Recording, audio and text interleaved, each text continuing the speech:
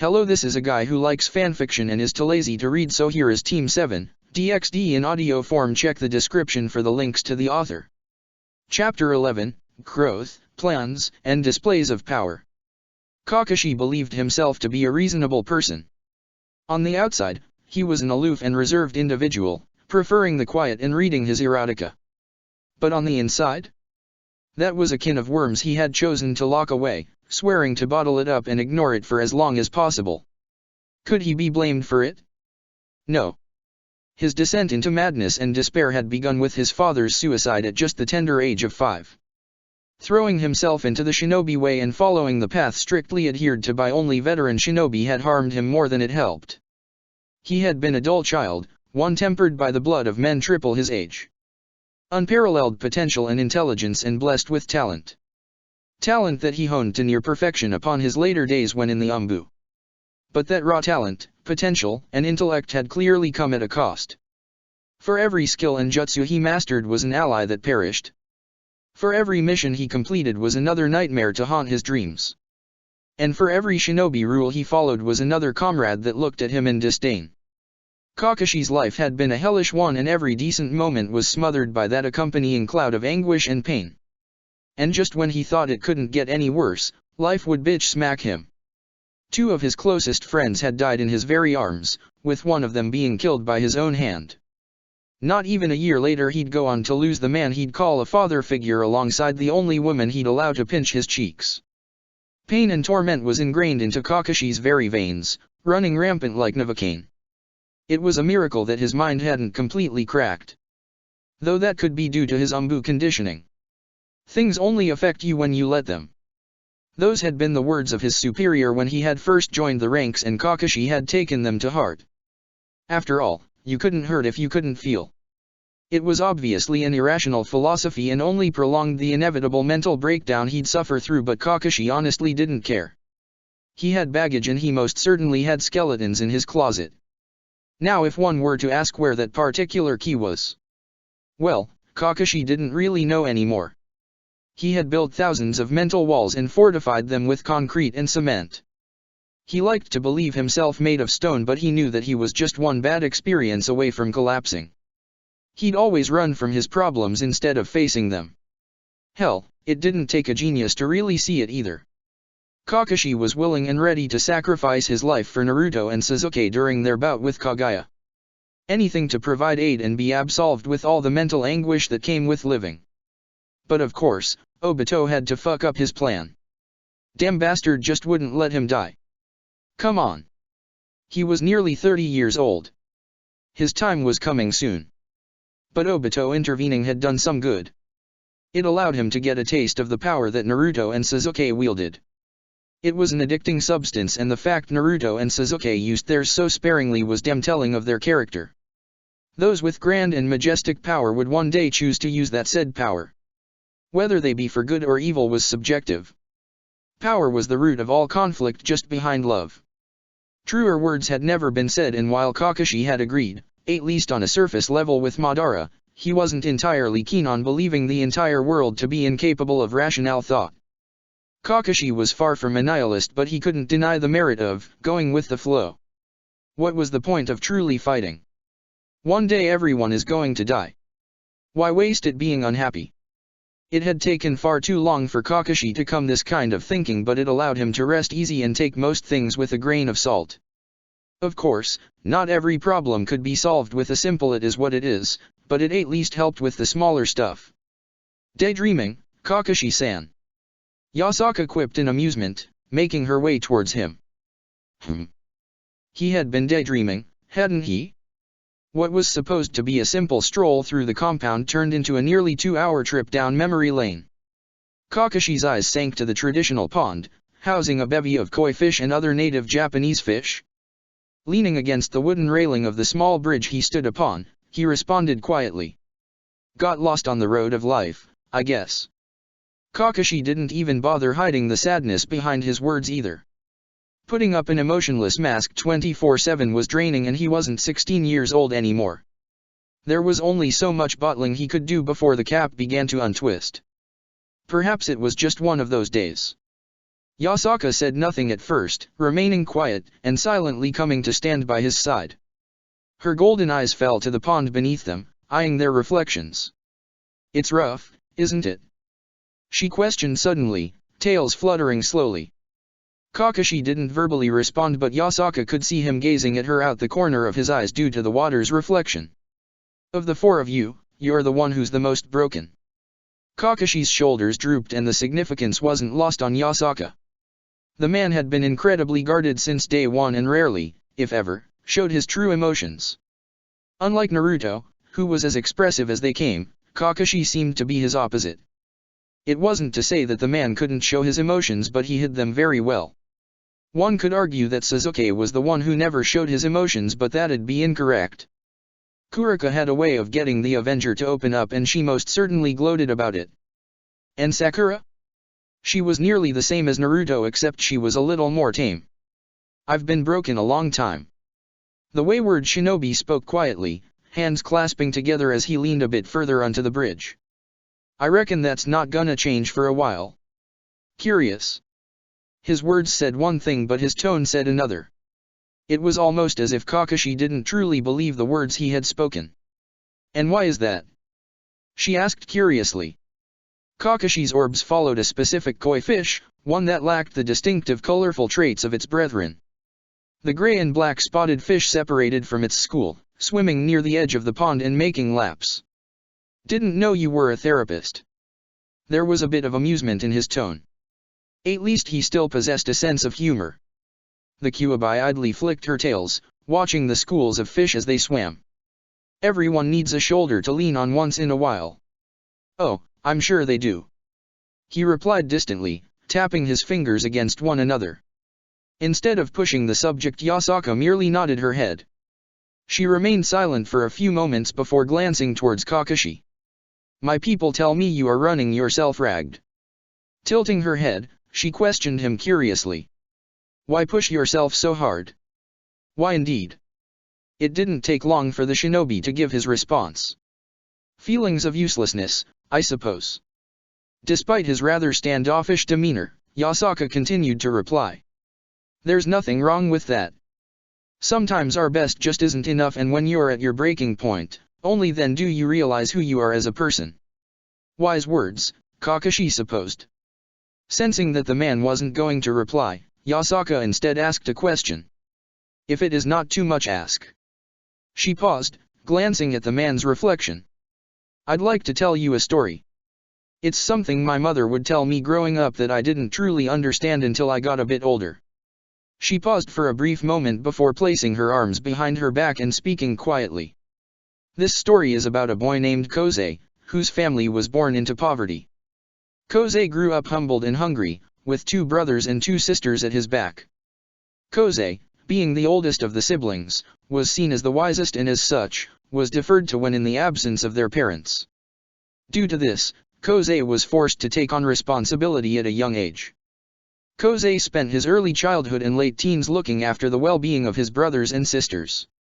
He would feed them, bathe them, and even go hungry to allow his family to sleep with full bellies. All was well in Kosei's household. He would obey his parents and work hard in school. It was on a fateful summer night that Kosei would find out that his parents had perished on a simple trip to purchase food. Kosei did not allow the death of his parents to weigh him down. He took on an after-school job and provided for his family. It would soon become too much for him, and Kosei was forced to soon drop out of school to take care of his siblings. In doing so, his health began to diminish. And when Kosei turned 19 years old, he fell asleep one night after a rather stressful day of work and did not wake up the next morning. Kosei had died in his sleep, and shortly afterwards, so too did his brothers and sisters. Yasaka closed her eyes as she finished her story.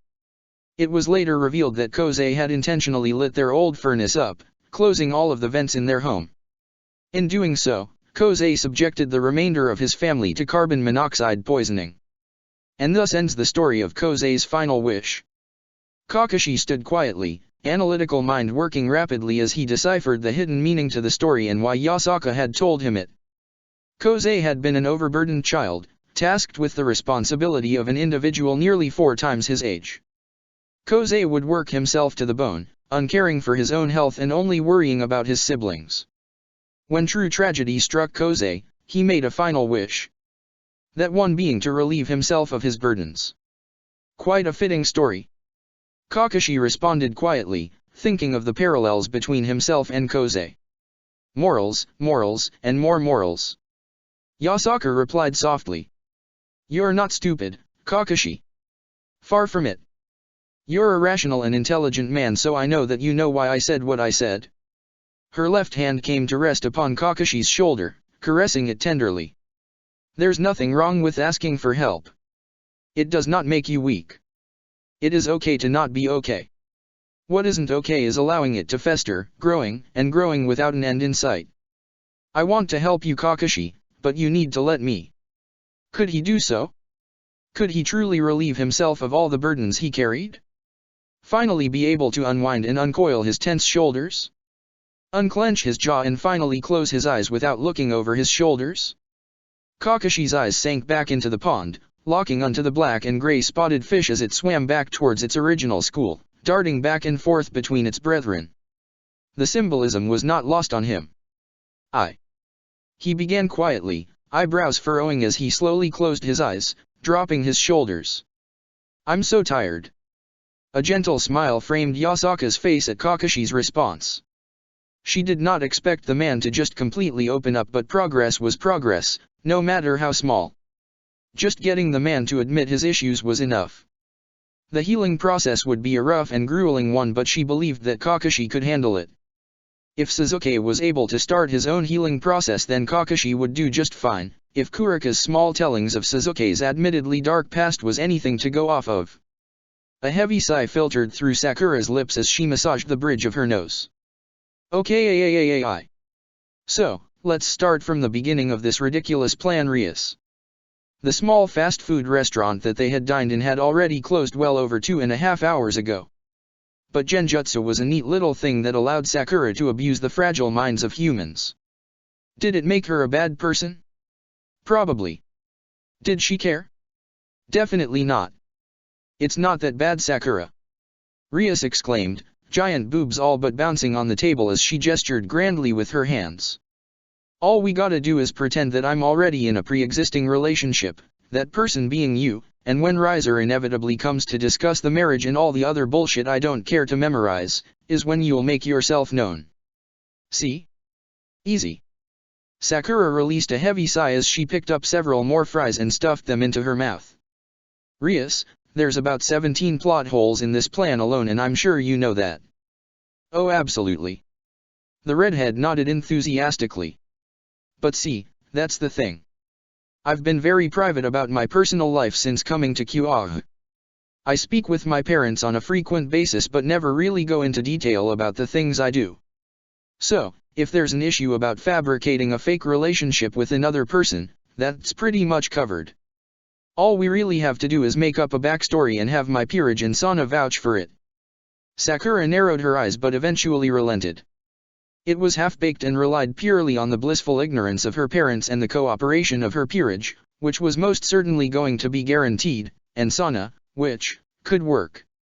Sana seemed to be a reasonable woman. I'll allow it.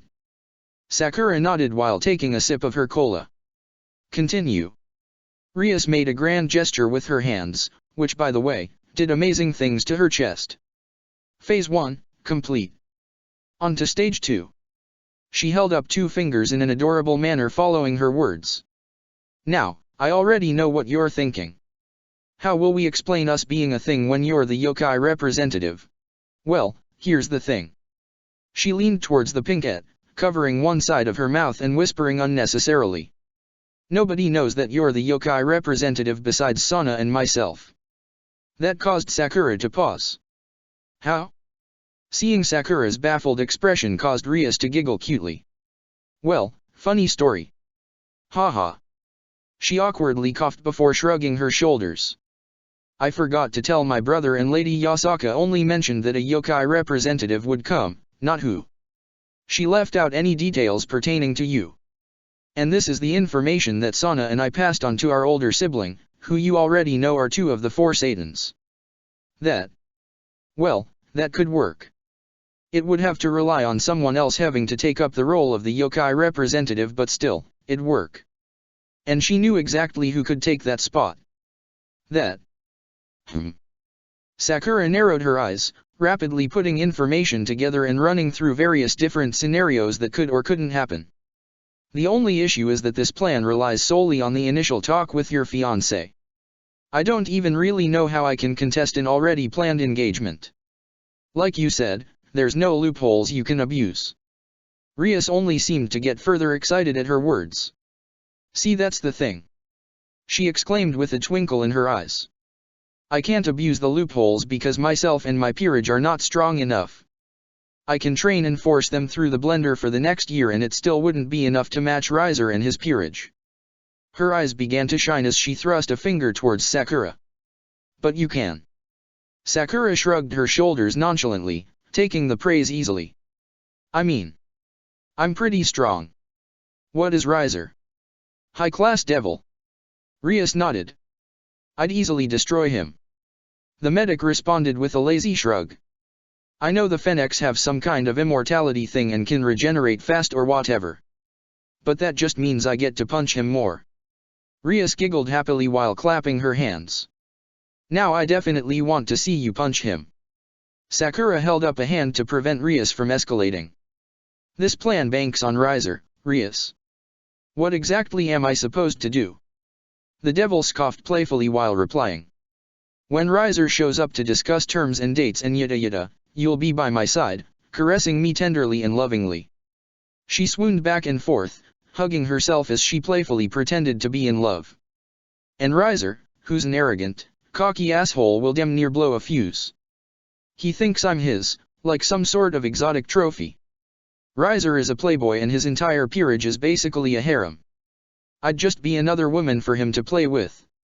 Seeing you, a beautiful human, will most certainly anger him. Riser despises humans and thinks that they're beneath devils, like most devils do, I suppose. She added in offhandedly, stroking her chin. So, there's no doubt in my mind that he'll try to start something the second he sees you. Hell, I'm even confident in saying that you won't even have to do anything other than just state you're my girlfriend or something. He's gonna throw a fit and do something reckless or stupid. If he does, all you have to do is challenge him to a rating game in my place. When you win, I'll be free. Sakura was aware of the woman's phrasing. When, not if she won. Rias was basically convinced she'd win. Which Sakura herself believed to be the case.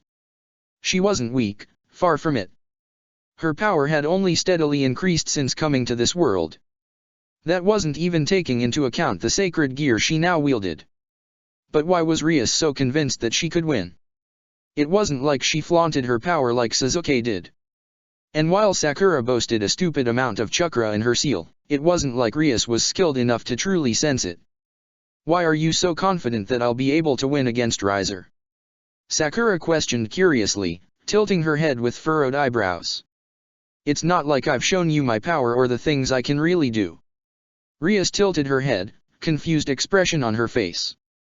Why would Lady Yasaka send someone who couldn't handle anything that myself or Sana couldn't? Sana and I are high-class devils by blood and prestige, yes, but we are high-class in terms of strength.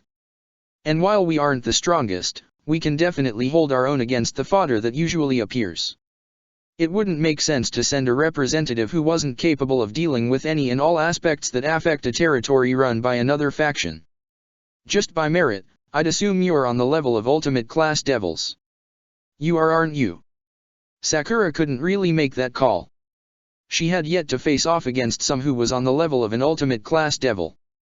She hadn't really sparred with anyone that wasn't Naruto, Sasuke, and Kakashi. And while she couldn't keep up with Naruto and Sasuke due to obvious reasons, she could at least go toe-to-toe with Kakashi and edge him out in certain circumstances. She was physically stronger than her former sensei by a mile and a half, and it wasn't even necessarily close. But Kakashi definitely had her number in other aspects. Skill and technique being the biggest differences. But that skill and technique didn't mean much if she could tank it and dish it back out tenfold.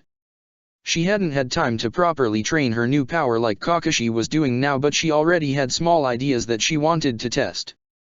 If she was capable of harnessing and storing away the extra power she received by boosting her power with DxD, then she was going to be a menace. She wouldn't have to store large amounts of chakra away and could use the boosted gear like a rechargeable battery. It would increase her power substantially and she'd never need a resting or cooldown period on her 100 healings jutsu. Ambitious. I like it. You think outside the box, partner. Sakura inwardly smiled at DxD's words. He was a good guy, or rather, dragon. I've never really tested myself against someone who identifies as an ultimate class devil. The medic eventually answered, shrugging her shoulders. However, I know that I'm weaker than Sasuke and you personally felt his power up close and personal. So tell me, how strong do you think he is? Rias grimaced just at the mention of Sasuke's name. It was like standing next to my brother when he's angry. And I don't even think that was the extent of his real power. He was trying to scare us and he definitely succeeded. I didn't even think the yokai faction had someone like him. Especially a human of all things. That makes it even scarier. If Rias thought Sasuke was strong then she'd likely have a heart attack seeing Naruto angry. That was something that Sakura never wanted to see, witness or experience ever again. Sasuke couldn't hold a candle to Naruto when it came to anger. Well, I spar with Sasuke regularly. And I usually hold my own until he starts to get serious. That's where I get my ass kicked. Sakura stated easily, shrugging her shoulders with a small smile. Can't improve if you're not getting beat to the ground, unable to walk for a few hours. Rias just looked absolutely horrified, which greatly amused her. Why you fight him? Daily. She squeaked loudly. Sakura nodded her head with a grin. Yup. And I get my ass beat every time. I love it. It's so exhilarating. I love fighting. The redhead grimaced in her chair, face tightening up at the thought of fighting someone as powerful as Sasuke and getting her ass beaten every time. It painted a rather horrid picture in her mind and she didn't like it one bit. Well. That's nice. She replied awkwardly. A sly expression formed on Sakura's face as she leaned towards the devil. I've got an idea. Rias did not like where this was headed and before she could even think about escaping, Sakura's dainty hands wrapped around her wrists, coiling like a viper. This woman had ridiculous grip strength. Rias wasn't even sure she could break free. In exchange for helping you get out of your marriage. You and your peerage are going to spar with me. Her emerald orbs began to shine as she pulled Rias closer, foreheads nearly touching. That's reasonable, isn't it? She needed to test her sacred gear, and what better way to do so than some good, old-fashioned fighting? And it was a win-slash-win for both her and Rias. She got to test the power and capabilities of the boosted gear while Rias and her peerage got experience fighting a far more powerful individual. Rias tried, and failed, to hide her grimace. Why yeah. That's reasonable, Sakura. Oh Lucifer. What has she gotten herself into? Sakura pulled away with a giant smile, hands still wrapped around Rias' wrists.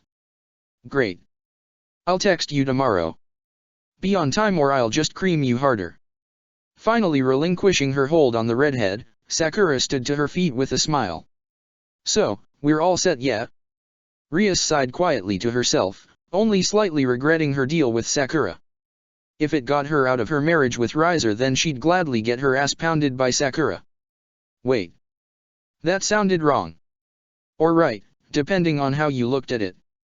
Rising to her feet, Rias shook the thoughts from her head. I'd say so, but who's going to replace you as the yokai representative? I mean, I guess we can just say that they're busy or whatever, but yeah, no. Sakura chuckled quietly as she replied, gather her leftover food and trash. Leave that to me. I got it covered. I'm sure you remember Kakashi from your meeting. Rias furrowed her eyebrows before nodding, remembering the handsome man with gravity-defying gray hair. He owes me, so he'll be picking up where I left off. Rias nodded her head with a smile, gathering her own trash. What will you be telling Lady Yasaka? I don't imagine doing something like this won't come with its own faults. Sakura shrugged her shoulders before emptying her leftover food and trash into a bin. It's all politics. Let me handle it. The issue in Kyoto extends past the yokai and is being followed closely by the Shinto pantheon. Just call this a favor. In doing so, you will then owe me, and by me, I mean the yokai. Rias furrowed her eyebrows at Sakura's train of thought. I've got a lot to learn, huh? I didn't even think of that. So, am I getting fucked here? Sakura laughed loudly as the redhead began to dump her own trash. If I was a shittier person, then yes. However, I have no real issues with devils and any other factions. I'm just here to do my job and to make sure it gets done swiftly without issues. However, Yasaka-sama allowed me to handle issues how I see fit. If I'm able to help the yokai as a whole, then I'll do so. The redhead sighed in relief at that. Sakura didn't necessarily strike her as a bad person, but it was always good to stay on your toes. Their meeting had been rough, understandably so due to the circumstances surrounding Issei and the incident with Kurika. Thank you, Sakura. Rias bowed at the hip, red tresses nearly kissing the floor as she did so. What did I say about bowing? The medic shrieked, preventing Rias from continuing to do so. You don't have to do that. It's part of the culture. Rias insisted. I said no. Sakura retorted with an annoyed grunt. You want to thank me, then be a good girlfriend when that dickhead comes around. Bonus points if he throws a tantrum like a little toddler. Rias beamed happily as she stood to her full height. I'll be the best girlfriend you've ever had. You'd be the only girlfriend I've ever had. Sakura remarked dryly, the beginnings of a smile threatening to form on her face. Still the best though. We'll see about that. Sakura chuckled quietly, making her way towards the doors of the restaurant. I'll message you later, Rias. Remember. Don't be late tomorrow. I can't wait to kick your ass.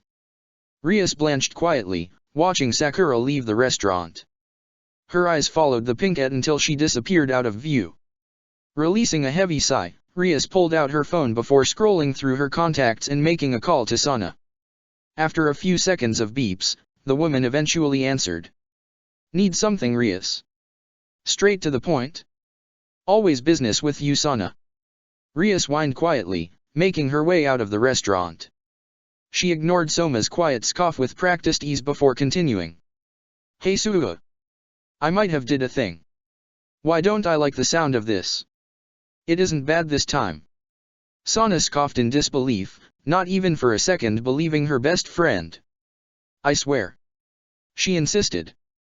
I'm pretty sure I have a way of getting out of this marriage.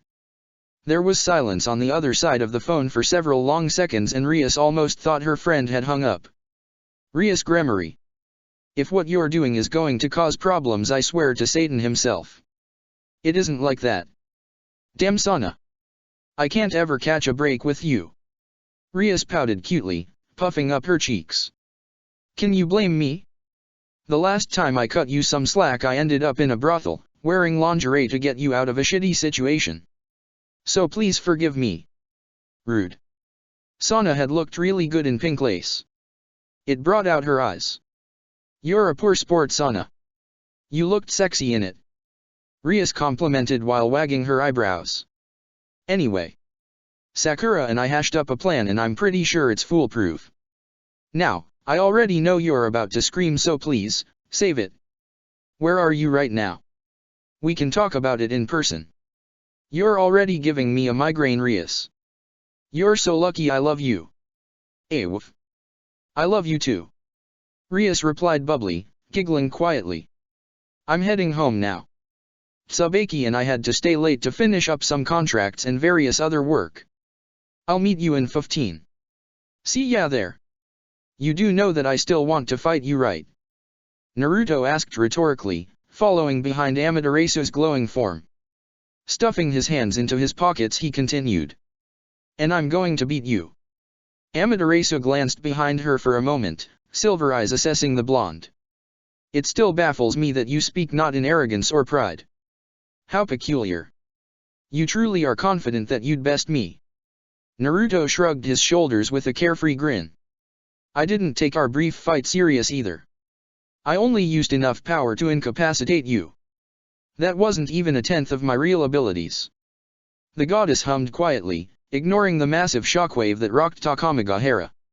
Her silver eyes glided towards the commotion, watching her brother get ragdolled for the third time. A small frown made its way to her lips as she watched Suzuki match Susanoo pound for pound. Amaterasu wasn't a prideful woman, but she definitely had it. To be a god as she was and to not be at least a little prideful was odd. If Suzuki could best Susanoo at his strongest, then what of Naruto? The sky turned black for a mere moment before being illuminated by a ginormous creature made of raw lightning. The next thing Amaterasu saw was white, briefly blinded by the incredulous ability. Her frown only grew as she continued to stare out towards her brother's fight. Humans should be incapable of matching the gods without the usage of sacred gears, and the last time she checked, Suzuki didn't possess one. Was the boy's raw power output just that significant? There was a brief lull of silence before Susanoo's presence washed over Takamagahara. The skies faded into a dull gray, hundreds upon hundreds of raging thunderstorms forming in the air, blanketing the entirety of their dimension. Luminous pillars of blinding white light struck the soil of Takamagahara as Susanoo controlled the heavens, hundreds of blinding lightning bolts striking the area that Suzuki was in. Silence. Had her brother finally put an end to it? She could still feel Suzuki's chakra presence, which wasn't that difficult considering he possessed an absurd amount of it. Is he finally gonna get serious? Naruto questioned quietly, watching as the kami of the sea and storm began to rapidly ascend into the sky, almost as if against his will. That looked almost like the... Amaterasu interrupted the boy's train of thought. You mean Susanoo? She asked curiously. Who else would he mean? A confused expression filtered on the blonde's face and it only made her frown deeper. What? I was talking about Suzuki. He hasn't been taking this serious. He hasn't even whipped out his Susanoo yet. Come to think about it. He didn't use it during his first fight with your brother either. He hasn't used it all since coming to this world. I wonder when he's going DxD. Whatever the boy was going to say was halted as a disgusting wave of power swept through Takamagahara. Vile feelings of hate, malice, and anger assaulted Amaterasu as she watched a pillar of malevolent purple chakra ascend into the heavens. That pillar of burning malice then began to morph, slowly taking shape into a rather humanoid-looking construct. Gigantic wings sprang out from the humanoid object before layers upon layers of samurai armor fitted itself across the being. The titanic construct of chakra continued to transform, slowly resembling that of a tengu, fit with a narrow nose and various spikes protruding upon its forehead. What is that? Amaterasu found herself asking, her eyes roaming along the colossal titan that stood nearly 500 meters from the ground. That is the perfect Susanoo. Naruto explained simply, tilting his head with a lazy smile. And it isn't even the strongest version he could use. Back when we had our final fight, Suzuki absorbed the power of all the Baijuyu and used it in tandem with his Susanoo. Amaterasu only really understood the gist of what Naruto was saying. She didn't know what a Baijuyu was, but if it aided in making the team stronger, then what was to be said about Naruto himself? He had bested Suzuki at his strongest. Would her brother actually lose? I wonder what he's going to do. Naruto trailed off quietly as his eyebrows slowly raised. He wouldn't. He wouldn't what? Amaterasu snapped her gaze to Naruto to question him before the entirety of Takamagahara began to shake. Violently.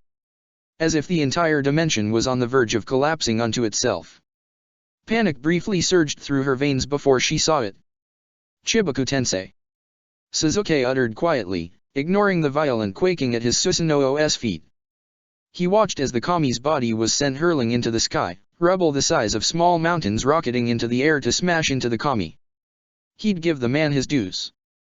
Susanoo was a formidable opponent who countered nearly half of his jutsu arsenal, evident by when the man had completely nullified his Kirin. The man hadn't done so during their first bout, but Suzuki assumed that the man didn't have absolute control of lightning in his mortal form. That or he couldn't do so because Suzuki's first Kirin had been made using chakra instead of natural lightning. Even now, the kami was firing off ginormous blasts of condensed lightning, ripping and tearing at the debris being hurled towards his body. It wouldn't matter. He'd be buried in a satellite soon enough. Mountain-sized rocks careened through the sky, smashing into Susanoo. The man continued to be smashed and buried, growing larger and larger with each second that passed. When sweat started to form on Sasuke's forehead, he released the hand signs, leaving what resembled a tiny moon floating in the sky. Minor trembles led him to the conclusion that Susanoo was still trying to break free. Which was begrudgingly impressive, Sasuke had to admit. The sheer mass of this sphere could taper even the Baijuyu, and yet Susanoo was still causing it to shake. He would have left it there if Susanoo had been well and truly trapped.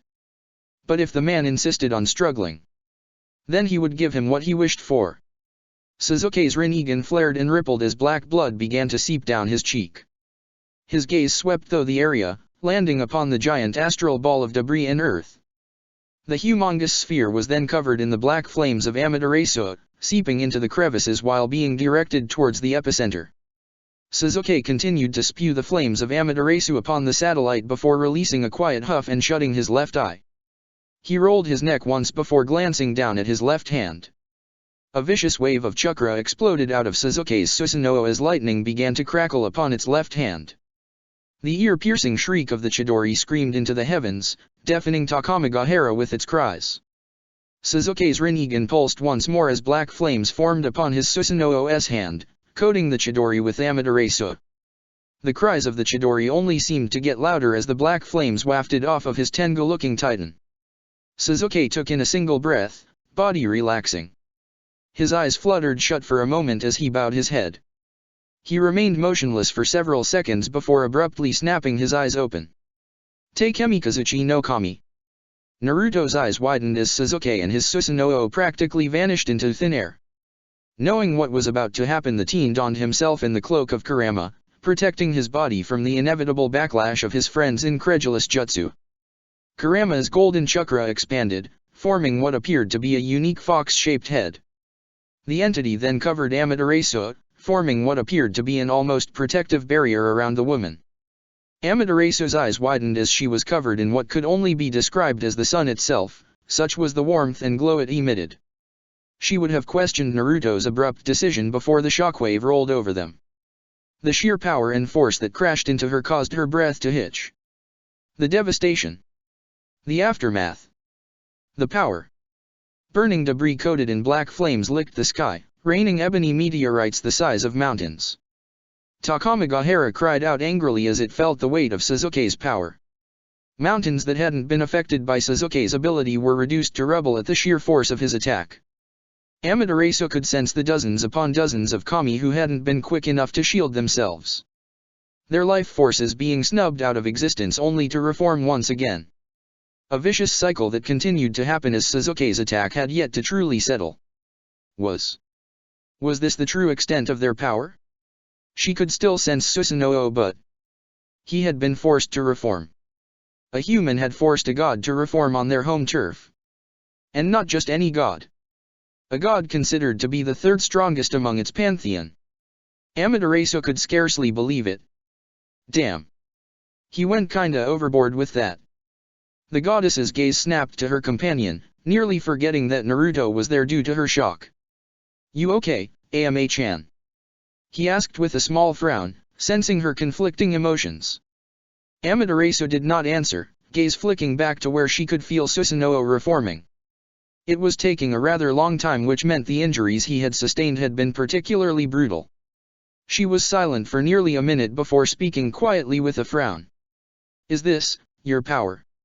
Naruto had defeated a stronger version of that? How? Even she didn't know if she would have to reform from an attack like that. Susanoo wasn't weak, far from it. But to be affected so heavily. I've gotten way stronger since my fight with Sasuke. Back when we initially fight, it was pretty equal because I didn't want to kill him. Naruto spoke softly, arms crossing against his chest as Kurama's chakra slowly filtered back into his body. I was already far stronger than Sasuke was when he was at his peak. And I'm even stronger now than I was before. An attack like that probably wouldn't even break through Kurama's cloak if I'm being honest. Amaterasu would have fallen on her knees if she didn't wish to keep up appearances. It just didn't make sense to her. How could humans attain power like this without possessing sacred gears? I bet you're wondering why we're so strong, huh? Naruto asked in a subdued tone, watching as Sasuke deactivated his perfect Susanoo. You remember our talk about Kaguya? Not bothering on waiting for a response, he continued. Well, that woman's son granted myself and Sasuke half of his power to stop her from destroying our world. Half. Amaterasu physically blanched at the boy's words. This was only half of the true potential that these two possessed. How absurd. They weren't even divine beings yet. How strong would they potentially be with the other half finally coming together in harmony? Amaterasu was glad that they were on her side. She didn't fancy the thought of fighting these two, worse yet, fighting them together. I'm glad I am not your enemy. She mumbled numbly, trying to process everything. A fit of laughter answered her. I'm glad I'm not your enemy too, Ama-chan. But don't think this means you can skip out on our fight. A cocky smirk lit upon his face as he glanced at her. Unless you're scared, of course. Like the power she ruled over, an inferno raged in her chest. Her silver eyes hardened as she snapped her gaze towards the blonde man. I fear no one. That's the spirit.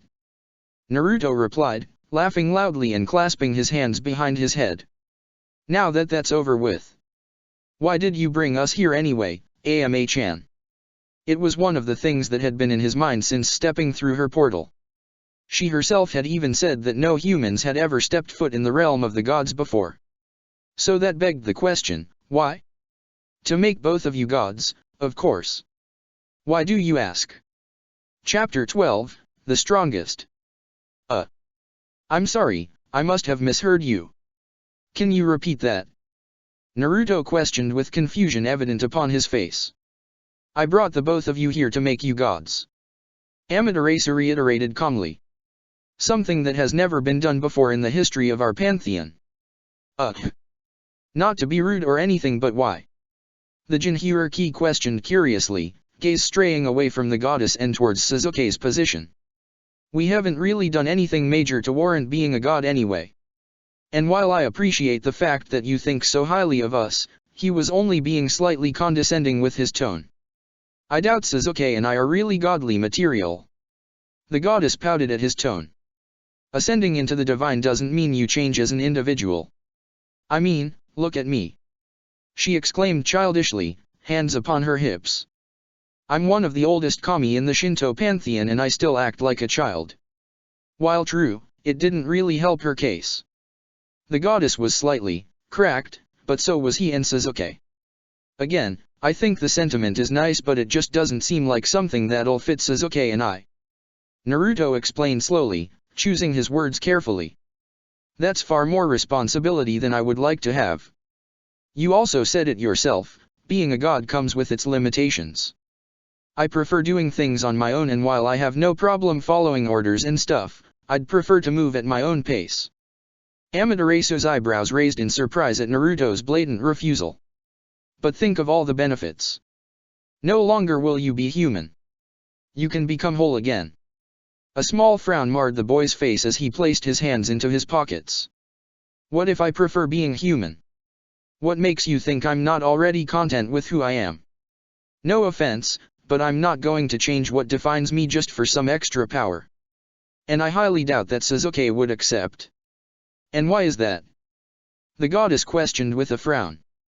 Because being a human kept me grounded when the world fell apart at my feet.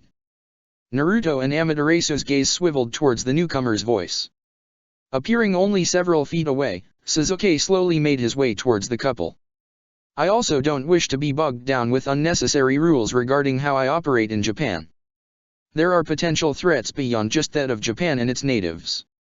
Threats among the other various pantheons and gods. If there is an issue, I want to be able to handle it without being restricted in what I can or can't do. Amaterasu's face scrunched in frustration as she gestured with her hands. Which is exactly why you should become gods. There are threats that are greater than you and I. But you can't deal with them as you are. You are only human. And humans cannot kill gods. And those with sacred gears who have done so. Naruto questioned with a raised eyebrow. Repeat what you just said. Amaterasu retorted with a huff. Humans with sacred gears. And not just any sacred gear can slay a god. Only the 13 Longinus class sacred gears can do so. The human themselves are just the battery in which the sacred gear operates. All sacred gears have been blessed by the power of the biblical God, but that doesn't mean that every single one of them can just kill a god. Without pure and unfiltered divine essence, you cannot kill a god. Sasuke glanced at his friend, placing a hand into his pocket and shrugging. Then we'll just get some Longinus class sacred gears. Amaterasu released an angry huff, gesturing wildly with her hands. You'll just get one. Do you not understand how ridiculous your words are? You cannot just get a Longinus sacred gear. It doesn't work like that. The Uchiha shrugged once again, relishing in the goddess's annoyance. I beg to differ. Aren't you aware that the Shinto pantheon has one of the two heavenly dragons in its clutches now? You do know that I have the ability to take sacred gears, don't you? And if I can take a Longinus class sacred gear, then I can take them all. Amaterasu's face slowly morphed into shock as she stared at Sasuke. What? When? What do you mean you can take sacred gears? And when did you take one of the heavenly dragons? She asked in confused bewilderment. How had this slipped past her? She would have surely remembered hearing something like this, considering both the boosted gauntlet and divine dividing were two of the stronger Longinus. Naruto himself even seemed confused at her reaction. Wait. You didn't hear about this? He glanced towards Sasuke, who also seemed relatively confused at her outburst. When Sasuke and Kakashi visited Kyoto, they ran into the divine dividing user. They were killed and Sasuke then gave the sacred gear to Kakashi. Why wasn't I privy to this information? The goddess all but screamed. Naruto and Sasuke glanced at one another with furrowed eyebrows. We told Yasaka-chan about it and she said she passed it on. Are you sure you didn't receive the message? I was there when she sent it. Naruto questioned in slight concern. This is news to me. She exclaimed in frustration. Are there any other things I've been unaware of? Naruto clicked his tongue quietly. Other than Yasaka's daughter being targeted by an infamous assassin, one ordered by someone in her inner council, then no. Kunu-chan was targeted by an assassin. Amaterasu practically screamed. Stop yelling. Sasuke snapped in annoyance. What the hell is going on? Are you that incompetent as a leader that news of this level floats underneath your radar? Sneering quietly, Sasuke shook his head. Though it would not surprise me. You gods seem more arrogant than Kaguya herself. Watch your tongue, boy. The goddess snarled angrily, eyes glowing fiercely. Or what? Sasuke challenged back, Rinnegan flaring in response. Both of you stop it. Fighting isn't going to solve anything. Naruto interjected, flaring his chakra in annoyance. Cut it out. Both Amaterasu and Sasuke relented with minor huffs, tensing at the weight of Naruto's chakra. Seeing that both individuals were quailed, Naruto released a frustrated sigh.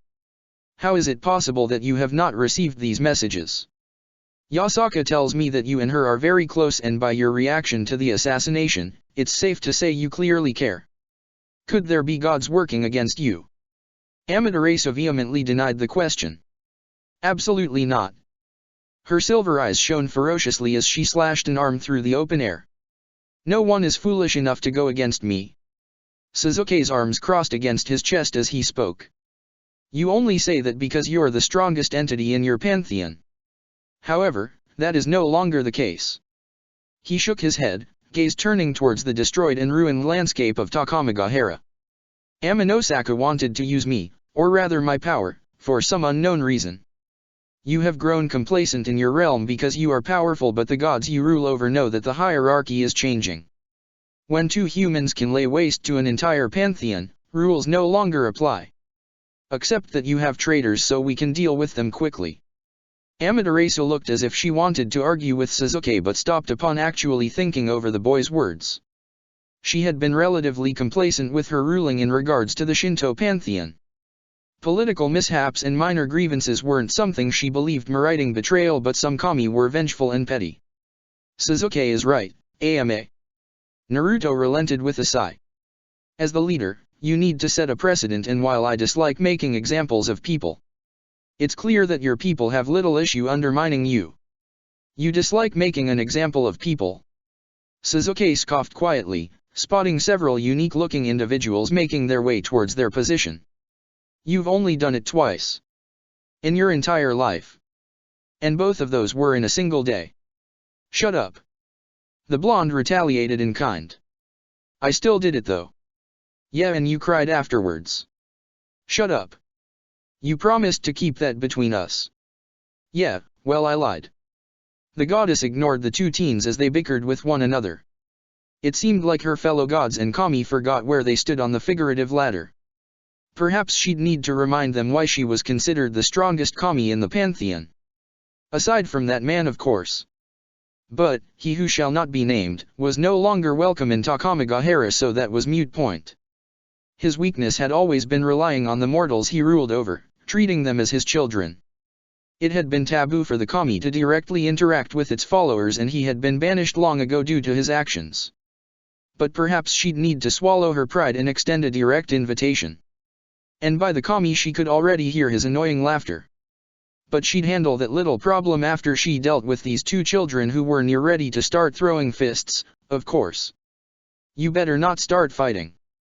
I don't want to have to rebuild Takamagahara. Stop it right now. Amaterasu demanded, flailing her hands like a child. Your rate of growth is profound. Albion commented with a hint of respect. You've only had me for little less than a week, and yet you've grown to the point of handling the extra excess power with little strain on your body.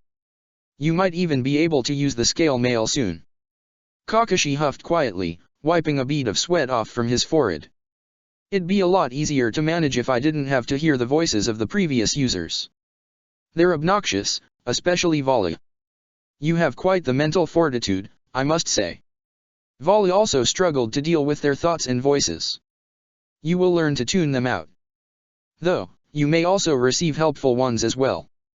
It is give or take, partner. Kakashi sighed quietly, deactivating his sacred gear with a tired sigh.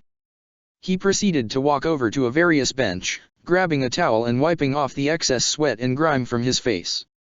Eyes glancing up to the sun, he released a sigh of contentment. He hadn't felt this good in a while. It had felt nice speaking to Yasaka, even if he disliked talking about things regarding his past.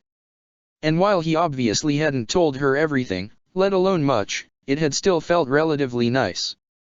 Grabbing a water bottle, he proceeded to quench his thirst before feeling a presence near the entrance of the training grounds. Swiveling his gaze to see who was watching him, he came face to face with a younger teen sporting white hair. Half of their face being covered due to the high-collared jacket he wore. Inumaki-kun. Kakashi greeted with a lazy salute. What brings you here?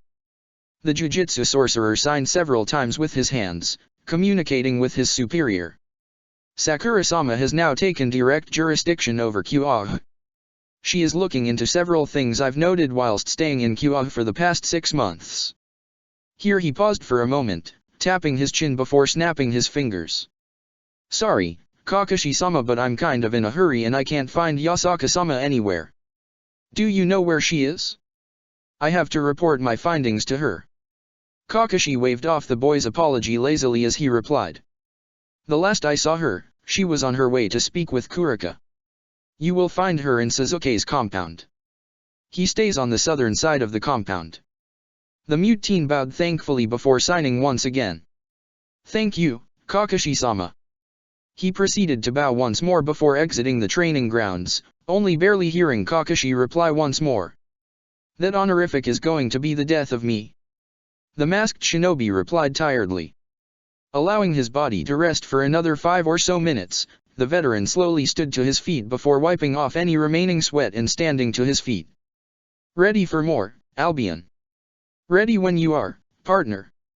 As Kakashi began to call upon the power of his sacred gear, a unique ringtone emanated from the phone he had received from Yasaka. A pop song he hadn't cared to memorize was currently playing, one he had merely chosen because the upbeat vibe of the song was relatively catchy.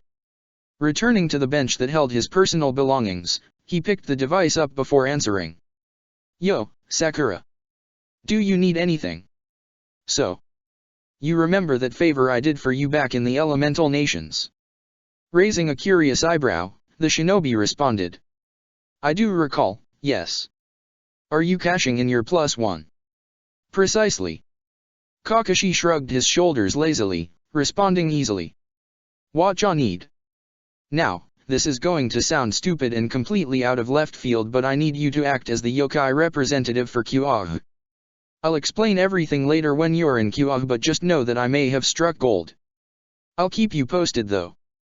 Furrowing his eyebrows in curiosity, Kakashi gestured with one of his hands. No problems, I assume. That remains to be seen though. When I arrived, an innocent human died due to incompetence on the heiress's side. Supernatural, of course. He deduced easily enough. Wouldn't have brought it up otherwise. There was only a bit of snark to her words, and Kakashi found himself smiling despite it. Sakura-chan. No need to be rude. Eat a fat one, sensei. My students are so cruel. Kakashi replied in a faux hurt tone, gripping his chest in a dramatic manner. How will I ever recover? A distinct scoff was Sakura's initial response before she spoke. Surely not with your infinite supply of pornographic material. However will you recover from this truly tragic event? Shut up. Be in Kyuage by tomorrow. I'll meet you on the tallest building in the city. Later, sensei. Saying his own goodbyes, Kakashi exited the call with a quiet chuckle, placing his phone back on the bench. It was always a good time bantering with his students. They gave back as much as he gave them, though they generally went all in when insulting him. Probably because he tormented them as children and they relished in his suffering, regardless of how it happened. His precious little students were truly sadistic. He was such a proud father. As Kakashi was getting ready to continue his training, he felt the hairs on the back of his neck protrude. His sixth sense for danger practically skyrocketed as his adrenaline coursed through his veins. Not even a second later did his gaze snap towards the direction of the sensation, spotting a slender man standing atop one of the various roofs, head tilted down towards his position. Just as quick as the feeling of danger had emanated did it dissipate, almost as if never existing. Kakashi knew otherwise. Charcoal eyes narrowing ever so slightly, Kakashi slowly rose to his full height, muscles rippling beneath his clothes. He spread his senses out, focusing on the white-haired man that stood several feet away from him. This man. Partner. Albion spoke seriously. This is no human. Be wary. The shinobi mentally thanked Albion, resting his weight on the back of his right foot, subtly moving into a more defensive stance. Who might you be?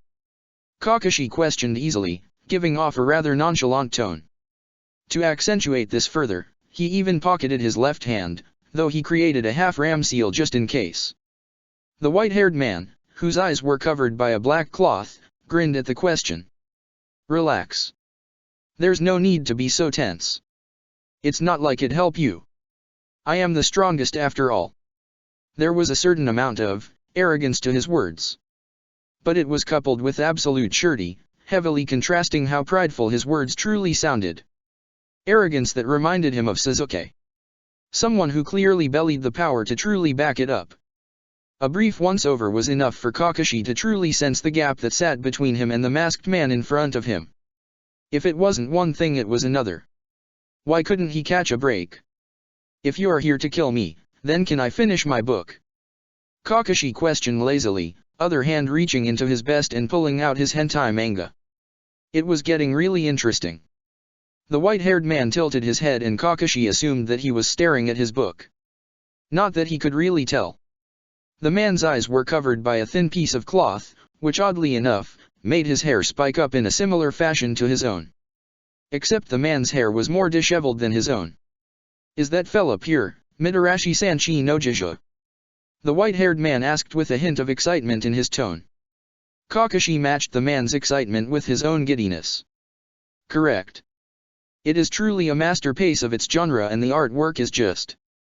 He proceeded to give a chef's kiss, continuing to speak. Amazing. While the plot is similar to many other brother-slash-sister ero mangakas, this one relies solely on its unique interpretation of fellatio. It is truly a work of art, I must say. The white-haired man seemed to just appear in front of Kakashi, head tilting towards the hentai manga. I've searched everywhere trying to find the physical copies of this series, even browsing the internet for countless hours across multiple days and nights.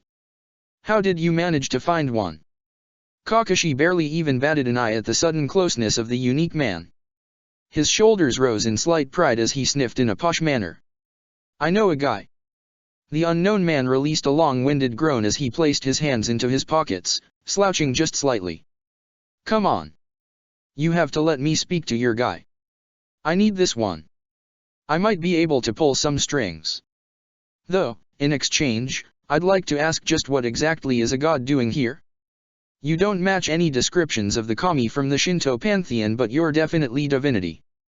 The white-haired man raised an eyebrow, or at least Kakashi believed that's what he did. Couldn't really tell with the blindfold and whatnot. Oh, me. He pointed to himself nonchalantly, tone rather carefree and upbeat. It's no surprise you haven't heard of me, considering the Shinto pantheon banished me years ago. Rather petty of them, if I do say so myself.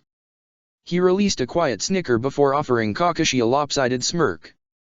Gojo Satoru, the strongest kami that resides in Japan, at your service. Fit with his introduction was a dramatic flick of the wrist. He was quirky. Kakashi Hatake. The shinobi introduced lazily, nodding his head. If it isn't too personal, why were you banished in the first place? Gojo waves his hand lazily as he replied. Politics that I don't care enough to rehash for the 1000th time. However, I am Inumaki-kun's sensei, if that makes you feel better. I oversee the sorcerer side of Japan since the Shinto pantheon is too incompetent to do so themselves. He grasped his chin in thought, head lowering to the ground as he spoke aloud. I should probably deal with some of those old mongrels sooner or later. We're in a progressive era these days and stagnation is going to be the end of us. Kakashi remained silent at the man's words. He was just going to act like he hadn't heard the man say he was going to kill off several kami. Nope. Not a single word was even registered. This was not his business. Kakashi relaxed, if only a little, at the man's words. He didn't seem to really hold a grudge against the pantheon, and the fact he was still present in Japan, without causing issues and problems, was telling. Or he was just so absurdly strong that the pantheon allowed him to do as he wished and didn't see a true reason in trying to antagonize someone with so much power. Kakashi wasn't the best sensor like Naruto was, but he could sense the near never-ending pools of power that lurked at the surface. He was distinctly reminded of Naruto when gazing at the man. And that was saying something. Is there any particular reason you're here in Kyoto? Kakashi asked curiously, pocketing his erotic manga. Gojo stopped muttering to himself about the gods he would or wouldn't kill and pocketed his left hand. Felt some pretty impressive power coming from Kyoto a few weeks back. I'd have visited a lot earlier, but I was helping my disciple. He's currently the vessel of the strongest cursed spirit to ever exist, capable of wiping out the entirety of humanity with little effort. And I'm helping him control its power. Well, that sounded oddly familiar. I can relate, to some degree. The silver-haired man replied easily. Though I was a pretty bad teacher. He wasn't ashamed to admit it. He had been an awful sensei and only really stepped up after Naruto had returned to Konoha from his trip with Jiraiya. He had little involvement in Sakura's success, and Sasuke's growth was mainly from Orochimaru. A failure of a sensei he had been, but his students never held it against him. They should though, at least he believed so. Kinda going with the flow, so to speak. Gojo replied, shrugging his shoulders lackadaisically. The Jujutsu hierarchy wants me to kill him because of the cursed spirit's potential, but I've grown fond of the kid. He's got a good head on his shoulders and deserves to live a decent life. There was a certain tone to the god's voice that Kakashi understood. Sympathy for another who possessed things completely out of their control. It was the same feeling he possessed when thinking about Naruto and his early days as the Jinchuriki of Konoha. Sounds like there's more than you're letting on. Kakashi mentioned offhandedly. The white-haired man shrugged his shoulders, shifting his body towards the main compound. Not much to really say. The kid won't actually get to live a long life. We're only prolonging the inevitable death he's going to receive. Gojo tilted his head slightly before continuing. But I'm going to do what I can to make sure he can at least make some decent memories. Kakashi nodded his head at the man's words. The best thing we can do for those with nothing is to at least let them experience something, whether it be through memories or materialism. At the end of the day, at least you know you've done all you can. The man who claimed to be the strongest didn't respond to Kakashi's words, not truly seeing a reason to do so. Gojo had knew that Yuji's life was going to be short-lived the second he found out the boy had eaten one of Sukuna's fingers. And Yuji knew this as well. I suspect some big changes coming soon. Gojo cryptically responded, sensing Yasaka making her way towards their position. All centered around you and those others, I sensed. He tilted his head for a moment before offhandedly questioning Kakashi. Ever heard of the Cows Brigade? The shinobi side-eyed the god, placing both hands into his pockets. I'm familiar with the organization and its leader. Gojo nodded his head as he responded. Then you're also smart enough to realize that she is just a figurehead. The individuals in that organization are planning something, and I have a feeling it's going to spread through Japan. The kami slowly reached for his blindfold, lifting it up to where Kakashi could see a single eye. A beautiful light, sky blue orb greeted Kakashi as Gojo spoke with finality. As Japan's strongest deity, it is my duty to protect this land and its people. Throughout the heavens and earth, I alone am the honored one. Kakashi was practically blasted with the full force of Gojo's power. It had lasted less than a single second, but Kakashi had felt true fear once again. Not unlike the time he had faced Kagaya and similar to his initial meeting with Off-Eyes. Kakashi. The shinobi was pulled from his near catatonic state by the familiar voice of Yasaka. Who is Dash? The Kyuubi rounded the corner, pausing as she stared at the white-haired man standing next to Kakashi. Her eyebrows creased for a moment before recognition slowly dawned in her eyes. Gojo! She exclaimed in bewilderment. What are you doing here? You're not supposed to be in Kyoto. A grin fixated its way onto the man's face, blindfold covering his unique eyes. He tilted his head towards Kakashi, replying to the Kyuubi. You're looking as beautiful as ever, Yasaka. Just paying a visit to my favorite city. He released a quiet chuckle before raising one of his hands, lazily waving it. I'll be off now. Important godly business and whatnot. When you see Amaterasu. His body disappeared though his voice carried on. Tell her I'm going to visit Takamagahara soon. Meditation had never really been one of Sakura's strong suits. Mediation required a certain level of concentration and patience. Things that she lacked heavily due to her personality.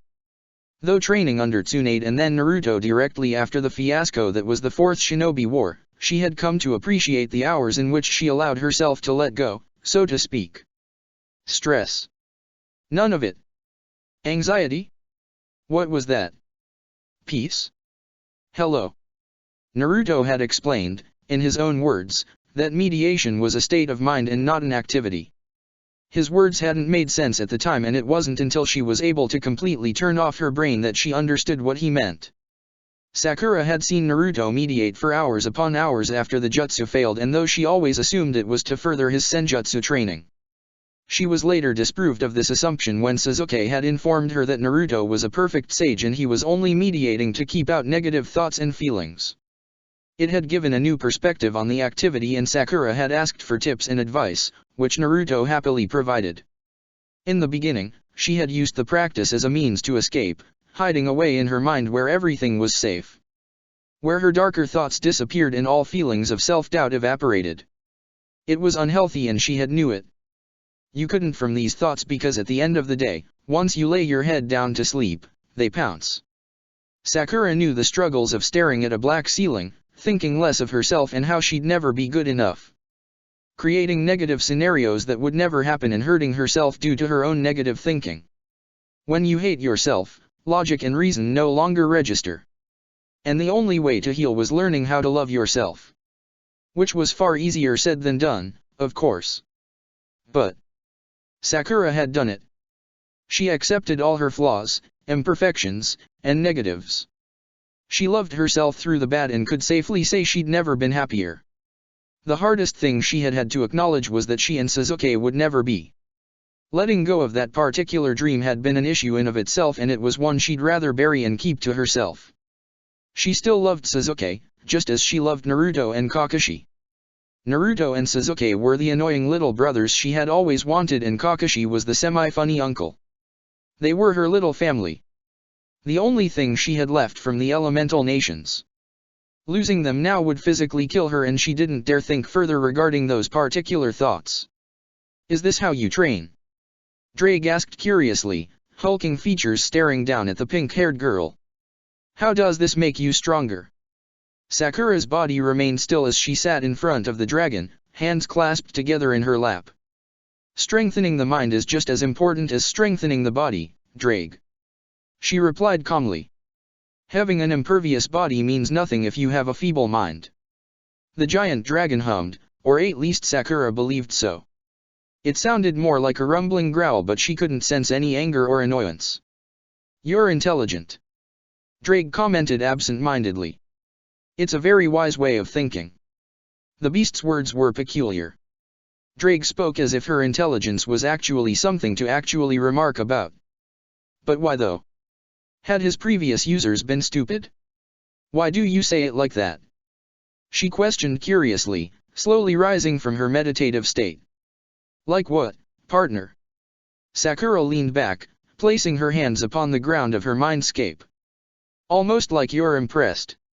You don't seem to be mocking me either, so it's clearly genuine. I'm just curious as to why." The red dragon shifted slightly, wings unfurling for a moment before it replied. "Because most users of mine have been power-obsessed individuals only focused on strength. No tactics, no thinking, only forward. It is refreshing seeing someone who does not immediately think they can take on the entire world just because they can double their power." Sakura purses her lips as whilst nodding her head.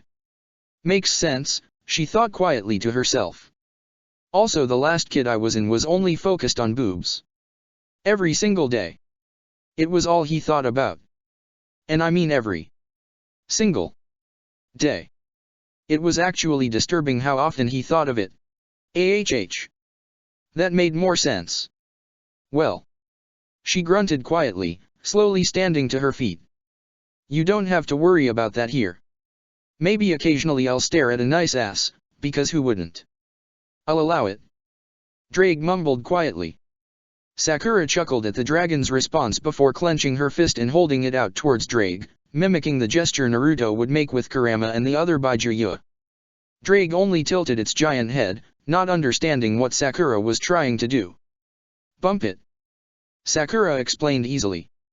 Drake was motionless for several seconds before raising his gigantic reptile-like appendage.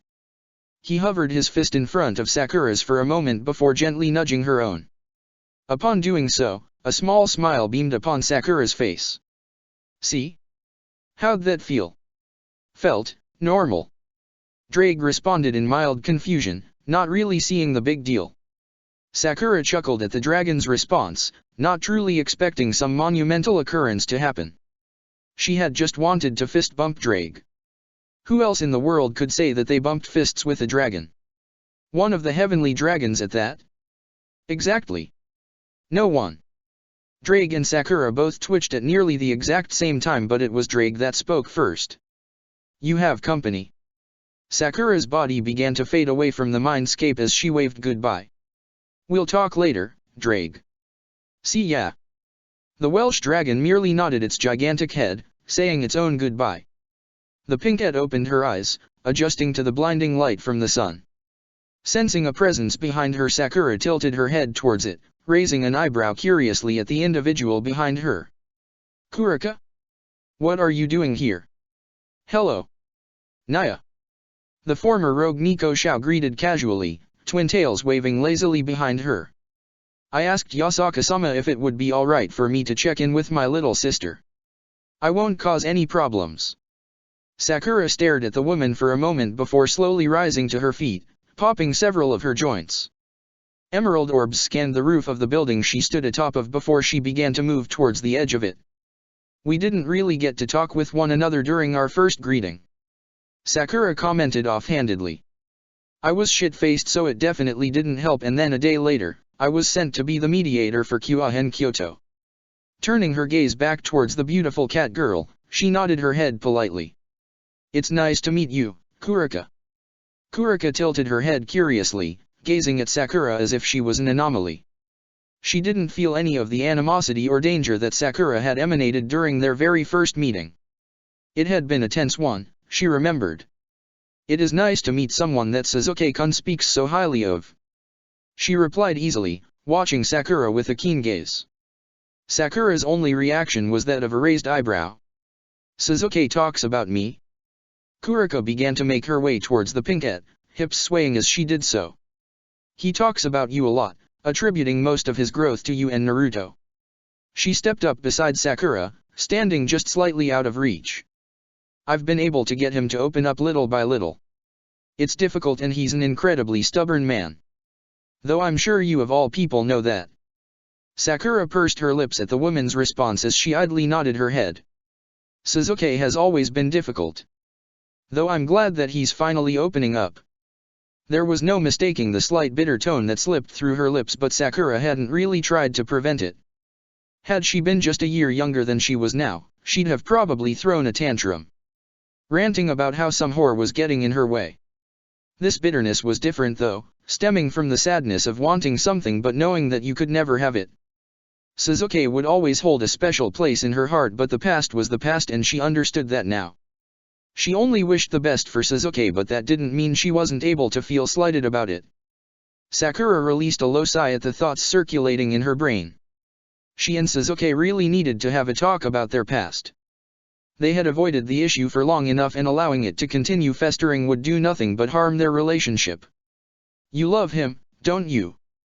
Kurika asked bluntly, golden eyes studying the woman beside her. If Sakura was affected by the woman's question, then she did little to truly show it. Her eyes unfocused for a moment, shimmering ever so slightly. No, not anymore. She answered quietly, emerald orbs staring down at the ground, or rather the city, below her. Our relationship was complicated. I know that Sasuke cared to some degree, but he had always possessed ambitions that eclipsed anything revolving around relationships and bonds. He's no longer the same man I used to know. That man is dead and I don't think he's ever going to return. Sakura straightened her shoulders, shrugging lightly as she continued. What happened in the past stays in the past, and I think it's best for everyone if that stays the case. Kurika just stared at the medic for several long seconds, silently mulling over the woman's words. I choose you as the godmother. Sakura blinked slowly at the Neko Shao's response, tilting her head in confusion. What? Kurika's smile was teasing as she replied. When Sasuke and I have kids, she explained easily, grinning at Sakura's bewildered expression. I'm choosing you as the godmother. The pinkette just stared at the ebony-haired woman for a few seconds before shaking her head. I don't know how we got from point A to point B, and quite frankly, I don't think I care to revisit it. She bent her knees slightly, gathering chakra into her limbs. But I was always going to be the godmother. There was never a choice in the first place. After her words, Sakura rocketed off the top of the building, form becoming a blur as she flew through the sky. Kurika watched the woman rocket through the sky, direction heading towards the academy that Chiron attended. A sly smile blossomed upon her face as she disappeared in a blur of speed, racing towards Sakura. Rias released a tired sigh as she stretched her muscles, pushing her large chest out and releasing an exaggerated groan of pleasure. Ah! School is so tiring. An amused giggle resounded from beside her as Akeno followed behind her best friend and king. Weren't you the one who wished to experience everything that humans did, Bucka? The crimson-haired beauty released another groan as she led the way towards their club room. Just let me complain, Akeno. Hi Bucka.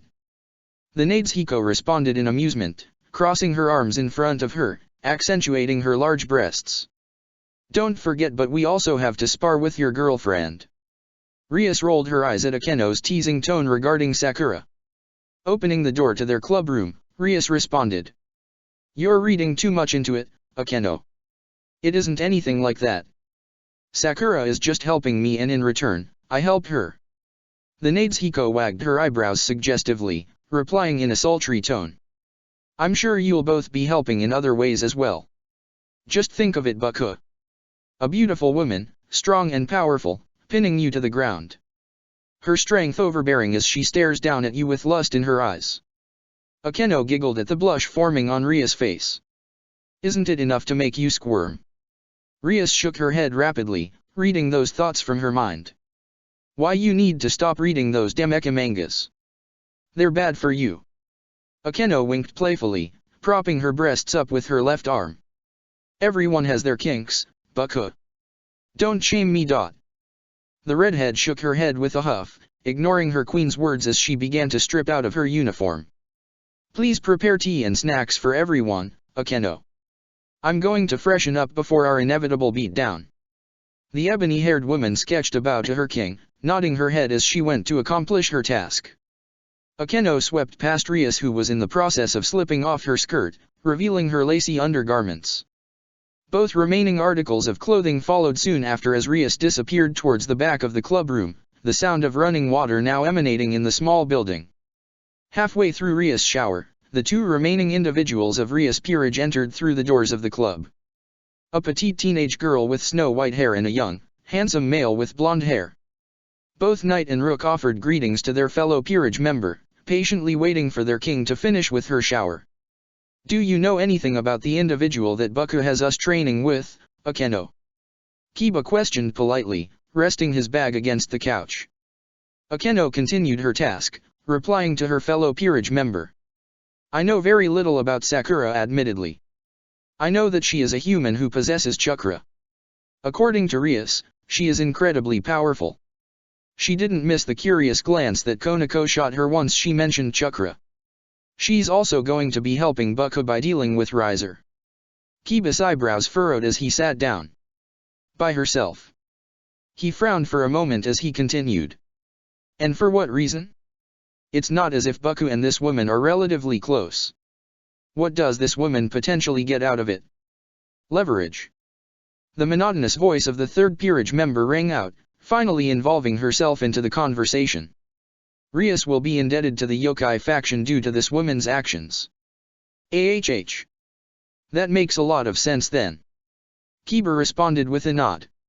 If it gets me out of this marriage, I'll do whatever she wants me to. Rias spoke, stepping into the room while drying off her crimson hair. I haven't felt this good in years. Sakura seems to be a reasonable woman. Whatever debt I owe, I'm sure it won't be anything too bad. And if it is? Kiba questioned curiously. The destruction user was silent for a moment before shrugging quietly, placing the wet towel on the back of one of the various chairs in the room. We'll cross that bridge when we get there. Konako's ears twitched as she gazed towards the entrance of the club room. She was silent for a moment before her head tilted in a curious manner. Bucka, someone as two people are here. And they both can use chakra. Rias furrowed her eyebrows as she responded. Well, one of them is definitely Sakura. But who's the other? A second passed by before the sound of knocking emanated from the club room's doors. Two silhouettes were seen through the door, both being feminine. Sakura. Rias called cautiously, just in case. Is that you? Yes, Rias. Sakura's muffled voice responded. I also brought a guest. I hope you don't mind. The door slowly opened, revealing Sakura and Kurika. Konako's eyes widened immensely upon laying eyes on her sister. She froze at the sight of the woman, shock rendering her mute. Chiron-chan! Kurika exclaimed happily, nearly pouncing towards the girl. She was stopped by Sakura, who snatched the Nico Shao up by her scanty kimono, lifting off the ground and preventing her from moving. You will behave yourself or I'll send you back to Kyoto. Sakura spat harshly, holding Kurika up directly in front of her face. Look at her. She gestured towards Konako's terrified visage. The last thing your sister wants is to see you. Take responsibility for your actions and apologize. She released Kurika, causing the woman to crash into the ground in an undignified heap. Now. Sakura bit out, forcing the weight of her chakra on Kurika's shoulders, causing the Nico Shao to crash into the ground. Kurika fought through the tremendous weight of Sakura's chakra, struggling to raise her gaze to her baby sister whose expression nearly caused her to break down in tears. Chiron-chan. Kurika grunted out quietly, reaching a hand out towards the girl. I'm so sorry. For leaving you. I only wanted to To save you. After her words, Sakura's chakra increased, slamming Kurika's forehead into the ground against her will. Sakura crossed her arms against her chest as she stared down at the kneeling Nico Shao. While she personally didn't have anything against Kurika, it didn't change the fact that the woman had scarred her little sister. It reminded her far too much of Suzuki's situation and itched at her negatively. Unlike Itachi, who took his secret to the grave whilst protecting his home from the shadows, Kurika was still alive and fully capable of mending her past with her younger sister. One apology isn't going to solve everything, Kurika. Sakura spoke firmly, walking into the room and ignoring the shocked faces of Ria's peerage. You'll have to work for your sister's forgiveness, and if she chooses to never forgive you, then you will accept her feelings and you will stay away from her. Do I make myself clear? Kurika grunted quietly, struggling to even nod her head under the weight of Sakura's immense power. Why yes. See crystal clear. The medic stared down at the Nico Shao before relenting, allowing the woman to finally breathe. Turning her attention to Rias, Sakura fixed an apologetic expression upon her face. I apologize for causing a disruption, but Lady Yasaka sanctioned Kurika's appearance. Gesturing towards the downed Nico Shao, she continued. Kurika was recently absolved of her crimes and is a member of the yokai faction. I hope you will allow her to stay, even if she is unwelcomed. Rias and her peerage, sans Konako, who was currently overwhelmed with the entire situation, just stared at Sakura in shock. This was quite the first impression for Rias' peerage, who didn't know anything about the woman. But what they did know was the fact that Sakura forced Kurika, a known individual who possessed power on par with ultimate class devils, to her knees with only her presence. Remind me, to never. Kurika quietly hugged, wiping the sweat from her face. Get on your bad side. Sakura glanced down at the woman for a moment before rolling her eyes and returning back to Rias. I know this is very sudden, but if you wish to postpone today's training, then I will understand. Rias glanced at the downed former rogue devil before glancing back to Sakura. Well, this is a lot to take in. She commented slowly, still entirely unsure about the entire situation. Turning her gaze towards Konako, who was slowly coming back from comatose state, she spoke. It's up to you, Konako-chan. Before Konako could respond, Sakura helpfully added. If it makes you feel better, Kurika is only here to watch. If you do not wish to speak with her, then you don't have to. Kurika huffed quietly, shifting her position to her bottom while placing her hands in her lap. Why don't I get a say in this? She grumbled unhappily. Because you're the one that came uninvited. Sakura snapped in annoyance, glaring down at the Nico Shao. We wouldn't be in this position if you just remained out of sight. Which is what I told you to do in the first place. The woman grimaced at Sakura's words before sighing quiet and relenting, bowing her head submissively. All eyes turned towards Konako, who had finally seemed to calm down from her panic attack. Her ember eyes traveled towards her sister, cringing at the memories of her actions. She closed her eyes, desperately trying to calm herself down before opening them to meet Sakura's gaze. She spoke quietly.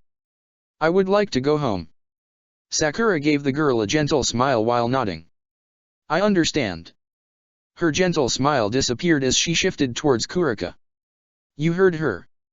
Let's go. She gestured with her head towards the exit after her words, signaling for Kurika to leave first. The Nico Shao sighed quietly to herself before slowly rising to her feet. She gazed at Konako, who refused to even look at her, before bowing her head sadly, ears laying flat atop her head. Not a second later did she exit through the room. Sakura watched Kuriko leave the room before turning back towards Rias and her peerage. She offered a minor bow to all of them before speaking. I apologize for the inconvenience I may have caused. I look forward to meeting with all of you another day. She rose to her full height before meeting Rias' gaze with a smirk. Your ass kicking is gonna have to happen another day. Rias puffed her cheeks out adorably, watching as the chakra-wielding human left. Once the woman was out of earshot, she released a heavy sigh. Welp. That happened. Chapter 13, Shinobi vs God. Gods were interesting. Naruto found himself at a loss for words upon meeting the resident gods and kami that inhabited Takamagahara. They were fascinating. Not because they were strong or because they were gods, but because they defied any and all expectations he had of them. Pre-established opinions and beliefs had painted a rather negative image of the gods, more so due to history and word of mouth than anything. That wasn't to say that they were all good and benign, because even the most kindest of individuals were capable of violence and hate, but at least the gods like Susanoo, who believed humans to be inferior, were set straight upon seeing Sasuke's display of power against the Storm Kami. Your expression is one of wonder and awe. A familiar and silky smooth voice emanated from Naruto's side. I assume your expectations have been surpassed. Naruto's eyes swept away from Sasuke and Amaterasu, who were currently conversing on how to deal with the treachery in the Shinto pantheon, and landed upon the second strongest kami of the Shinto pantheon. Tsukuyomi. Naruto greeted with an easy smile and nod. There. Well, they're interesting, that's for sure. The silver-haired god chuckled quietly, folding his hands behind his back as he watched over the various kami trying, and failing, to attract Sasuke's attention. They are not all without their sins. He uttered quietly, eyebrows creasing lightly. But who is truly innocent then? Naruto shrugged his shoulders, answering easily. Children. Though I've yet to see a child here. Tsukuyomi sighed quietly while nodding his head. The Shinto pantheon is forbidden from intermingling with humanity. Unlike those of other religions and pantheons, we choose to keep the divine essence pure and unfiltered. Though. He trailed off, tone almost sad. There have been many that strayed away from the Shinto's strict rules.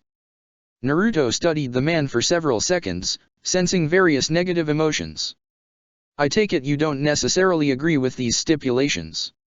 A bitter tone replaces the god's saddened one. I despise them. Mother and father fostered us from nothing. And yet they choose to impose restrictions on what can and can't be done. He shakes his head whilst closing his eyes, hiding the ire and distaste. We have lost many important gods and kami due to negligence. Our children are nothing more than tools. What I once believed to be respect and admiration for my mother and father has slowly bled away to a bitterness and distaste. Tsukuyomi takes a deep breath, calming himself down. Though. He uttered quietly, opening his eyes and turning his gaze upon Naruto. It seems times are changing. Perhaps fate has smiled upon our home. Naruto was silent for several long moments as he processed Tsukuyomi's words. After an entire minute of silence he responded.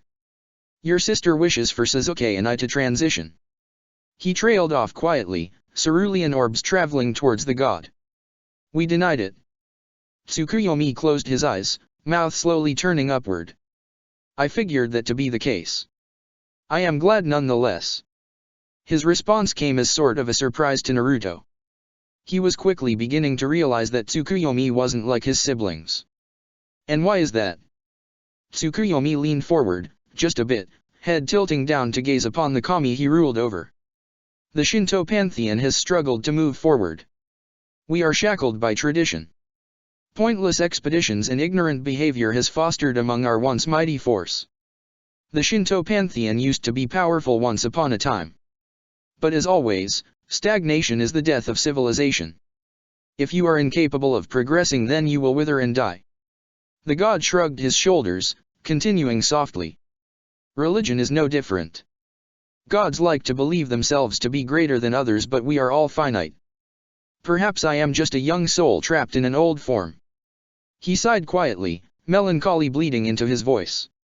I am considered an outcast amongst the gods, and though no one is truly brave enough to say so, it is true all the same. I do not think the same as my family, and I believe that is for the best. Naruto's eyebrows furrowed at Tsukuyomi's words. The way he said family was off. As if just saying the word caused pain. It didn't help that he could sense the negativity behind it as well. Something is off.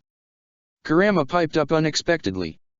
I cannot pinpoint the exact emotion I'm sensing. It is strange. It's like trying to decipher a painting that used a single color for its entire palette. Naruto furrowed his eyebrows as he replied, mentally, to his partner. I sensed it too. What's the call? Ignore it for now. Kurama responded slowly. Jumping to conclusions will solve nothing. Let us wait it out, and if it becomes an issue, we'll deal with it. Naruto mentally nodded his head and opened his mouth to respond to Tsukuyomi before halting as a monstrous presence made itself known. Just the sheer weight of the individual's presence caused the hairs on the back of his neck to bristle. Who was this? Dilated cerulean orbs suddenly slitted, blossoming gold as something appeared on the edge of his vision. An absurd amount of chakra rained down in Takamagahara as a bright red orb suddenly manifested beside Naruto. Naruto's eyes widened greatly upon sensing and understanding the vast amount of raw power forming not but 3 feet in front of him. An unknown man suddenly appeared directly beside the condensed orb of destruction, donning a playful grin upon his face. Before Naruto could voice his confusion and shock, a bright light spread throughout Takamagahara followed by the man's voice. Jutsushiki Hanten, aka. The next thing Naruto comprehended was the shockwave of power that slammed into his body, sending him through the mountain he stood upon. He continued to slam through several mountains, hills, and valleys, destroying and toppling the landscape due to the unknown ability. In what felt like less than a second, Naruto's back slammed into a mountain, sending out an immense shockwave that practically decimated the landscape for several miles before being buried by the earth and rock.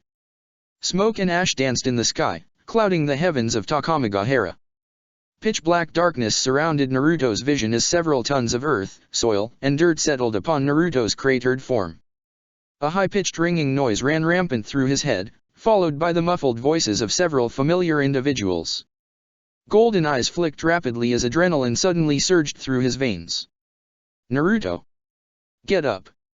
A deep baritone voice roared in the back of Naruto's mind. The voice caused Naruto to snap back to reality. Gritting his teeth harshly and growling angrily, Naruto's eyes shone an incredible gold as he snatched his right hand free from its entrapment. Forming a half-ram seal, he inhaled deeply before bellowing out a roar that resembled the mighty nine-tailed beast within him. The loose debris that covered his body seemed to just disappear as if never having existed, Naruto's roar having reduced the mountain to nothing but particles of dust and mineral. A mile-wide empty crater now sprang to life around Naruto, whose body was hunched over slightly, arms dangling down his sides in a relatively laxed manner.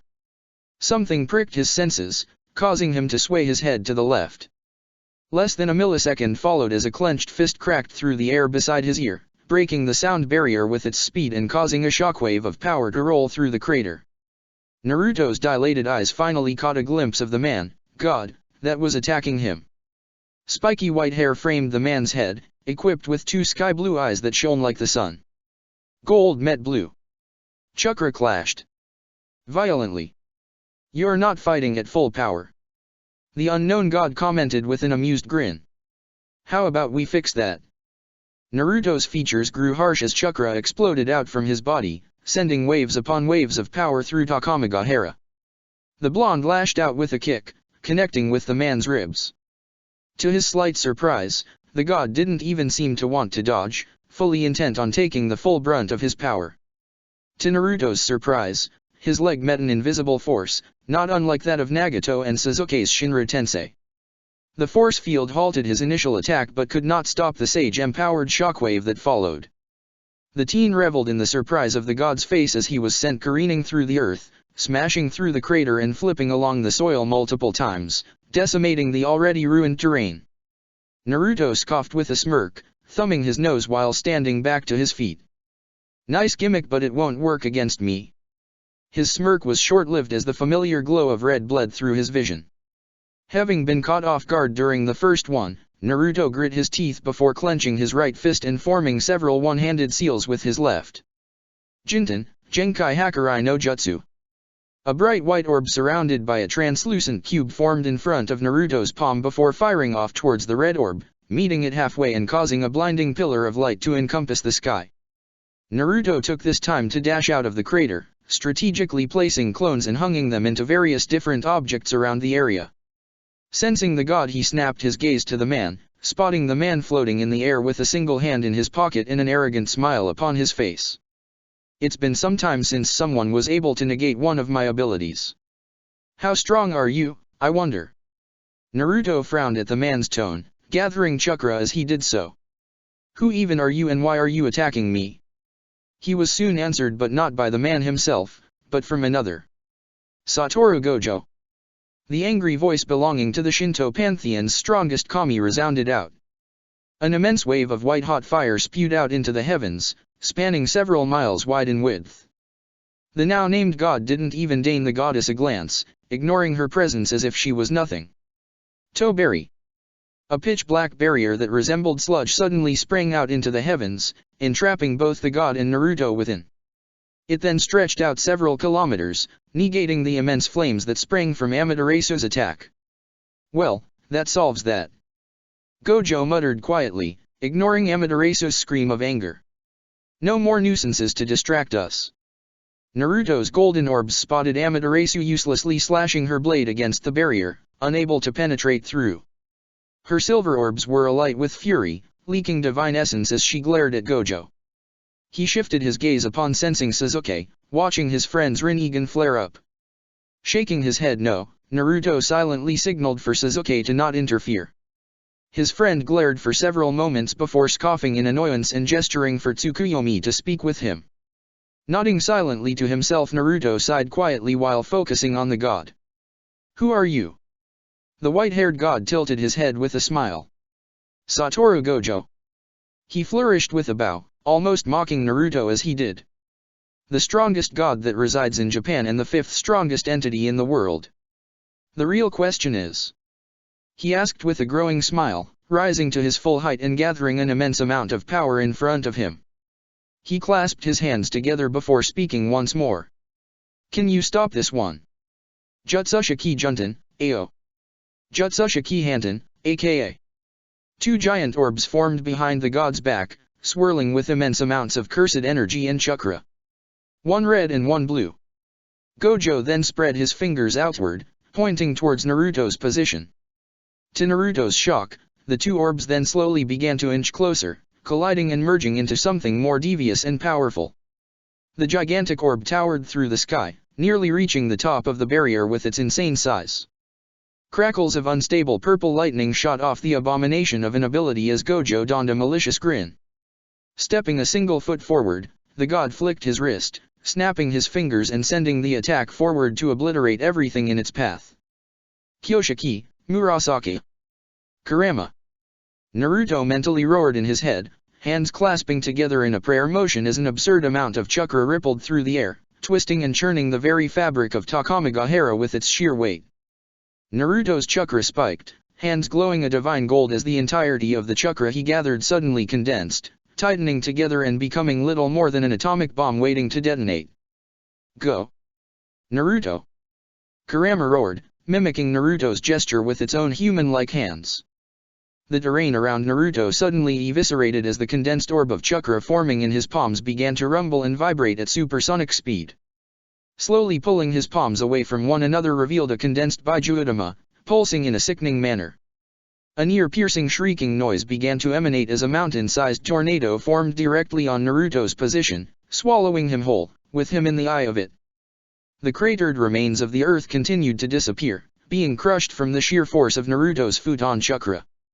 A moment passed by before the twister lurched, dancing, and wriggling in random ways.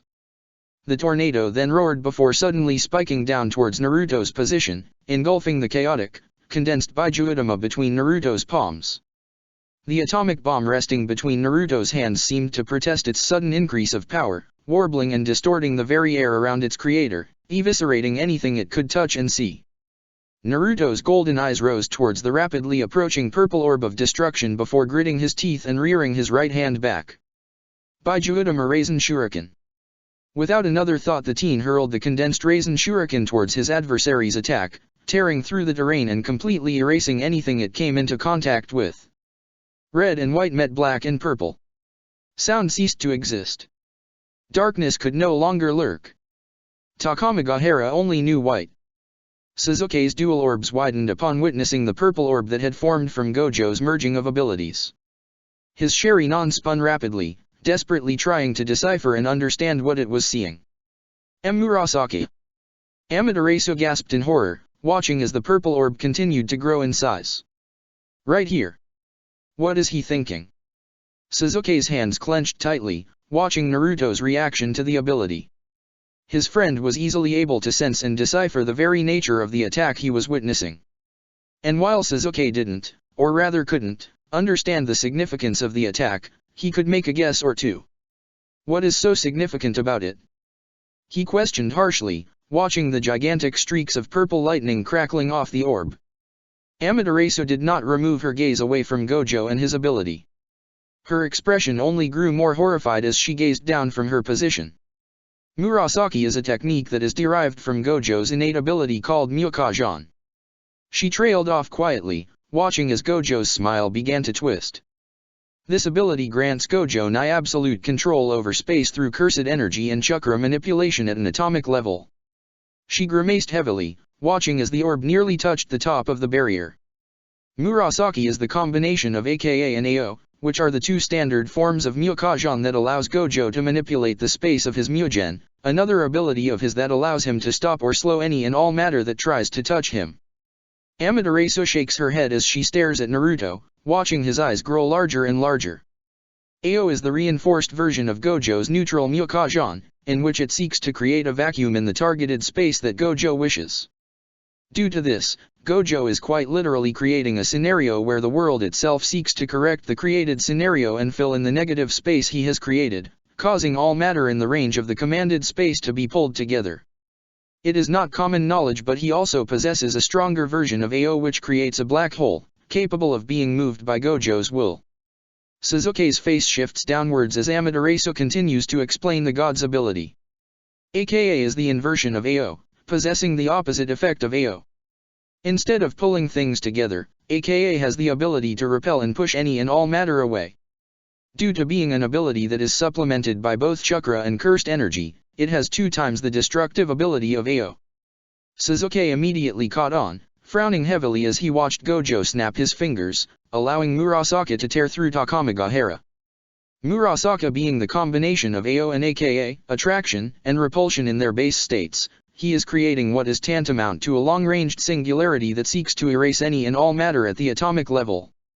Sasuke and Amaterasu ceased to speak upon witnessing Naruto's spike. The very barrier they stood in front of warbled and vibrated due to the sheer weight of the teen's chakra. The barrier lurched ominously before slowly correcting itself and returning to normal. Knowing what Naruto was planning to do, a small frown framed the Uchiha's face. He's creating a condensed Baijuodama. Sasuke furrowed his eyebrows in confusion, watching as Naruto remained in his base Sage of Six Paths mode. Why? What was the purpose? Pride? Sasuke immediately shook his head at the thought. Naruto was not a prideful individual. There must be a reason as to why he wasn't gathering natural chakra to create his most powerful cloak and form. And the thought unsettled him. Could Naruto not access his Rakudo Sennin mode? No. No, that couldn't be it. He was harnessing Sage mode at this very moment. So there must be a more tactical reason as to why. Sasuke's eyes widened suddenly before snapping towards Amaterasu, watching as divine essence poured from her body. The dots connected near instantaneously, causing a pit to form in his stomach. Amaterasu was a god. This Gojo was a god. Which meant that this man had access to a divine form. Damn it, Naruto! Sasuke growled angrily, clenching his fists tightly and causing blood to leak from his palms. Why won't you let me help? A tornado sprang to life around Naruto, decimating and erasing the little remaining landscape that surrounded the Jinhuriki.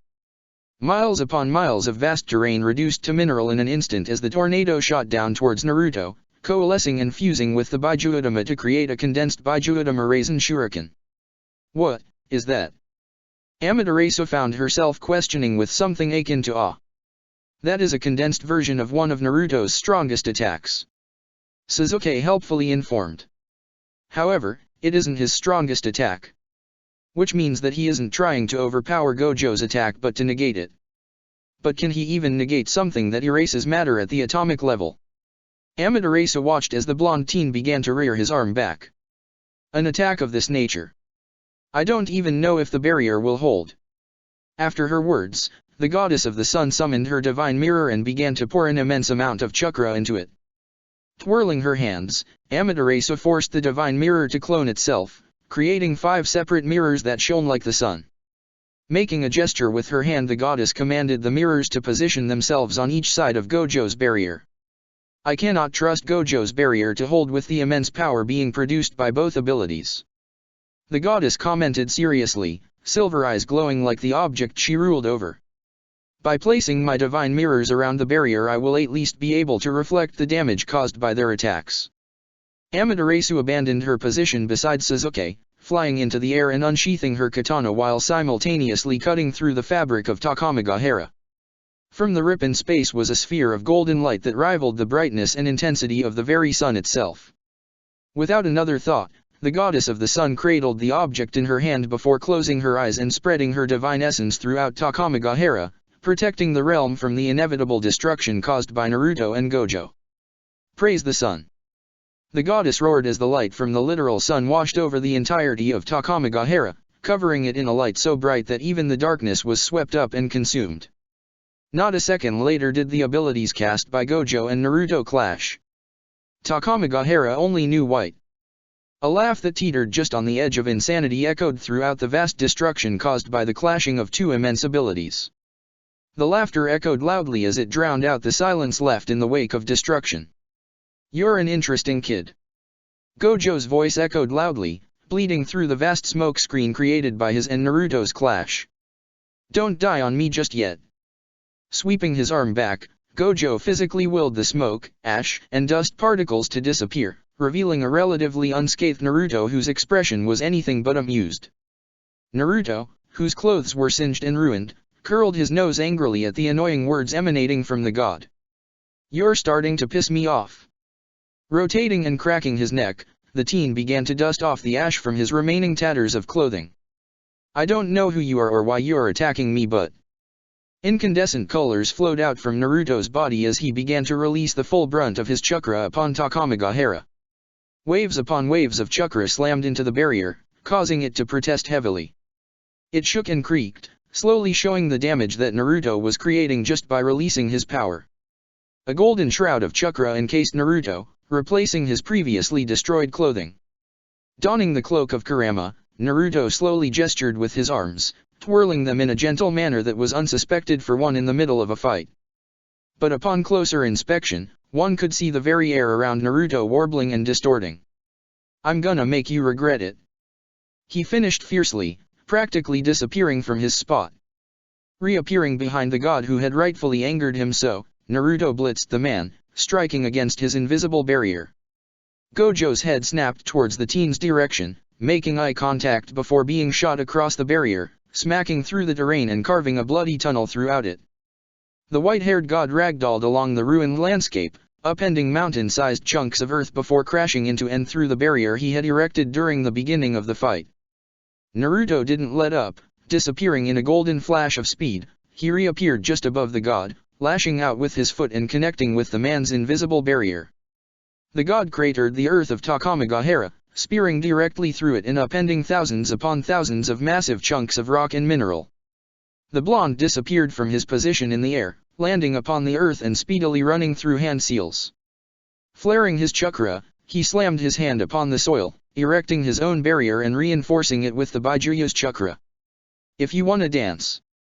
Naruto spat, holding his hand out while gathering nature chakra upon his palm. A multitude of colors sprang to life around his palm, coalescing into a beautiful sphere that shone like a rainbow. Then let's fucking dance. Not a second later did the rainbow sphere of nature chakra morph and spin, rotating into the familiar form of Naruto's most prized jutsu. Following the formation of the Rasengan was the ear-piercing shrieking and rotating shuriken of wind that announced the Rasen Shuriken. Naruto's left hand swept through multiple one-handed seals and with one final flare of his chakra, added the most destructive Kekai Toda to his jutsu. The translucent atomic deconstructing jutsu vibrated angrily as it meshed with the rotating blade of wind. Rearing his arm back, Naruto roared angrily while launching the jutsu towards Gojo. Jinten, Rasen Shuriken. Not a sound was heard as the particle erasing jutsu detonated right on top of Gojo's buried form. The Frankenstein creation swallowed the vast landscape, completely erasing anything it affected. A frown marred Naruto's face for a single moment before his senses shrieked. Twin golden orbs widened as a blur of white appeared on the edge of his peripherals. What? Naruto mentally cried. He regenerated that quickly. Kurama followed up quickly, sharing vision with his partner. While not fully regenerated and sporting a single arm, Gojo's form appeared directly beside Naruto. The god's arm was already reared back, a glowing red orb pulsing brightly in front of his hand. Naruto grit his teeth as he made to dodge the point-blank attack. But he soon found that his body was unable to move, as if some invisible force was tugging on him. "Behind you!" Madatabi alerted instantly. Naruto's head twisted behind him, spotting what appeared to be some kind of vortex. It swirled with reckless abandon, swallowing the earth and completely crushing it. Jutsushiki Junten Shutsuryoku Sede, Ao. Gojo's arrogant smirk grew wider at Naruto's reaction. "We're just getting started. He created a black hole?" Naruto mentally cried, eyes widening at the ability. "Move!" Kurama roared, warning Naruto as Gojo released the red orb in his face. "Shit!" Naruto cursed loudly, bracing his body for the damage it was about to receive. Boom! The heavens turned black as Gojo's orb detonated directly in front of Naruto's face, pushing his body into the black hole the god created. For what felt like the umpteenth time in Takamagahara, ash and soot rained down from the sky, blanketing it in a thick smog of ebony paint. A tremendous current of air swept the smoke and ash away, revealing the white-haired god. Gojo's sky-blue orbs possessed a slight manic gleam to them upon witnessing Naruto. A low chuckle escaped his mouth, slowly picking up in volume and intensity. After several moments of cackling, Gojo made direct eye contact with Naruto. "How strong are you?" The gleam in his eyes only further dipped, displaying a degree of insanity that made Naruto sick. "Show me more. Show me how strong you can get." Naruto scoffed at the god, golden eyes dipping down towards his left hand, or rather, the area where his left hand was supposed to be. In its place was nothing more than a glowing stump, steadily leaking blood upon the soil. With little more than a single thought, his left hand suddenly sprouted from the ruined stump. Bone and flesh crunched in a disgusting manner, slowly recreating the appendage. In less than a second Naruto now sported another left hand. "I'd ask why you're so hellbent on fighting me, but..." Naruto trailed off as he made direct eye contact with the god. "Your arrogance speaks for itself.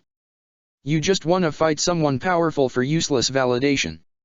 A modicum of sanity seemed to creep back into the god's eyes. His arrogant smile dipped a fraction as his stance became more relaxed. "It isn't arrogance if it's true," Gojo stated in a matter-of-fact tone, speaking casually as if discussing the weather. "But you refuse to let loose. For what reason?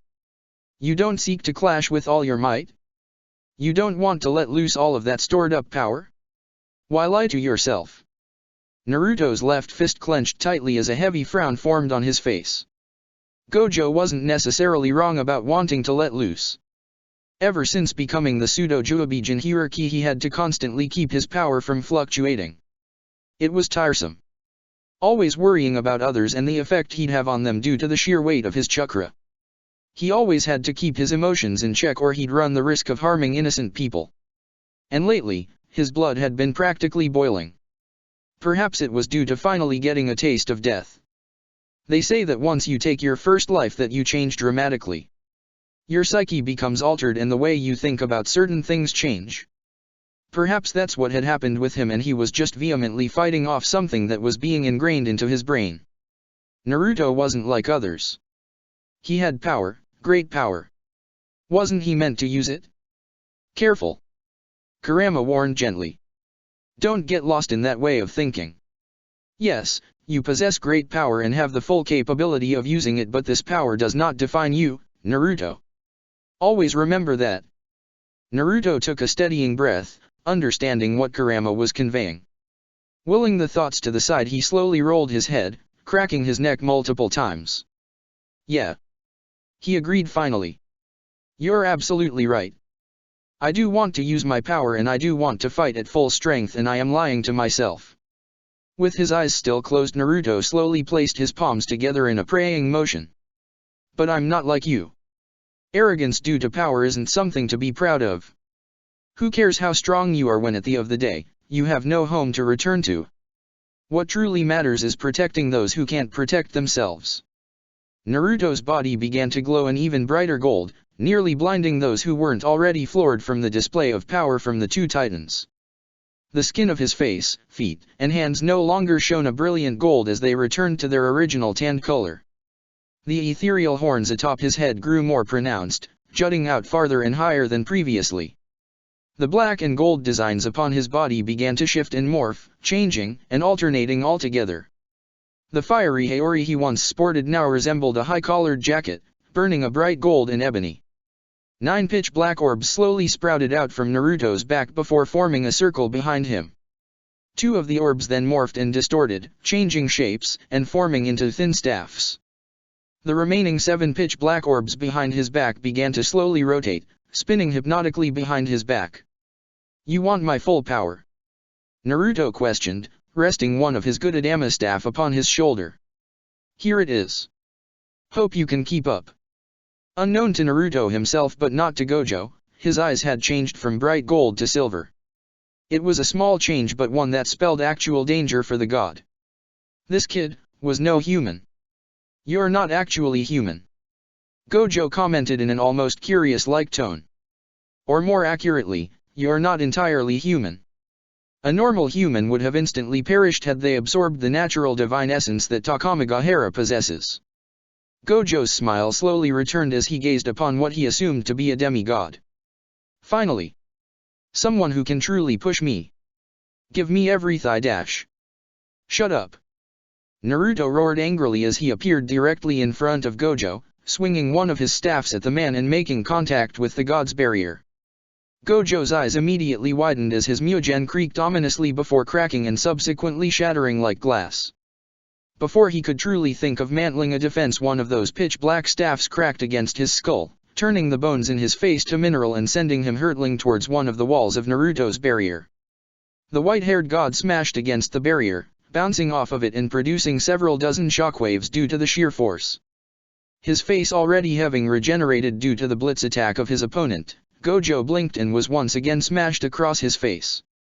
The god's head cracked against the barrier once more, causing a minor amount of dizziness to assault his senses. Despite the rapid assault and dozens of attacks he suffered directly to his skull, Gojo was capable of redirecting one of Naruto's staffs. The weapon pierced the barrier, stabbing directly into it and protruding through it. Thinking fast, Gojo made to grab the weapon but was unable to do so due to the weapon morphing and shooting back to Naruto's side.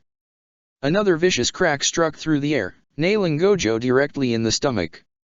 Due to the strength of the attack he was forced to hunch over, and in doing so he caught an absolutely decimating uppercut that practically erased his chin and vaporized it. Blood, cartilage, and bone flew through the air with some of it splatting upon Naruto's face. "Take this!" The Jinchuriki roared as he formed a Raisin Shuriken in the blink of an eye. He immediately launched the jutsu directly at the airborne god, holding a half-ram seal and causing the jutsu to detonate prematurely. Boom! The barrier that Naruto created shook and withered due to his jutsu, nearly faltering at the sheer strength of his Raisin Shuriken. Naruto swept his hand through the enclosed area and forced both of his staffs to return to their original shape. The Gudadama slowly joined their brothers, spinning hypnotically behind him. Faster than even Sasuke could truly move, Gojo appeared directly in front of Naruto, hand racing towards his face with his fingers outstretched. His sudden assault was halted as the Jinchuriki swayed around his fist, counter-striking the man's elbow and shattering it into dust. Gojo grunted from the attack, shifting on the balls of his heels and pivoting his upper body while lashing out with a roundhouse kick. Naruto mimicked the god's own moves in tandem, winding his own leg up to counter Gojo's attack. Upon making direct contact with the man's leg, an incredible shockwave struck the barrier that cratered the land they stood upon. Fierce silver orbs stared into the sky-blue eyes of the god before Naruto suddenly vanished into thin air. Gojo blinked a single time in confusion before his eyes widened. Unable to truly react in time, Gojo was struck once more on the chin, the vicious blow coming from directly below him. Being sent airborne, he was still unable to react to the vicious and instantaneous attacks assaulting his body. Hundreds upon hundreds of golden flashes sprang around his senses as Naruto continued to assault the god. Bones turned to dust. Blood spewed like a fountain. And before Gojo knew it, his vision was once again ripped from his grasp as another spiraling orb of wind and condensed chakra exploded upon his face, sending him through the landscape and into the depths of Takamagahara. It took the god less than 3 seconds to fully regenerate from the display of power, but upon regenerating, a wicked smile lit upon his face.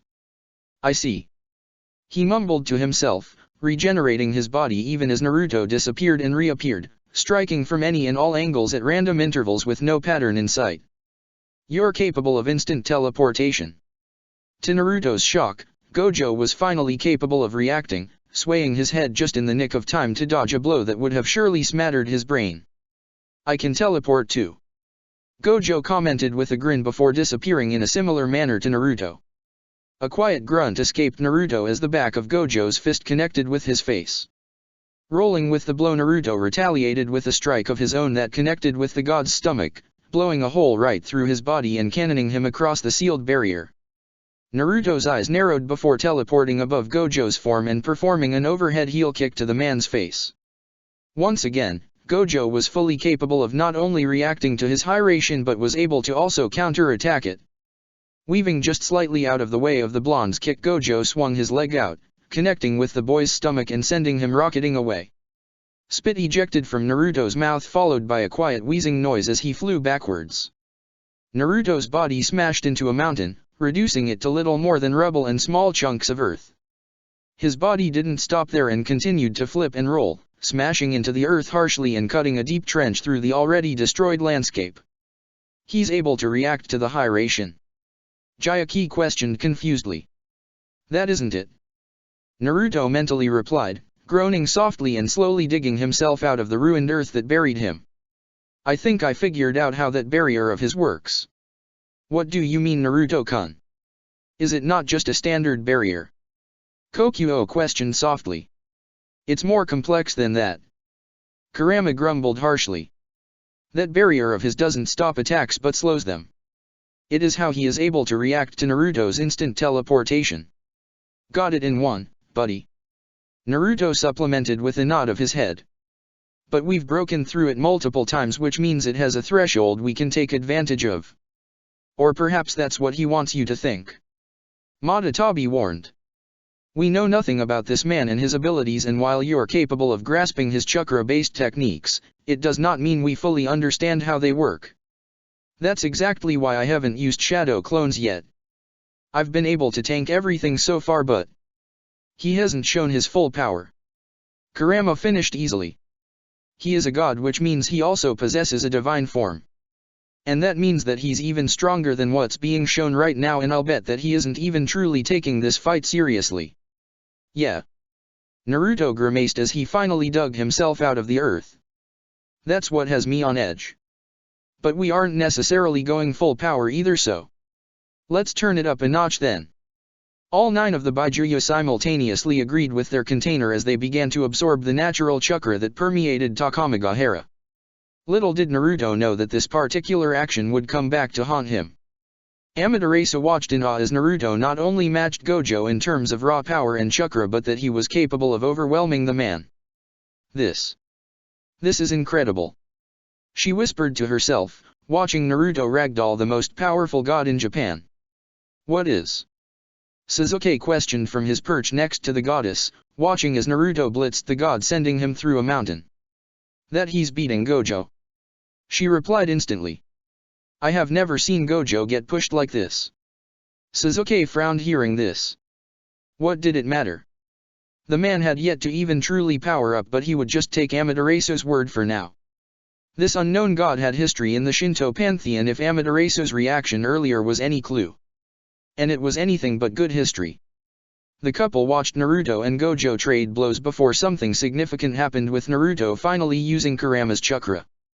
They watched as Naruto completely overwhelmed the god, beating and smacking him along the terrain with ease before one of Naruto's jutsu clouded the barrier.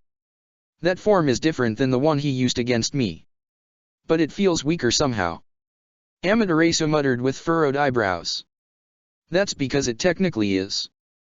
The Uchiha replied while crossing his hands, watching as Gojo finally mounted a counter-attack, blitzing Naruto and causing the teen to lose one of his hands. He's only using around 1/10 of his total power in that form. A tenth. Amaterasu exclaimed loudly, watching as Naruto regenerated his left hand just as easily as Gojo had been doing. Why doesn't he just go full power then? Sasuke scoffed as he replied. Because he doesn't know how strong Gojo actually is. In theory, it does make sense. Fight at your strongest to end your opposition as quickly as possible. But here? Naruto cannot afford to do so. Instinctually, he is aware of how powerful Gojo can be and has a very good interpretation of just how much power is truly needed to match him. The depth of Naruto's senses seemingly has no bounds, and I wouldn't even be surprised if he somehow knew he could take Gojo on in his divine form. Amaterasu glanced towards the Avenger with confusion. But you just said he has no real idea on how powerful Gojo is. Sasuke shrugged helplessly as he responded. Naruto's sensing capabilities are off the charts. Just because he doesn't know the entire depth of Gojo's power pool doesn't mean that he himself believes he'd lose. But this is going purely off what we've experienced in our home world. Gojo could just be stronger, and that's that.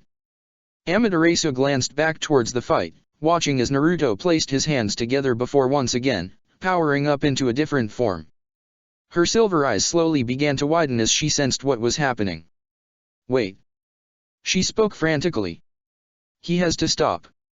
He's going to kill himself. Sasuke was taken aback as the goddess rammed herself into the barrier, bashing her shoulder against the invisible force with all her might. After several failed attempts of trying to bash through, the goddess unsheathed her blade before trying to penetrate through said barrier. Hey! Sasuke snapped as he snatched her wrist, yanking her away for the barrier. What are you talking about? How is Naruto killing himself? The Shinto goddess ripped her arm free of Sasuke's grasp but did not relinquish her gaze from Naruto and Gojo. I sensed it. Sensed what? Sasuke snapped angrily. Speak some sense. The divine essence. Amaterasu snapped back in return, turning directly towards Sasuke. Whatever he just did in that form is going to kill him. Humans cannot absorb unfiltered, raw divine essence. Sasuke's expression scrunched in confusion as he turned his gaze back onto the fight. What are you talking about? He doesn't look or feel any different. That form harnesses pure nature chakra that is then balanced equally in tandem with spiritual chakra and physical chakra. But the uniqueness to that form is its ability to harness Rakudo chakra. The goddess once again tried to slash through the barrier, growling angrily. That's the point. There isn't nature chakra in Takamagahara. And if you haven't already realized, there is no Rakudo chakra on this planet. Just because they feel similar doesn't mean that they function the same way. The only energy that flows through this realm is pure, divine essence. Just look at his eyes. Sasuke furrowed his eyebrows before using his enhanced vision on Naruto. He was taken aback upon noticing the silvery gray color of his eyes instead of the yellowish gold he had come accustomed to. But he couldn't sense anything different about Naruto. It didn't make sense. If Naruto truly was absorbing the energy that only gods could use, why wasn't there a difference? Like I said. Amaterasu spoke through Sasuke's silence. It may function and feel similar to the energy you use, but it is not the same thing. She made to take a stance, drawing her blade and gathering a frightening amount of chakra. If we do not stop this fight, he is going to die. Sasuke ignored the woman's failed attempts at cutting through the barrier, already knowing a lost cause when he saw one. If Naruto was going all out, then he'd have reinforced the barrier with his own chakra. And there was no one that could match Naruto's chakra in density, volume, and output. And as amusing as it was to see his best friend obliterate this unknown god, bashing him along the terrain like one would a toy, he needed to heed Amaterasu's advice. She was the expert here when it came to this world's chakra and how it functioned. Who was he to question her about what did and didn't work? Stepping up the barrier and closing his right eye, the teen activated his Rinnegan, causing the dojutsu to glow.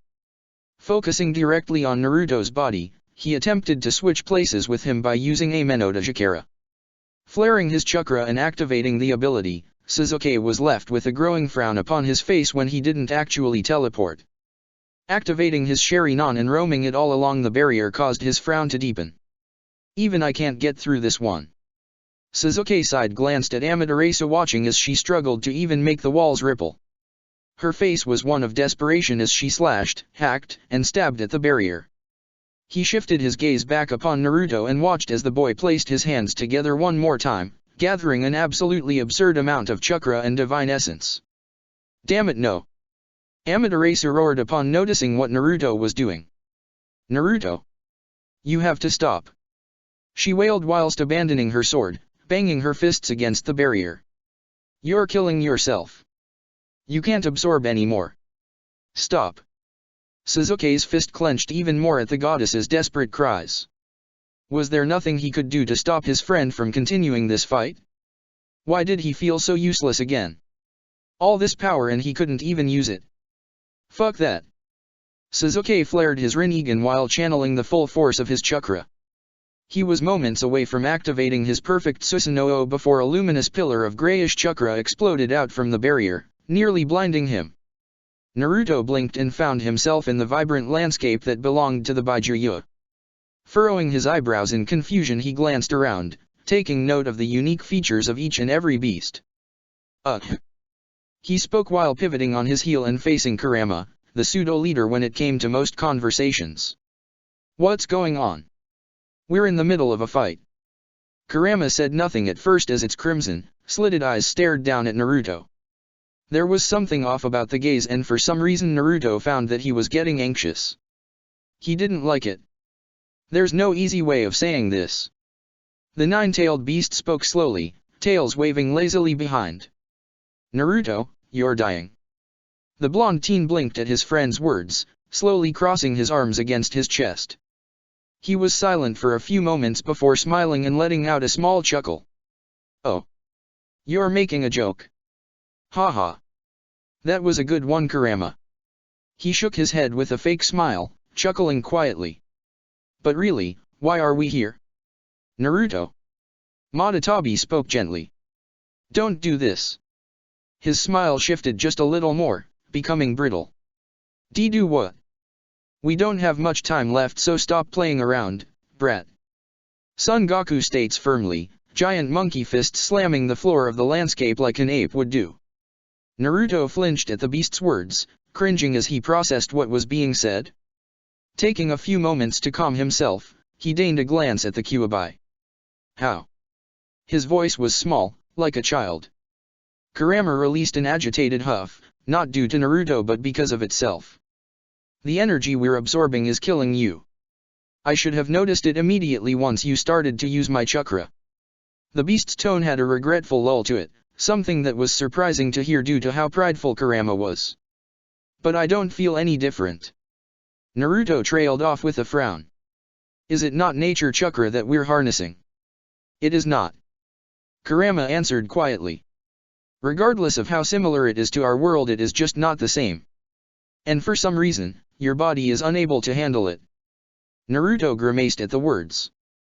Is there no way to stop it? Madatabi sighed quietly, dual-colored orbs falling to the floor of the landscape. Your body has already absorbed far too much of this energy. There's nothing we can do at this point. Well, that wasn't fair. Tears coalesced in Naruto's eyes, but he was quick to rub them dry, donning a fake smile. We had a good run, huh? The Baijuyu all collectively frowned upon hearing the boy's tone. They were all quiet, not truly knowing what to say or do. Naruto sighed quietly before just plopping down onto the floor of the landscape, dragging his fingers along the vibrant floor. How long do I have? The only reason you haven't died yet is because you hold all of us. Any other individual would have died as soon as they absorbed the energy. Kurama replied. As for exact time. The beast trailed off for a few moments before continuing. Enough to stomp on that annoying god's head. Naruto cracked a smile at Kurama's words. Consider it done, buddy. He held his fist out for Kurama, retaining his small smile. Kurama did not hesitate to ball its giant human-like hand, gently tapping its much bigger appendage against Naruto's. It's been an honor having you all beside me.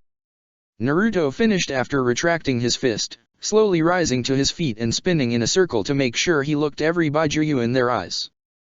Thanks for believing in me. I wouldn't be here today without all of you. Each of the Baijuyu showed their gratitude in their own quirky and unique ways, whether that be from Son Goku pounding its large chest or Saiken bubbling and squirming in an odd manner benefiting that of a slug. Kurama watched Naruto as he walked up to each of the other Baijuyu, saying his goodbyes whilst offering any comforting words he could. A snarl wished to escape from its giant maw, but Kurama refused to allow it to slip through. Upon circling back to Kurama, Naruto's face softened into a small smile. Despite all our differences and negative experiences with one another, I appreciate everything you've done for me regardless if it was done out of survival or pity. Bowing at the hip, Naruto continued. Thank you, Kurama. I'm gonna miss you, buddy. This time, a snarl did escape its maw. Stop it. You annoying little shit. Naruto returned to his full height, cackling at Kurama's reaction. Make sure to watch over Team 7. We're all a bit cracked since coming to this new world. Don't let them do anything I wouldn't. No one can achieve the stupidity that you do. Love you too, fuzzy butt. Naruto grinned widely. He took a moment to breathe, slowly closing his eyes, relaxing his body. See ya soon, Mom, Dad. Arrow Senin. A few moments of silence passed by before Naruto opened his eyes. Let's go beat a god. The Baijuyu all roared in agreement, shattering the landscape they shared while sending Naruto out of his subconscious. Naruto slowly opened his eyes, revealing his silver eyes. Glancing down at his body, he was confused as to why his body was no longer gold. His body was now in a similar state of dress that Madara had been in when becoming the Juubi Jinhiriki. He sported a white robe that possessed several black megatamas along the collar, not unlike Madara had possessed, save for the robe being tucked into his side. Naruto's robe was open, revealing his bare chest and black hakama pants that also possessed several black megatamas. His 9 Gudadama remained behind his back, swirling as hypnotically as they always had. I don't feel all that different. He mentally mumbled, checking out his new attire with a critical eye. Not really a fan of the black and white, but it's not like it'll matter. I won't be here for long anyway. Stop talking and fight. I have a theory and I don't think you'll like it. Kurama grumbled in annoyance. Naruto raised an eyebrow at Kurama's words but shrugged it off in lieu of searching for Gojo. The dust had yet to settle, and without moving, Naruto cleared it with a thought. Naruto spotted the god several meters away from him, floating slightly in the air with his hands in his pockets and an arrogant smile upon his face. That smile may have annoyed him previously, but as of now, it had no affect. What's this theory you have? Naruto questioned while clenching his fists, ignoring the black gloves on his hands. It is only a theory, but I believe you have the ability to kill this god now. Naruto raised an eyebrow at Kurama's words. But Amaterasu said that only other gods can kill a god. Or if you possess a Long Inu's sacred gear. She made that pretty clear. It is true that we don't possess a Long Inu's sacred gear, but we do possess a god now. Kurama answered back. Naruto furrowed his eyebrows in confusion. What? What are you talking about? Before Kurama could answer his question, Gojo appeared out of thin air, cursed energy clenched in his right fist. Kokusen. Without any effort whatsoever on Naruto's part, he reached up with his right hand, stopping Gojo's attack while stepping into his guard. He seemed to move in slow motion as he pivoted on his right heel, digging deep while gyrating his hips and throwing a punch out with his left fist. When Naruto's left fist connected with Gojo's stomach, a vacuum appeared right at the center of his attack. It distorted for a moment before erupting, blowing a hole straight through the man. Gojo's eyes widened in surprise as blood spewed from his mouth, painting Naruto's new robe red. Not allowing Gojo to move, Naruto clenched his right hand, turning the man's bones to dust. Lifting Gojo with one hand as if he was child, Naruto proceeded to slam the man directly into the earth. The sheer force from his attack shattered the barrier he had created to keep anyone from getting harmed by his fight. Ignoring the now broken barrier, Naruto raised his left hand while channeling chakra. A vortex spiraled to life before creating a raisin shuriken made of black chakra. Not questioning the odd color, Naruto proceeded to slam the jutsu directly on top of the man. What followed was the biggest explosion to date so far in their fight. Miles upon miles of terrain and earth were ripped from Takamagahara as dust and mineral swept through the realm, blinding any god and kami unfortunate enough to be looking in their direction. The very heavens of Takamagahara cried, vehemently denying the strength that belonged to Naruto. Rain began to fall, dousing the realm in water. "What I mean," Kurama continued after being interrupted, "is that you are now a god. Well, not technically, but you possess the energy that they do. In theory, you can actually kill Gojo." Naruto frowned upon hearing Kurama and swept his arm through the clearing, causing several cyclones to assault the landscape. Water droplets pelted him from above and he ignored them in favor of searching for Gojo. The god had managed to teleport a millisecond before being blasted by his jutsu, and while slightly annoying, Naruto could deal with it. The teen felt the familiar tug on his back from Gojo's black hole technique and ignored it as Gojo flashed directly in front of him with a purple orb floating upon one of his hands. Naruto's expression remained flat as he reached out with his hand, grabbing the purple orb with his bare hands and channeling Jinten chakra. The particle-erasing cube of chakra engulfed both men, expanding almost 200 meters in all directions. Naruto met Gojo's gaze before offering little more than a smirk and flaring his chakra. Unknown to Gojo, Naruto performed a substitution with a spare clone left over from his original batch during the start of the fight. The 200-meter-wide Jinten cube proceeded to explode, taking Naruto's clone and Gojo with it. The real Naruto flew into the air unscathed, Silver Eyes roaming the earth in search of Gojo. He didn't bother making more than the minimal effort necessary considering that Gojo had shown an incredible regenerating ability. But perhaps it would take longer due to the fact that he now possessed divine energy, something that was actually able to harm the man. Sensing movement to his right, Naruto turned his head towards it, spotting Gojo appear out of thin air, completely unharmed save for the minor amount of blood that now trickled down his nose. "You managed to actually hurt me." The arrogant god spoke in a tone devoid of the manic glee he had once possessed. "It's been several centuries since the last time I was actually injured." Naruto stared at the god with an annoyed frown. "And? Do you want me to praise you?" Gojo cackled at the teen's response. "On the contrary, I want you to keep going." Naruto ignored the stabbing feelings in his chest as he tilted his head. "You're annoying." The god grinned at Naruto's insult. "I get that a lot." He trailed off upon witnessing a trail of blood run down Naruto's nose and ears. "Seems like you don't have long."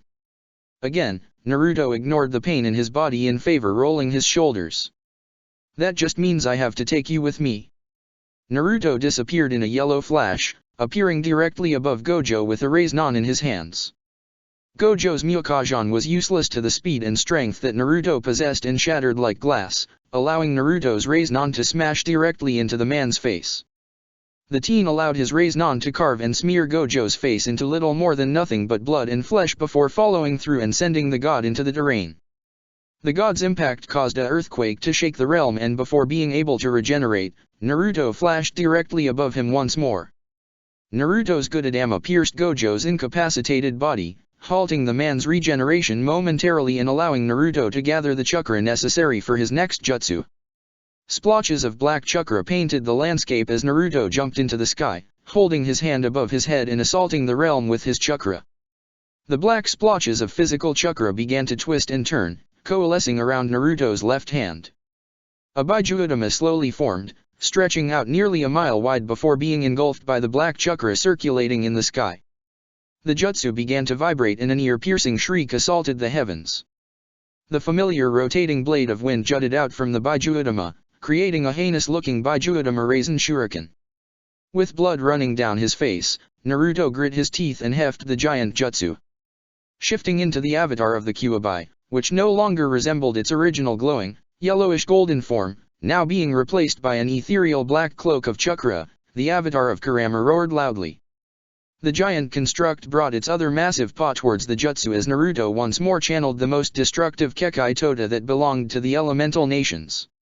An incredulous wave of chakra was released as Naruto imbued his jutsu with Jinten. Naruto coughed up a hefty amount of blood that painted his white robes a new shade of crimson. With aching arms, he commanded the avatar of Kurama to hold the jutsu with both hands. The construct of chakra raised the jutsu above its head before throwing it directly down at Gojo's incapacitated form.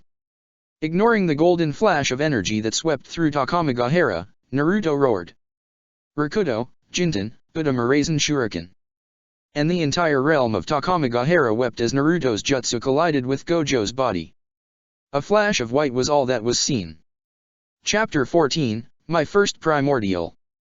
Death was pretty lame if Naruto was being honest. Being a shinobi all his life, a jinhuriki at that, he had pondered what death was like at a very young age. Was there an afterlife? If so, was it peaceful? Was it beautiful? Worry-free? No stress. Would he be able to see his beloved parents and friends again? His father had kind of alleviated some of those questions once he met him during the war. It was clear that there was an afterlife if the words chosen by his father were anything to go by. His mother awaited in the Pure Lands with open arms, longing to hold her son since her untimely death. It had both saddened him and made him feel happy to hear these things from his father. Though he and Minato would likely never see eye to eye, what with the whole jinhuriki sealing business and whatnot, Minato was still his father. And though he had done what he believed to be the only logical choice, his father had believed in him from the start. Which was big praise coming from a man many believed to be the second coming of Hashirama and Madara. But he was going off on a tangent, wasn't he? Death was lame. Where was the Pure Lands? The loving faces of his mother and father? The joyous shouts from his peers and friends during his time as a shinobi? It was nowhere to be found. It was only pitch black. A black that was blacker than black. Which honestly didn't even make sense. How could something be blacker than black? Yes, there was different shades of black, but black was black. Didn't make sense if you asked him. You are incredibly annoying. Please, stop thinking. That voice was incredibly familiar. Deep baritone? Check. Angry rumbling undertone? Check. Hate-filled words that held just the barest amounts of affection? Check. I can assure you that it is only hate. You make me sick. There was no doubt about it. That was certainly Kurama. But that didn't make sense either. Kurama was just chakra given sentience with a pseudo-physical body. If he, Naruto, died, then Kurama would just reform in a few years' time. And that went for all of the Baijuyu as well. So why was he able to hear Kurama? 'Cause you're not dead, idiot. And that blackness you see is your eyelids, you stupid mongrel. The fact you were able to live on your own for so long is a miracle. That was uncalled for and incredibly rude. It's almost as if Kurama completely forgot that it was the sole reason he had to live on his own to begin with. Asshole fox. Naruto released a quiet groan as his eyes slowly fluttered open. Smog, smoke, and ash painted his vision as he stared into the sky. Instead of the beautiful blue sky and fluffy clouds that had once painted Takamagahara, it was now nothing more than cinder and brimstone. If he was secretly in hell, then he wouldn't have even challenged the notion. A small part of him was both confused and guilty. What had even happened? His head was absolutely pounding and he was finding it incredibly difficult to even think. Mentally, he was a wreck, but physically? He felt completely fine. There was no soreness. No injuries. No bruises, no cuts, no pain. But that didn't make sense. He had been fighting someone. Someone incredibly powerful. Someone who could shake off one of his strongest attacks while barely batting an eye. What had his name been? A brief image of a man with white hair and distinct blue eyes suddenly flashed through his mind. An arrogant smile painted his features and two words came to mind, jostling his memory and causing an influx of information to rack his brain. Gojo Satoru. Naruto immediately rose to his feet, silver eyes scanning the ruined and barren landscape. A pit began to form in his stomach as he surveyed the destruction he had caused. He did this? A wave of nausea swam through him as he took stock of the damages. He had brought ruin and destruction to the home of the Shinto gods. He had used his power with blatant disregard of those around him. Shame coursed through him at the thought. He had promised himself to use this power to protect others and those that couldn't protect themselves. As his eyes scanned the blackened and dead landscape, he couldn't help but feel detached to it all. How could he have done this? How could he have caused all of this? It wasn't justifiable. Not for a moment. Well, look at you. Naruto rounded on the familiar voice, eyes burning a brilliant silver. You. How did you even survive? The god smiled, as if preening. Me. He chuckled at what he perceived to be some kind of joke. As to how I survived? Who knows? Maybe because I'm just that much stronger than you. Anywho, how ya feeling? Was he? Naruto's face scrunched up in disbelief. Are you serious? Gojo tilted his head with a raised brow. I wouldn't ask if I wasn't being serious. He wagged his index finger side to side as he continued. It's important to take care of one's body. Anger swirled to life in Naruto, threatening to overtake his entire being as he stared at the arrogant god. This god was being so lackadaisical. About everything. Even during their entire fight. It was all a game to him. The worst part about all of it was the complete lack of malice and negative intent during their entire fight. Gojo hadn't been attacking him with the intent to kill or maim or anything. He was fighting him just to fight. And that angered Naruto even more. It only led credence to the fact that this god had fought him just because he could. Divine essence leaked off Naruto as his eyes dilated, becoming glossy and unfocused. A power he didn't recognize nearly burst forth from his pores. It encircled around him, gently caressing him while whispering sweet nothings. It was enticing and intoxicating. The strength of 1 trillion men and women sat at the edge of his fingertips begging to be used. He even entertained the thought of just allowing it to lead him, but only for a second.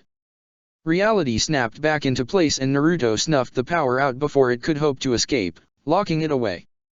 HOH. Gojo mused aloud with his hands in his pockets. Your will must be incredibly impressive if you can deny its instinctual calling. You're becoming more and more interesting by the second. Shut up. Naruto snapped angrily, eyes burning a deep vermilion as he stared at Gojo. Do you have no remorse? Empathy? Sympathy? A hoarse rasp escaped Naruto as he swung his arm to the side, trying to highlight the destruction of the realm they stood in. Do you think this is fine? Gojo's blue eyes scanned the destroyed realm with a bored hue. His right hand vacated his pocket, producing a black cloth. He then took the cloth before wrapping it around his head, covering his sky-blue eyes. Takamagahara is not my concern. Naruto's disbelief only grew. Was this man not a Shinto god? How could he say that? My only concern is the safety of Japan and all its inhabitants. Naruto's anger stilled, if only for a moment. Wadash. Then why fight me? Why do any of this?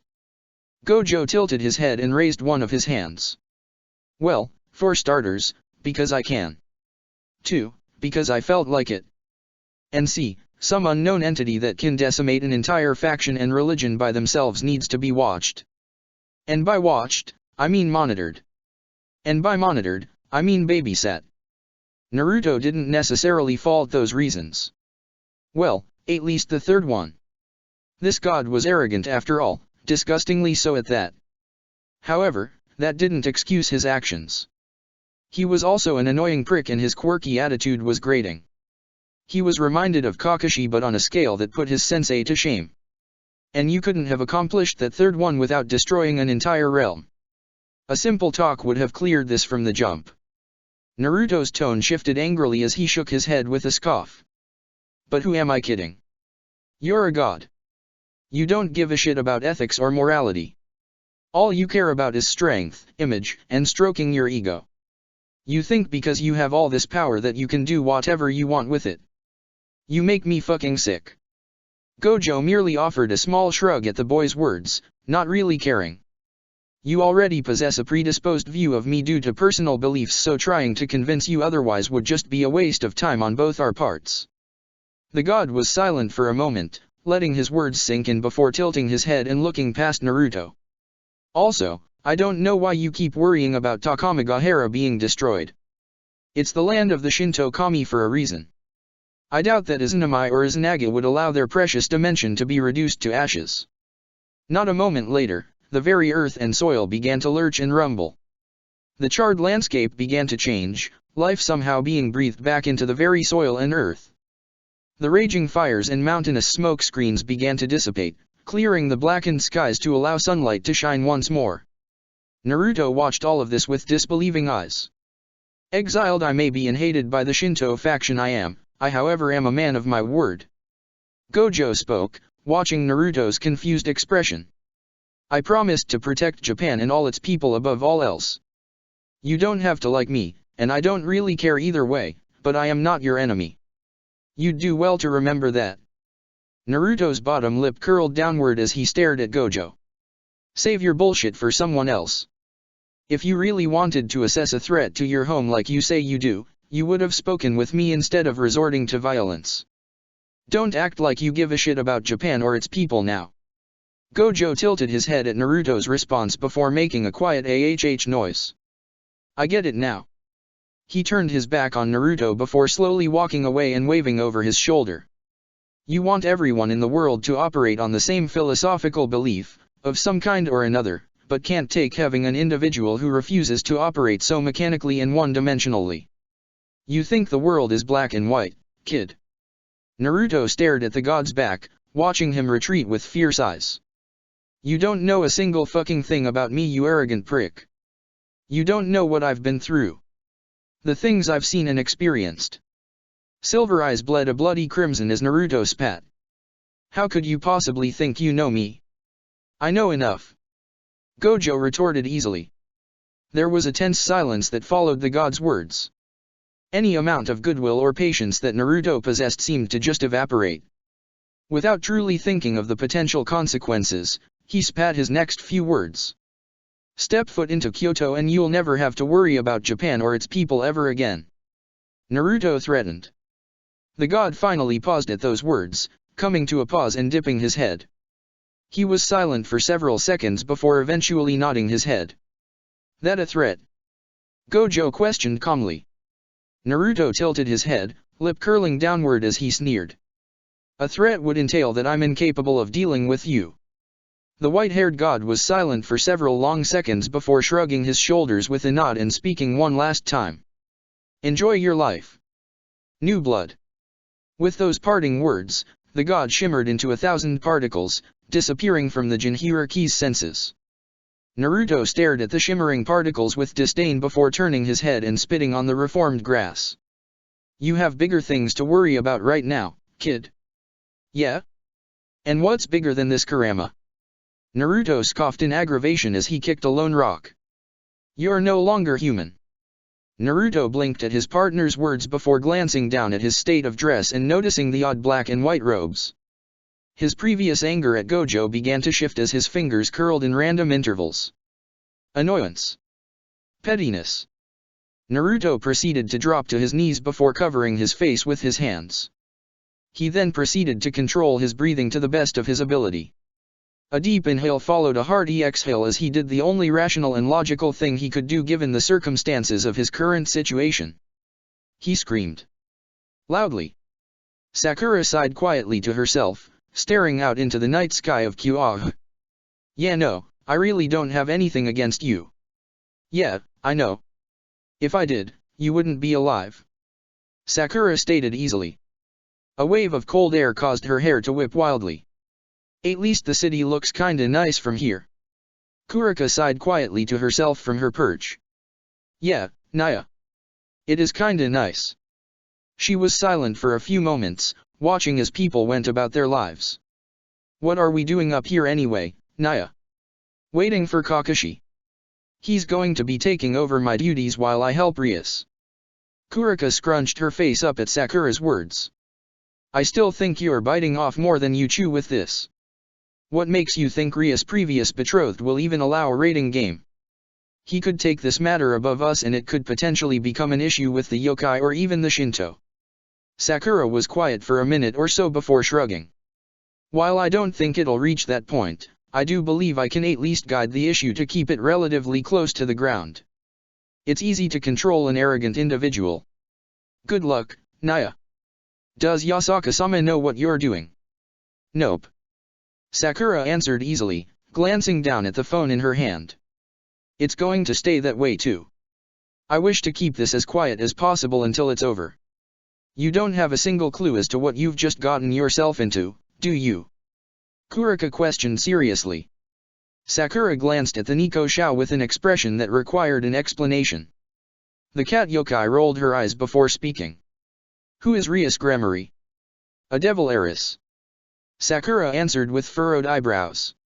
A devil heiress who just so happens to belong to one of the strongest pillars left alive, whose older brother is the current and arguably the most powerful Lucifer to exist, and who just so happens to be in a wedding contract with another heir who's a part of one of the other major pillars left, Naya. Kurika stared at Sakura with a raised eyebrow before continuing. Questions are going to be asked, history is going to be looked into and affiliations will be cross-checked. There's not a single chance that you two get away with this without causing a storm in each faction, Naya. Sakura was silent for a moment, and before she was able to open her mouth, someone else did so for her. She's kinda right, Sakura-chan. The familiar voice caused Sakura to glance away from her phone, spotting her sensei standing on the edge of the building, reading his dirty manga. Sakura stared at Kakashi for a moment before shrugging her shoulders. And? This could also lead to talks of peace between the yokai and devil faction. Kami knows that these two factions have been at odds for years. If I can manage to secure a direct line to the current Lucifer by helping Rias, then it's a win. That's if the Phoenix clan don't retaliate, Naya. Kurika added. The devils would be down an extra pillar if that happened. Sakura muttered with a roll of her eyes as she scrolled through her phone. Now, we don't have to go that far. Kakashi spoke through a minor bout of chuckles. I'm glad you're finally channeling your inner Naruto and Sasuke, but let's avoid going the Sasuke route, yeah? Sakura rolled her eyes with a smile. We'll see, sensei. So, mind explaining this carefully thought-out plan? And so Sakura did. After it all, Kakashi pursed his lips while sitting down on the side of the building. His eyes roamed across the small city, looking at everything and taking it all in. Yeah, no, he began quietly, tucking his book into one of the various pockets of his sleeved shirt. I can see the benefits of this. I can also see the potential consequences, good and bad, of something like this. He sighed quietly, placing his fingers on the side of the building. You always were a sucker for a sob story. Sakura rolled her eyes at the man's words. Yeah. Look at me, being a good person and whatnot. I'm not only doing this for charity, yeah no? If you're good at something then you never do it for free. Kakashi nodded his head at that. On that, we most certainly agree. A bit of silence passed before Sakura spoke once more. How goes your training? A lopsided smile found its way to the man's face as he glanced at his student. I sense something in you. Something draconic. An uncomfortable gleam shone in the pink's eyes as her smile slowly grew. So you feel it too, huh? Her right arm slowly rose towards her face, first clenching as chakra began to surge throughout her body. Crimson energy then proceeded to manifest around her fist before swirling and then shooting down the entire length of her arm.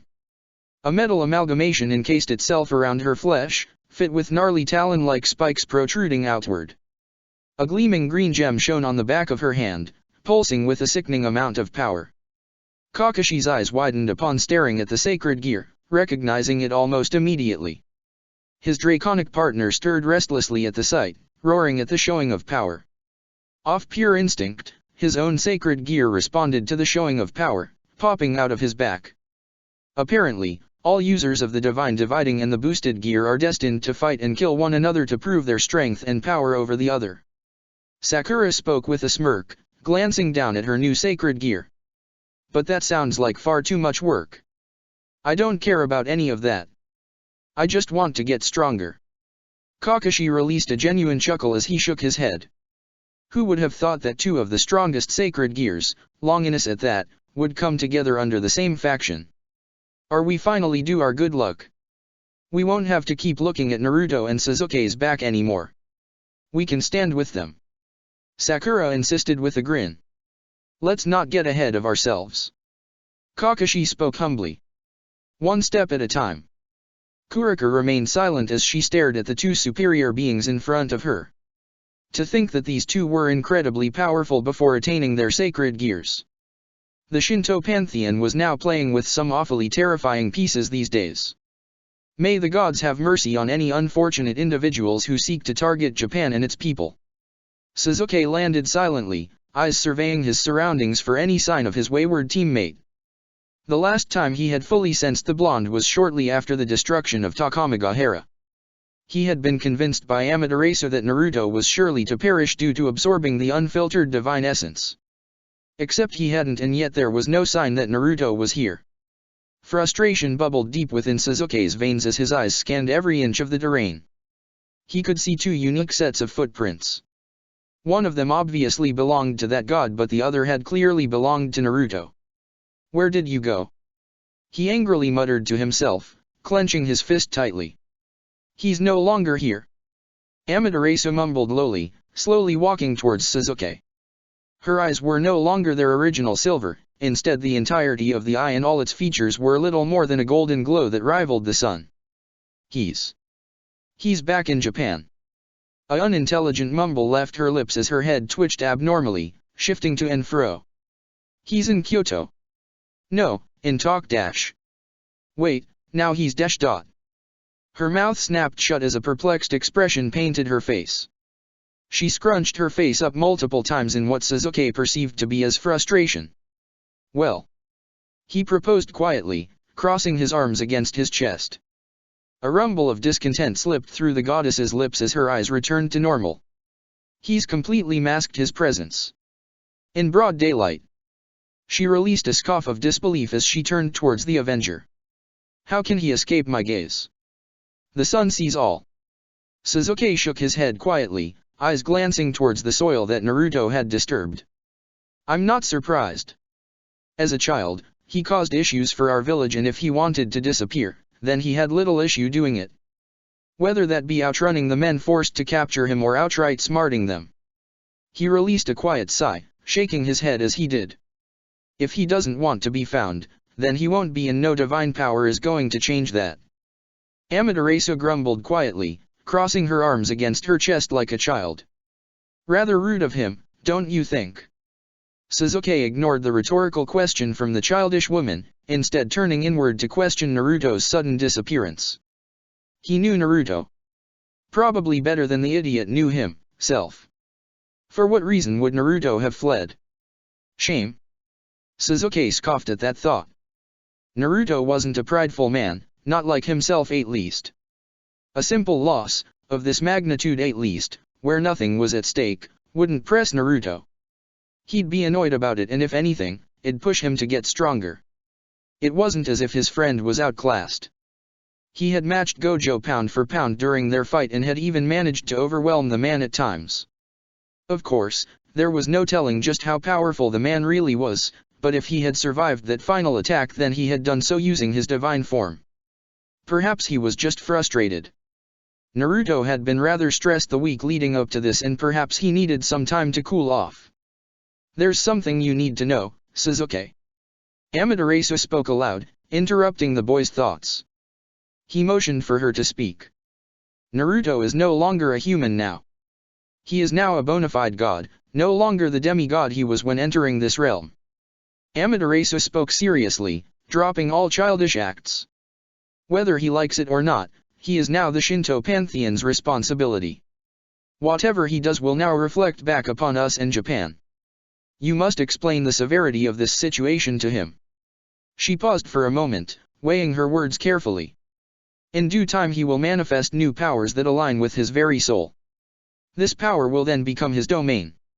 A domain that he solely controls, including all aspects related to said subject. Whatever power that may be, he will need to control. I trust that you are capable of understanding just how severe this actually is." Sasuke was silent for a moment before simply nodding his head and turning away.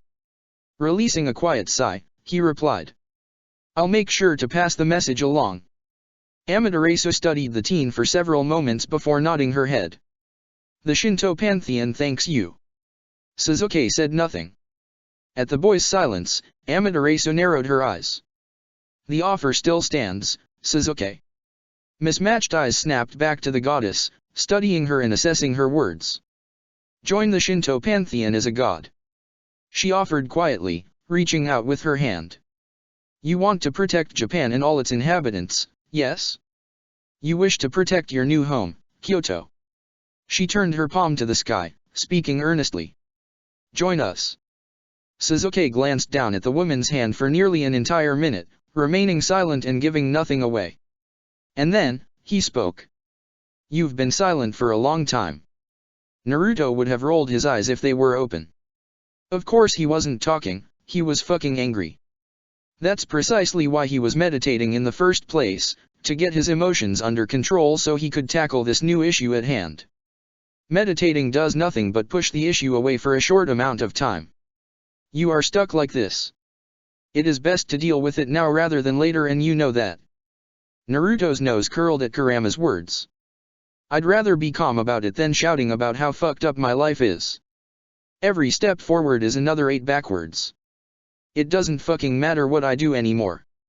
I can't catch a break. He huffed angrily, chakra fluctuating due to his emotions. In doing so, he disturbed the peaceful surrounding he had created. The grassy terrain beneath him began to sway erratically, followed shortly by the trees bending and creaking. The wildlife that she gathered around began to scurry around anxiously, confused as to why the aura had changed so drastically. The Jinhyuriki grunted quietly, getting his emotions under control. In less than a minute, the peaceful aura returned. You're acting as if the cards had ever been in your favor to begin with. The fox scoffed as it continued. Why are you allowing it to affect you now? Are you not the one who stared death in the face and said no? Where is my real container? Kurama sneered angrily, tails slamming the shared mindscape. You are not Naruto. At Kurama's words, the blonde teen winced quietly. Kurama. Madatabi hissed. Apologize this instant. Several of the Baijuya roared in agreement with the Nibi, demanding their elder to apologize. Kurama silenced them with its roar. I will do no such thing. I will not sit here and allow the savior that our father entrusted in to wallow in self-pity. The fox's words silenced its siblings. You do not know the boy as I do. You have seen his memories, but I have lived through them. Kurama slammed its mighty tails onto the mindscape once more, nearly breaking Naruto's concentration. You all may accept this pitiful behavior, but I shall do no such thing. I expect great things from Naruto. And so did father. You would all do well to remember his words. The beast paused for a moment, allowing its words to sink. When Kurama was satisfied that it got its point across, the beast spoke once more. The Naruto I know wouldn't allow such trivial matters to truly affect him. Are you going to give up? Wallow in pity and cry? Or are you going to endure?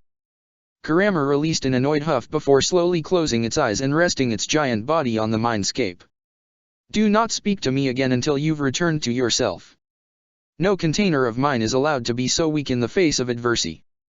Without so much as another word, Kurama cut off Naruto's connection to the other Baijuyu and itself. The silence was deafening. Kurama's words had been harsh, but ultimately, the fox was right. That doesn't mean that he couldn't be angry and frustrated about the situation, but Kurama was right. He had been rather pitiful lately. His cracks were showing and the infallible persona he put on was slowly crumbling. Naruto released a quiet sigh before placing his palms together and gathering natural chakra. Meditating and accessing the energy of nature chakra always calmed him down and allowed him to think straight. Naruto allowed the energy to course through his veins, run rampant, before taming it. It seemed so effortless now. Once attaining Rakudo chakra, accessing natural chakra was merely an afterthought. But now? He didn't even need to think about absorbing the energy, balancing it with the spiritual and physical chakra. It just did. It seemed like his body was constantly absorbing and balancing the energy regardless if he willed it to or not. Which in hindsight, should have been a real negative indicator. But Naruto chalked that up to being a god now. And again, the negative thoughts festered at that. Why? Was it too much to ask for in just being a regular human? You aren't a regular human to begin with. No, he was not. He had never truly been one to begin with. He was an anomaly in the elemental nations. One of only a handful of individuals that were anything but human back in his own world. Perhaps he was just making a big deal out of it. This change benefited him greatly. He was basically immortal, though the problem with that was that he'd be immortal. At some point, maybe he'd just like to die. It was a morbid thought, but one that was always in the back of his mind. He had been a human. And one certainty that all humans possessed was death. You could not skirt it, and one day, it would come for you. But now? It was different. He could technically live forever. He was also way stronger now. Not that he really needed extra power to begin with. But he wasn't going to complain that much. He still couldn't detect the change in his body. He didn't necessarily feel like a god, even though he technically was one. It was strange. He still felt the same.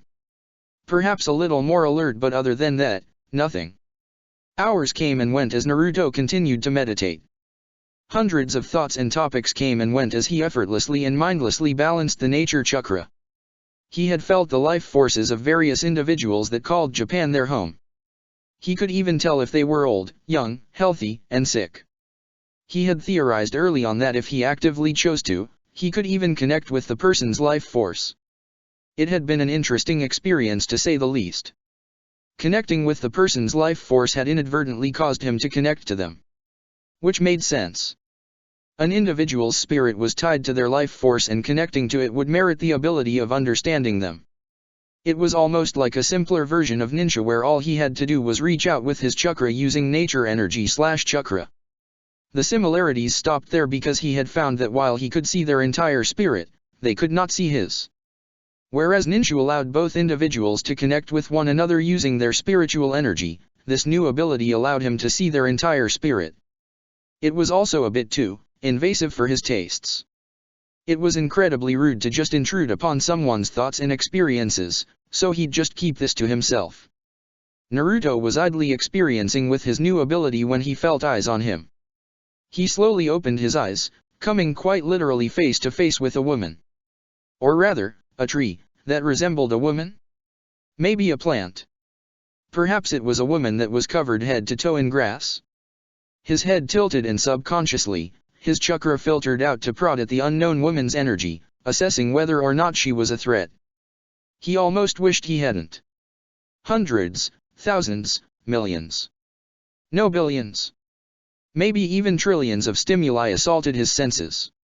Memories upon memories upon memories of sights, people, events, and creatures exploded in his mind. Gods he recognized from his own research came and went, creatures and animals he had never seen appeared and disappeared, flowing in and out of his brain like a river.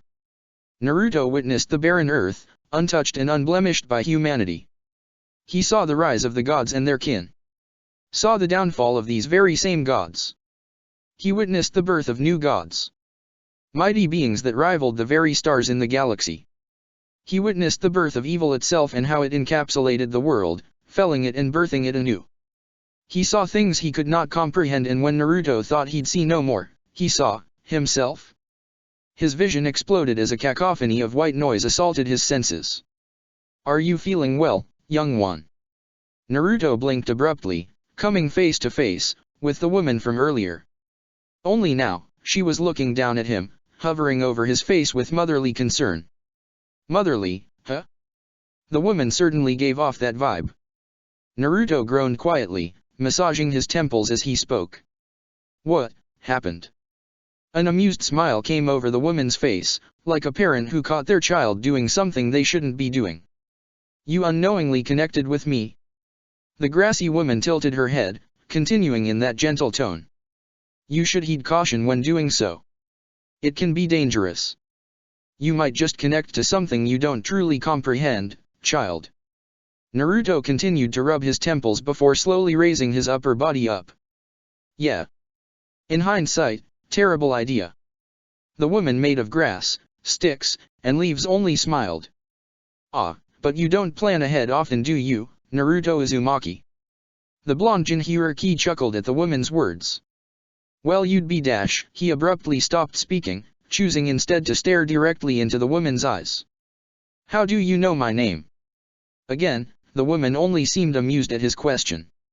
I know many things, my dear child. She slowly lifted one of her grass-covered arms, placing her hand upon his cheek. Things that you, now, have seen. Naruto's silver eyes fell to the woman's hand upon his cheek. He sensed no ill intent from the woman, and again, that motherly vibe struck home. Who was? He knew. Gaia. He spoke, as if possessed by some unknown force. Mother Nature. The physical embodiment of the earth. The first primordial god to exist. The mother who fostered all life. The woman, Gaia, just smiled softly at Naruto's words, waving off his words. I've been known to occasionally go by Terra as well. A sly smile overtook that soft one as she continued. I'm no god these days, my child. Just a mother, caring for her children. Naruto stared at the primordial being for several seconds before shaking his head. His mouth opened and closed several times, questions warring against one another as he stared at what was possibly the most oldest being in existence. Why are you here? He questioned with furrowed eyebrows. Gaia relinquished her gentle hold on the boy and instead swiveled her head around the area they sat in. Trees as tall as skyscrapers swayed to and fro, towering for all of the world to see. Thousands of flowers, all unique in color and species, swayed gently to and fro, blossoming beautifully around the landscape. Hundreds of different animals frolicked around the terrain, completely at ease with one another despite the natural order. Life itself was all around them. The primordial being turned her gaze back to the boy, speaking softly. You called me here. I should be the one questioning you, Naruto. Naruto finally deigned a glance around his surroundings and was shocked to see the overabundance of flowers, trees, and animals. He had done this? But I don't remember doing this. He more so asked than stated. Mother Nature herself chuckled quietly at the boy's words. It would seem so. Gaia slowly rose to her feet, and due to this, Naruto was finally able to get a good look at the primordial. And make it no secret, this was very much so a woman. Naruto lowered his gaze upon noticing the woman's second pair of lips and decided to forget it ever happened. He didn't want to entertain any of these thoughts. Not a single one. Humanity. Gaia chuckled quietly upon noticing the boy's reluctance to look at her. It is amusing to see humans react to stimuli they themselves impose. Naruto shook his head quietly, replying to the woman. It's a respect thing. Another chuckle from the embodiment of Earth. Modesty. An interesting restriction to place upon oneself. Though, in the grand scheme of life, it is rather small, no? Life is naked itself, completely bare for all to see. You make good points, excellent ones even, however I'm still not looking. Naruto replied with a shrug of the shoulders. My dear child, what a gentleman you are. Gaia quietly hummed as she altered her form, masking the feminine anatomy of her body. Come, walk with me. Naruto took a cursory peek at the woman before nodding his head and standing to his feet. His gaze idly swiveled around the terrain, still slightly in awe that he had done this without even thinking. Was this due to him being a god now? Most likely. He hadn't been able to affect the actual environment while meditating back then. Yes, he could definitely affect the aura of an area, but the actual environment itself? This was completely new. Naruto took a few steps towards the primordial, standing side by side and allowing the woman to lead. She sauntered off without another word, slowly maneuvering through the terrain. With each step she took, Naruto noticed that the very environment itself bent and swayed around her. Life seemed to move around them, and Naruto had no words for the phenomenon occurring around him. This awes you.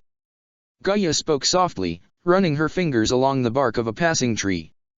Naruto glanced at the woman, watching as a flower nearly twice his size swayed just out of his reach. It's unique. Nature was something I connected with early on in my life. I guess that's why it resonates with me so easily. Gaia stroked a passing deer, smiling as it nuzzled her palm. Yes, I can feel your connection quite easily. It is a surprise considering your lineage. The Jinhyuriki glanced at the woman out the corner of his eyes while replying. What exactly do you mean by that? You are a descendant from a being that came from the stars, yes. Gaia answered easily. Conquering warmongers that eat the mountains and swallow the seas, accruing power to one day become a primordial themselves. The woman turned her gaze on the teen, taking note of his rather serious expression. A sympathetic smile reached her face as she spoke softly. You are not the first of your kind to arrive on Earth, however, you will surely be the last. That hurt more than Naruto would have liked. It wasn't as if it was some secret or something he hadn't expected. The elemental nations no longer existed. The planet was destroyed and with it, the life it had once fostered. To have a primordial confirm the existence of the Otsutsuki, however, was less than pleasing. Naruto glanced away for a moment, narrowing his eyes as he did. How much do you know about the Otsutsuki race? Mother Nature waved her hands, willing the forest to bend to her will. The scenery changed dramatically. In place of the barren wasteland was something akin to that of a mirror. Is this? Naruto questioned with raised eyebrows, staring at the mirage-like scene in front of him. Gaia merely offered a smile. I am as old as this planet. So long as this planet stands, I too, shall stand. What lives for so long, watches. And what Earth has seen, I too, have witnessed. The primordial waved her arm and an almost water-like illusion began to play. Mountainous vegetation encompassed the land, twisting to and fro, like a voracious animal. And in the middle of it all, was a tree that dwarfed the environment it stood in. It towered over everything in its vicinity, reaching into the very stars itself. Its trunk was wider than any mountain around and its roots thicker than the very terrain it sat upon. Naruto's mouth slowly opened as he stared at the giant tree through the illusion. That's a Shinju. Gaia hummed quietly as she replied. A god tree. An amused smile painted her features. Such arrogance. Their pride knows no bounds. Relying on artificial medicine, extracted from the life of the planet it's planted on. Naruto did not like the smile on Gaia's face, it made his skin crawl. He cleared his throat to alleviate the uncomfortable atmosphere. How did this even get here? I allowed them to plant it. She answered easily, waving her hand and changing the illusion being shown. The image twisted and churned before revealing Gaia, albeit far different looking, speaking to two unique humanoid beings. Both individuals shared ashen white skin with white, pupil-less eyes and animal-like horns atop their head. Gaia tilted her head as she stared at the image. Earth had not been more than a few centuries old when they came. This planet was I, and I, this planet. When she cried, I cried. Her pain was my pain, and my pain, hers. She waved her fingers and the image swirled once again, revealing a severed Shinju, cut directly at the base with the chakra fruit crushed between her hands. A young primordial I was, not quite as versed as I am now. Gaia pauses for a moment, seemingly pondering her next words. I forced them to leave and demanded they never return. She waved her hand once more, revealing a new image.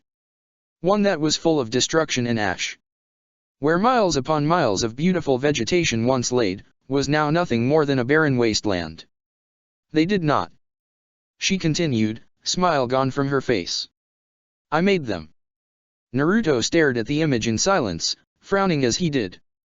The image shuddered for a moment before melting away, disappearing and revealing the previous forest he had grown accustomed to on his walk with Mother Nature. Glancing at the woman, Naruto spoke. How strong are you? To force not one but two Otsutsuki off the planet was incredible. Team 7 had struggled against just one and barely won due to her being inexperienced in combat. Gaia turned towards the teen, staring at him with that tender smile. As strong as I need to be to protect that which I love, my dear child. Never had Naruto resonated more with a statement than right now. Fighting for his friends and loved ones was practically his entire personality, almost annoyingly so. He couldn't help that he was a selfless person. Do you think they'll come back? Naruto asked with furrowed brows, crossing his arms against his chest. It is always a possibility. She answered simply. Though they would need an army this time around. We have only become more powerful. That helped to alleviate the previous stress and anxiety from finding out that the Otsutsuki were present here in this world as well. A comfortable silence settled in the forest as Naruto and Gaia continued their unknown journey. It was an amicable silence, one that didn't bother Naruto. However, He still had one more question for the primordial. "Why did you really find me?" he asked curiously. "I take it upon myself to visit those who possess abilities surrounding life." Her vine-like hair swayed in the wind as she parted the forest, forcing the wildlife to regress and disappear. Life is important. It is eternal, a cycle. But just as life is important, so too is death. For life to live, something must perish. It is an equivalent exchange, one that cannot be avoided. The primordial briefly paused, glancing towards the young god before her. "You are now a fledgling god, one with an ability that affects life itself." Her eyes, while soft, held a hardened gleam to them. "Ensure that this gift is used correctly." Naruto noted the heavy emphasis on the word gift. "There is a fine balance between life and death. It would do you well to not cross it, my dear child." The new god nodded his head whilst replying. "Noted." A pause. "When you mean ability, do you mean domain? Gods get those right? Where they rule over some area or thing?" Gaia merely smiled at the boy, not answering his question. "Farewell, dear child. Do visit me sometime, yes? My children rarely do so and it does get terribly lonely." As she bid her farewell, the primordial began to sink into the ground, melding together seamlessly. Well, how do I do that?" Naruto questioned, watching as Mother Nature sunk into the earth. "How indeed?" she teased softly, amused smile painting her face. "I believe in you, my dear child." The new god grimaced lightly at that, watching the primordial completely disappear. Well, that didn't really help. Chapter 15, Civil Disagreements. Earth was so different from above, Naruto mused quietly to himself. Silver orbs trailed along the landscape, admiring the untouched vegetation from the heavens above. Had the elemental nations looked just like this? He'd never know, but he liked to believe it did, sans for the technological advances on this planet. His world had been so primitive compared to Earth, though that was likely due to century-long wars between superpowered humans who could shoot fire and wield water. It was unfair to compare the elemental nations to Earth, considering this planet was quite literally billions of years old. He didn't have a definitive estimation of the elemental nations, but the oldest stories had always been about the rabbit goddess, Kaguya, and the sage of six paths. His world was likely older than that of Kaguya, but no records had existed of it, unlike Earth. Naruto's thoughts were interrupted as a slight trickle of unknown energy coursed over his body. It came just as fast as it went, causing a frown to form on his face. That felt a lot like a barrier. Looks like he finally breached the Greek pantheon's borders. What was he doing on Greek soil? The answer was rather obvious. He was searching for more information on Gaia, and what better way to do so than the pantheon that had claimed her? Though, that seemed to be a rather grey point when it came to the Greeks' mythology and pantheon. Gaia did not hold allegiance to any pantheon if her own words had rang true. However, much of the woman's history ran deep in the Greek mythology due to the fact that the Greek pantheon was one of the oldest pantheons to exist. Christianity and the biblical God notwithstanding. He didn't understand it, considering that the woman was quite literally the earth and the earth was, well, her. Naruto wasn't a historian, so the information kind of just came and went. If it didn't involve fighting and martial arts, he'd offer the bare minimum to it and felt no shame in admitting that. That would soon have to change, considering recent events. Events that he was still bitter about. Just a few days ago, he'd been living a fairly decent life.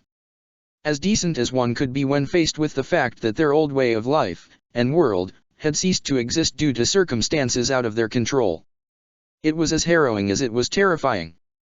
A kin of worms he'd crept around since coming to this world. On occasion he'd find himself opening up to Yasaka and venting about his feelings. The feelings of guilt that'd rise immediately after complaining and spitting about how this new world was so different to his own. Yasaka would bear it all with a sympathetic smile, despite not truly comprehending the pain of losing one's home. That guilt would encapsulate him, ensnare him, and turn to self-loathing. He'd spit vitriol about a world he didn't understand due to unforeseen events. Earth didn't deserve his ire, and he certainly didn't wish for Yasaka to shoulder the brunt of his misgivings. She was a kind woman, but one couldn't ignore the obvious machinations she was plotting. As if such things would actually bother him, he mused with a tired sigh. He knew Yasaka hadn't accepted Team 7 out of the good of her heart, though she likely would have regardless. Team 7 presented a fundamental problem in Japan. He and his team were far too powerful to be overlooked. Strangers to a world that was clueless of their existence allowed Yasaka leeway to snag them. It was all politics at the end of the day, and while Team 7 didn't care for things as trivial as power creep, they knew a good deal when they saw one. It wasn't as if they didn't benefit from the exchange. But that was another problem for another day. Naruto's dilemma was with Yasaka and her attempts to court him. The woman wasn't subtle with her actions, not that she was even trying to be. Kakashi had made sure that that was something they talked about during their heart-to-heart after he had taken his first life. This world wasn't all that different than his own, he supposed. Power was all that mattered at the end of the day. Religions with more followers and believers were stronger than those without. Gods with powerful domains and exponential strength ruled their territory and dictated the lives of the mortals they ruled over. There were, of course, outliers in this. Individuals like himself who possessed no followers or believers, bound to a relatively small but incredibly old pantheon, with power that eclipsed even the primordials that existed in said pantheon.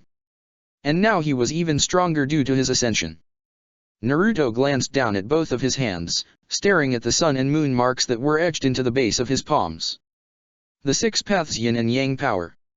Naruto clenched his fists tightly, ignoring the blood that began to sleep through his fingers. Though he lacked the eyes of the sage and all the abilities granted to a Rinnegan user, he was now Higoromo's rival. A tough and bitter pill to swallow. Like a spiked pill did it tear through his orifice, gouging the muscle of his throat. He didn't ask for this power. He didn't even want this power. All this off the back of an exiled god who claimed to hold no ill will. Naruto shook his head, ignoring the acidic voices that plagued his thoughts. They spat and raged, arguing that he deserved this strength. He'd argue otherwise. No one deserved anything in life. Entitlement was a delusion built on self-centeredness. You were no more important than your neighbor, and yet despite this, those very same arrogant and entitled individuals ruled the world. Naruto didn't want to be like those men and women. The title of God in all its glory meant nothing to him. He didn't go to Takamagahara to become a Shinto god, nor had that been his original intention. He had fought Gojo purely in self-defense. It just happened to be that due to his unique genes and DNA, that he was even able to absorb the divine essence and survive. But hadn't survived, had he? He scoffed at the thought while shaking his head. He had found out early on that he no longer possessed a human body. While his soul had been strong enough to weather the onslaught of power granted by the divine essence, his physical body hadn't. He was no longer a demigod, not that he had believed he was one to begin with. He was now a full-fledged god, and nothing could change that. If there was a way to get rid of this predicament, then perhaps he'd look into it. His musings ground to a halt upon sensing something ancient and powerful manifesting just a few kilometers away. Interesting. He hadn't sensed anything aside from humans and wildlife upon entering the territory of the Olympians. Which meant that the gods lived in a separate dimension similar to the one that the Shinto gods who claimed Takamagahara. Naruto slowly came to a stop upon spotting what appeared to be a woman floating in the sky. He slowly made his way toward the woman, taking in her features as he did so. This woman, who he briefly recognized from his visions through Gaia, wore armor similar to that of the Greek Spartans. A glowing, golden chest plate protected her body, sprawling with boons and unknown jewels that shone brightly in the rays of the sun. In her left hand sat a simple golden shield with no unique or distinguishing features. In her right hand she held a small golden goblet that possessed several unique insignia and etchings. She appeared to hold no weapon on her person, but Naruto highly doubted that to be the case. The woman's ebony skin contrasted rather nicely with her snow-white hair, that which was bound into a single long braid that hung over her left shoulder. Upon her crown sat a unique helmet that mimicked her long braid of hair, gliding down her spine. Athena. Naruto found himself saying, coming to a stop nearly 10 meters away from the beautiful goddess. Olympian goddess of wisdom and warfare. The woman, Athena, tilted her head, eyes tightening at Naruto's words. The goddess stood quietly as she racked her brain, quickly trying to identify the god that stood before her. Hundreds upon thousands of thoughts quickly sifted through her mind before ultimately disbanding the notion. She didn't recognize this man despite the vast amount of knowledge she beheld. It appears that you know of I, and yet, I possess no knowledge of you, stranger. Her voice was a calm staccato, nearly flat in that regard, as she spoke. Who are you, child of Izanagi? A frown marred Naruto's face at the woman's question. She knew he was associated with the Shinto pantheon despite not recognizing him. Were gods not the same in that regard? Did all gods possess different types of divine essence? But she didn't feel any different than he did. How had she distinguished his presence so easily? Naruto. He answered easily, slowly placing his hands into his pockets. Naruto Uzumaki. He watched, intrigued as Athena's eyes rapidly blinked. After a second or two, she tilted her head before speaking. I possess no knowledge of a Shinto god named Naruto. How interesting. Naruto's frown only grew deeper at the woman's words. How? How did you know I was even a Shinto god? He asked with furrowed eyebrows. I did not. I merely assumed. Your state of dress is similar to that of feudal Japan royalty. Had it not been for your attire, I would have assumed you to be of Christian origin, at least biblically so. Your hair color is uncommon in the Shinto pantheon. Naruto's frown remained as he stared at the woman.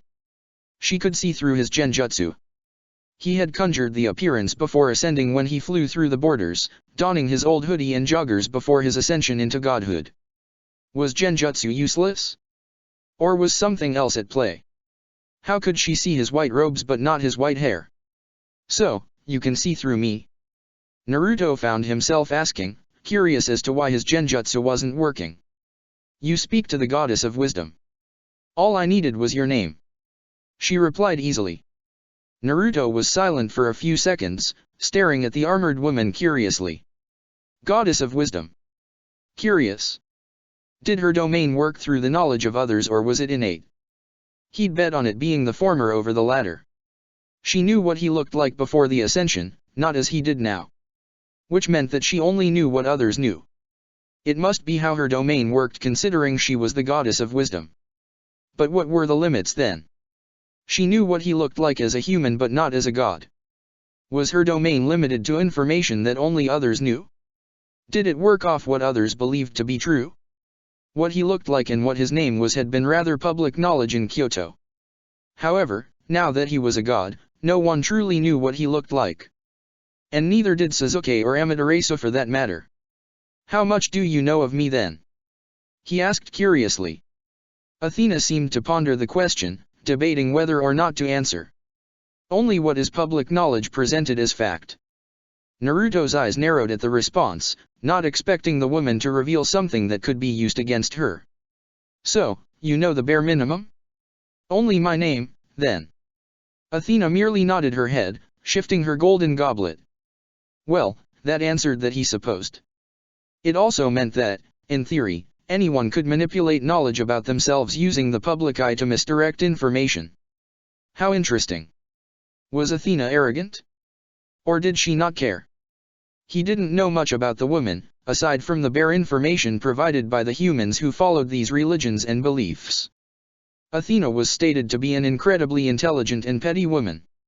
A war strategist like no other, stated to be one hell of a fighter, matching even her brother Ares, the god of war, in combat. What is a new blood doing skulking around the borders of the Olympians?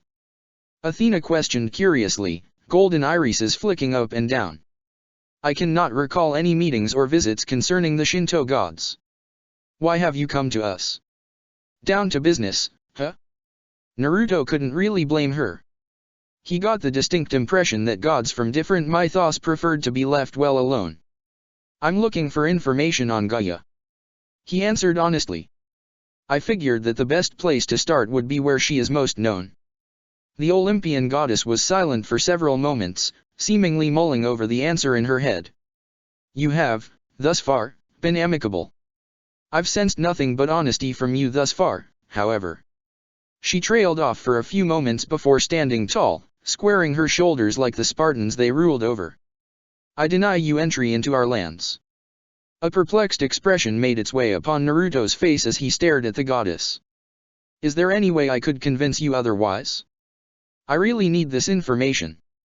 The goddess stood silent, expression giving nothing away as she idly stirred her golden goblet. Perhaps. She lolled quietly, eyes gazing upon him like a puzzle that needed solving. I could be convinced to. She paused for a moment while glancing at her goblet, swirling the liquid inside it. Overlook your location. Naruto pursed his lips at the woman. And what do you want in return? Athena merely smiled, attention returning to the newly fledged god. Come now, child, what do you believe I wish for? Information, probably. At least he'd assume so. The goddess seemed to highly value knowledge, and with her domain, he'd expect nothing less. Naruto sighed quietly as he shifted his weight lazily. What do ya wanna know? Athena began to laugh, a soft titter that slowly grew in volume. Naruto's eyebrows furrowed in confusion at the woman's reaction, not understanding what was amusing about his question. The goddess must have caught a glimpse of his expression because her laughter slowly dissipated. The ebony-skinned woman twirled her wrist, causing the golden goblet to vanish in a golden flash. I possess plenty of information, dear child. She shook her head with an amused smile, stroking her chin with half-lidded eyes. No. What I want is to visit Japan, the home of the Shinto pantheon. Naruto slowly blinked at the answer, not understanding why that request seemed to be such a big deal to the goddess. That's it? That's all you want? Athena cocked her head with a raised eyebrow. Dear child, were you born yesterday? Technically, yes, but she didn't need to know that. Entry to another pantheon's home turf, as a guest, is considered a very high honor. It is incredibly rare for gods of different pantheons to mingle and interact with one another. Naruto shrugged his shoulders casually, understanding the logic behind it despite not agreeing with it. I'm sure I could work something out. He stated flippantly, as if it wasn't an incredibly huge ordeal. Athena rose a disbelieving eyebrow at his words. You can? And how exactly can you accomplish that? Child, I don't even know who you are. Oh, but she would. The entire world would soon enough. It was only a matter of time. Naruto merely smirked at her. Let's just say that I'm an important asset in the Shinto pantheon, Now, do have a deal. And how do I know that I can trust you to uphold your end of the bargain? Athena proposed with a raised brow. What would it take from me to convince you? He asked instead. Athena replied without pause, eyes staring directly into his. Sever one of your fingers. The blonde god blinked at the request before glancing down at his hand. He stared at his fingers for a moment before shrugging and manifesting a kunao out of thin air. Do you have a preference for which one? The ebony-skinned Olympian narrowed her eyes at the question. The ring finger. Naruto shrugged his shoulders before placing the weapon against his hand and slicing off his ring finger without hesitation. He purposely blocked his healing factor, allowing the blood to flow freely before turning back to Athena with a raised eyebrow. Athena possessed an impressed expression upon her face, seemingly eyeing the blonde god with a newfound respect. Impressive. I merely wished to test your conviction. Naruto shrugged at the woman before tossing his severed finger towards her. The woman snatched it out of the air a moment later, hiding her slight disgust at having to pocket the digit. I've done worse for things I've believed in. He replied easily. This is rather small, all things considered. But what if all of this is a trap and I only wish to kill off an intruder? The goddess questioned with a narrowed gaze. Naruto offered a small smile at her words. Then you'd fail. He responded firmly. Athena studied the man for several moments, pursing her lips as she replied. So much confidence. Or perhaps, is it arrogance? Never in my life have I ever considered myself to be arrogant. I say what I say with full confidence. He shrugged lazily before slowly making his way closer to the goddess. But I'm always down to prove someone wrong. The woman's golden eyes flicked up and down, assessing Naruto's worth. She was silent for but a moment before slowly shaking her head. That will not be necessary. I will merely take your word for it. Athena twirled her right hand, causing the shield in her grasp to disappear into golden specks of light.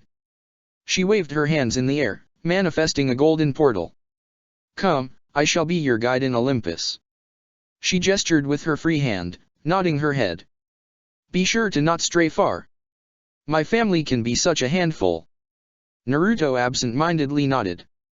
Whatever you say. The newly fledged god proceeded through the portal a second later, shortly followed by the goddess of wisdom. You guys fight as a cohesive unit, covering each other's weakness rather well. Sakura complimented, fists resting upon her hips. But against overwhelming power, it means nothing. The entirety of Ria's peerage, along with the woman herself, were all sprawled about on the dirt, slick with sweat and grime. You call this training? Rias responded in an exhausted and bewildered tone. The only thing I learned today is what color my vomit looks like after I've been punched through a wall. But you learned something, did you not? The pinkette responded with a cheeky smile. The best kind of training is the kind that not only physically kills you, but mentally kills you as well. You think you can just gain power without experiencing a little pain. Kakashi watched over the group from a nearby rooftop, idly reading his pornographic literature. Naruto seemed to have little issue with that. He said absent-mindedly. Sakura tooted quietly, rolling her eyes. You've seen firsthand how hard he worked himself in Konoha. You don't even believe what you just said? You're absolutely correct. The Jonin agreed without hesitation. But it would be remiss of me to compliment my students. Any self-respecting sensei worth their salt knows how dangerous an ego can be. Again, the pink-haired teen rolled her eyes. Muttering under her breath, she focused her gaze back on the defeated peerage. Yeah, and look how Sasuke ended up. I heard that. And I don't give a fuck. Your words. They cut me deep, Sakura-chan. You're so annoying. A nice smile was all she received. One that made her want to just sock him in his stupid face. A quiet set of groans emanated from the ground, causing Sakura to direct her attention back to the devils. Come on now. Resting time is over. Let's get back to it. The entirety of Ria's peerage shared a single, collective thought at the woman's words. She's a fucking monster. How does it feel being a teacher? Sakura glanced at her former sensei, watching as he lazed about in the apartment they were currently sharing. Shrugging her shoulders lazily, the teen proceeded to take her shirt off, throwing it into a nearby hamper. Honestly? It's pretty fun. I get to beat the shit out of people for several hours. She let out a chuckle, reaching for the hems of her tights before pulling them down, exposing her lower body. I can kinda see why some jonins decided to take on genin early on in their careers. Kakashi ignored his student as she changed out of her clothing. He chuckled quietly as he turned a page in his book. Bullying you three was the highlight of my day. The medic rolled her eyes as she waltzed through the room, reaching one of the various dressers. She rummaged through the furniture, picking out some fresh clothes. Must have been a boring life, Kakai-sensei. Sakura teased with a smile before glancing towards the man curiously. How come you never dated in Konoha? The masked jonin was silent as he processed the question. He ignored his arrow manga for a minute or two before answering blandly. Honestly? I figured I'd have been dead at that point in my life. A relationship. It just didn't feel right for me. He was quiet for a moment before continuing. The only thing that kept me going after the umbu was you three. Sakura ignored her clothes for the time being, hearing the subdued tone from the man she viewed as a second father. A small frown marred her face as she replied. What about now? Kakashi sighed quietly, closing his eyes and shutting his book. He tucked the book into one of his pockets before replying. Now. He released a self-deprecating laugh. I wouldn't even know where to start with that, Sakura. Shinobi don't date. We're not shinobi anymore, sensei. Sakura refuted with a frown. We can put the blade down and relax our shoulders. Kakashi understood what his student was saying but felt the need to respond with his opinion anyway. A blade's only useful if it's sharp, Sakura. Old habits die hard, I suppose. The medic sported a conflicted expression on her face. She wanted nothing more than to continue talking about this with Kakashi, but she also understood that being a shinobi was Kakashi's entire life. It was the only thing he knew how to do. He was raised in war. Trained to be an assassin. A blade capable of cutting through battalions of men and women. Kakashi must have been feeling out of place now. It made sense as to why he had accepted being a contract killer in this new world. It was the only thing he knew. Sakura's frown only grew deeper before she gathered her garments. "I'm sorry, sensei." The Jonin opened his eyes for a moment, staring at the ceiling. "There's nothing to apologize for, Sakura. It's my burden to bear."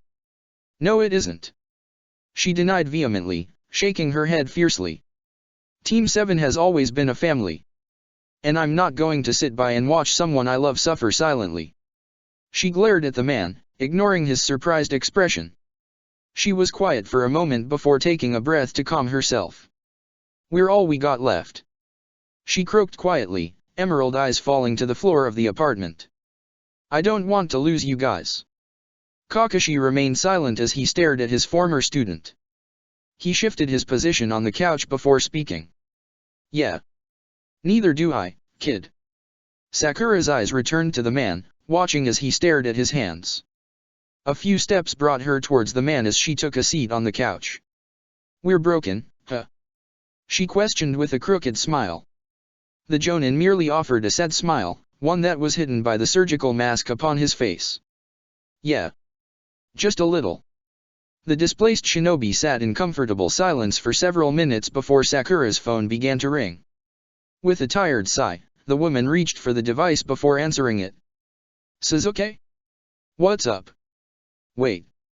What do you mean by Naruto's? Where are you? He did what? Can you find him? I didn't fucking ask for your opinion.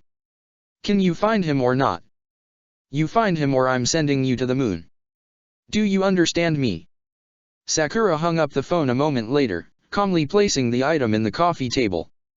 Her breathing leveled out for a moment before her fist abruptly shattered the table, sending microscopic splinters of wood everywhere. Kakashi grimaced at the display. "I take it something happened with Naruto."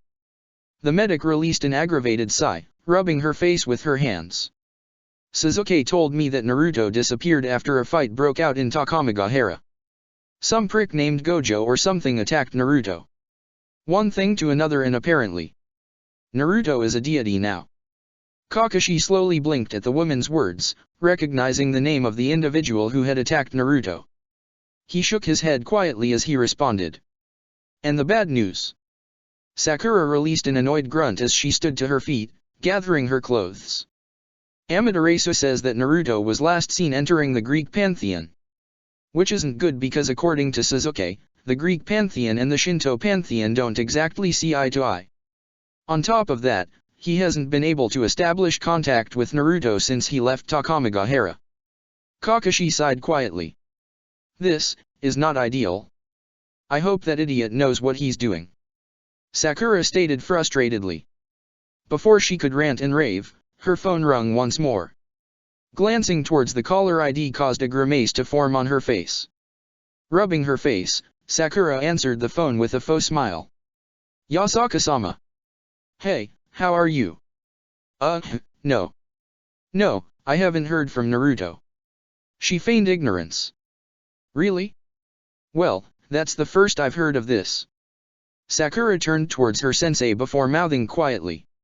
"She's not happy." Honestly? I wouldn't worry too much, Yasaka-sama." Again, she mouthed to Kakashi quietly. "She should be worrying a lot." "Oh, me? Oh, yeah, no.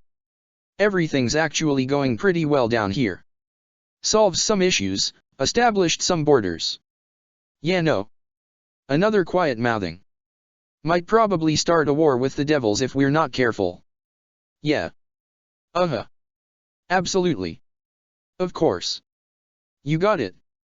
But bye, Yasaka-sama." Sakura ended the call with a fake smile before turning towards Kakashi. "Welp, we're fucked." The Jonin only grimaced at her words. Fucked indeed.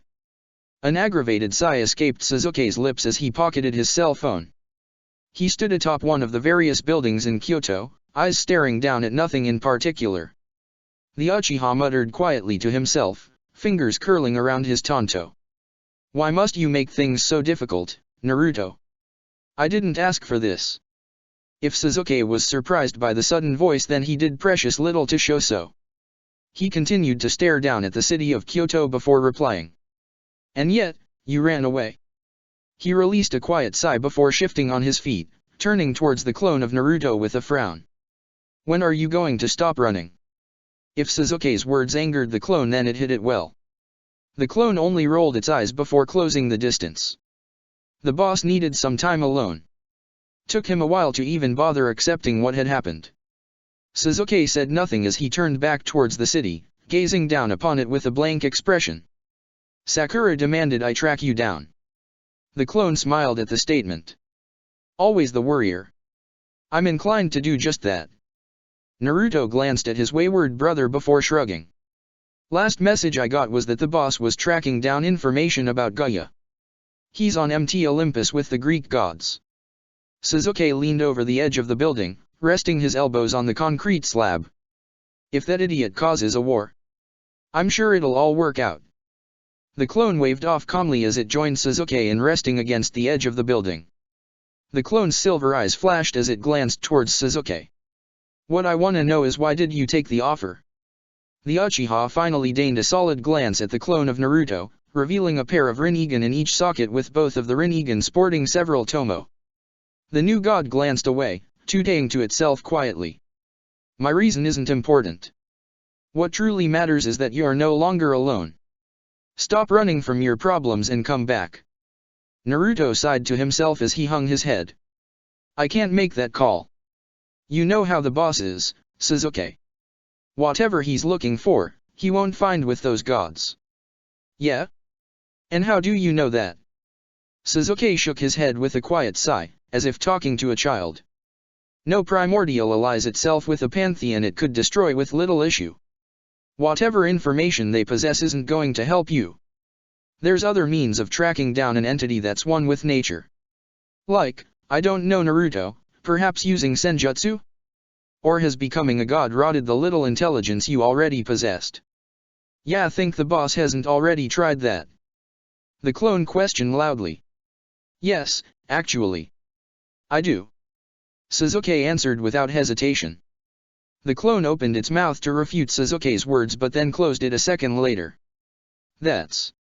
Well, that's fair. I'll give you that one. Sasuke merely rolled his eyes. But it doesn't matter. We're gaining information. Yeah, no, information that we don't have. We have other means of attaining this information. I'm all ears then, Sasuke. The clone answered simply. If you have a better plan, then I'd love to relay it to the boss. But he didn't. The new god shook his head quietly before responding. Don't do anything fucking stupid. We have enough issues already without you potentially causing a war with the Greek pantheon. They have some serious firepower. Ah. The clone cooed in an annoying manner. Worried 'bout whittle ol' me. The clone of Naruto proceeded to erupt in a curtain of black flames, burning away and popping due to the flames of Amaterasu. Fucking idiot. Sasuke murmured quietly before disappearing in a burst of speed.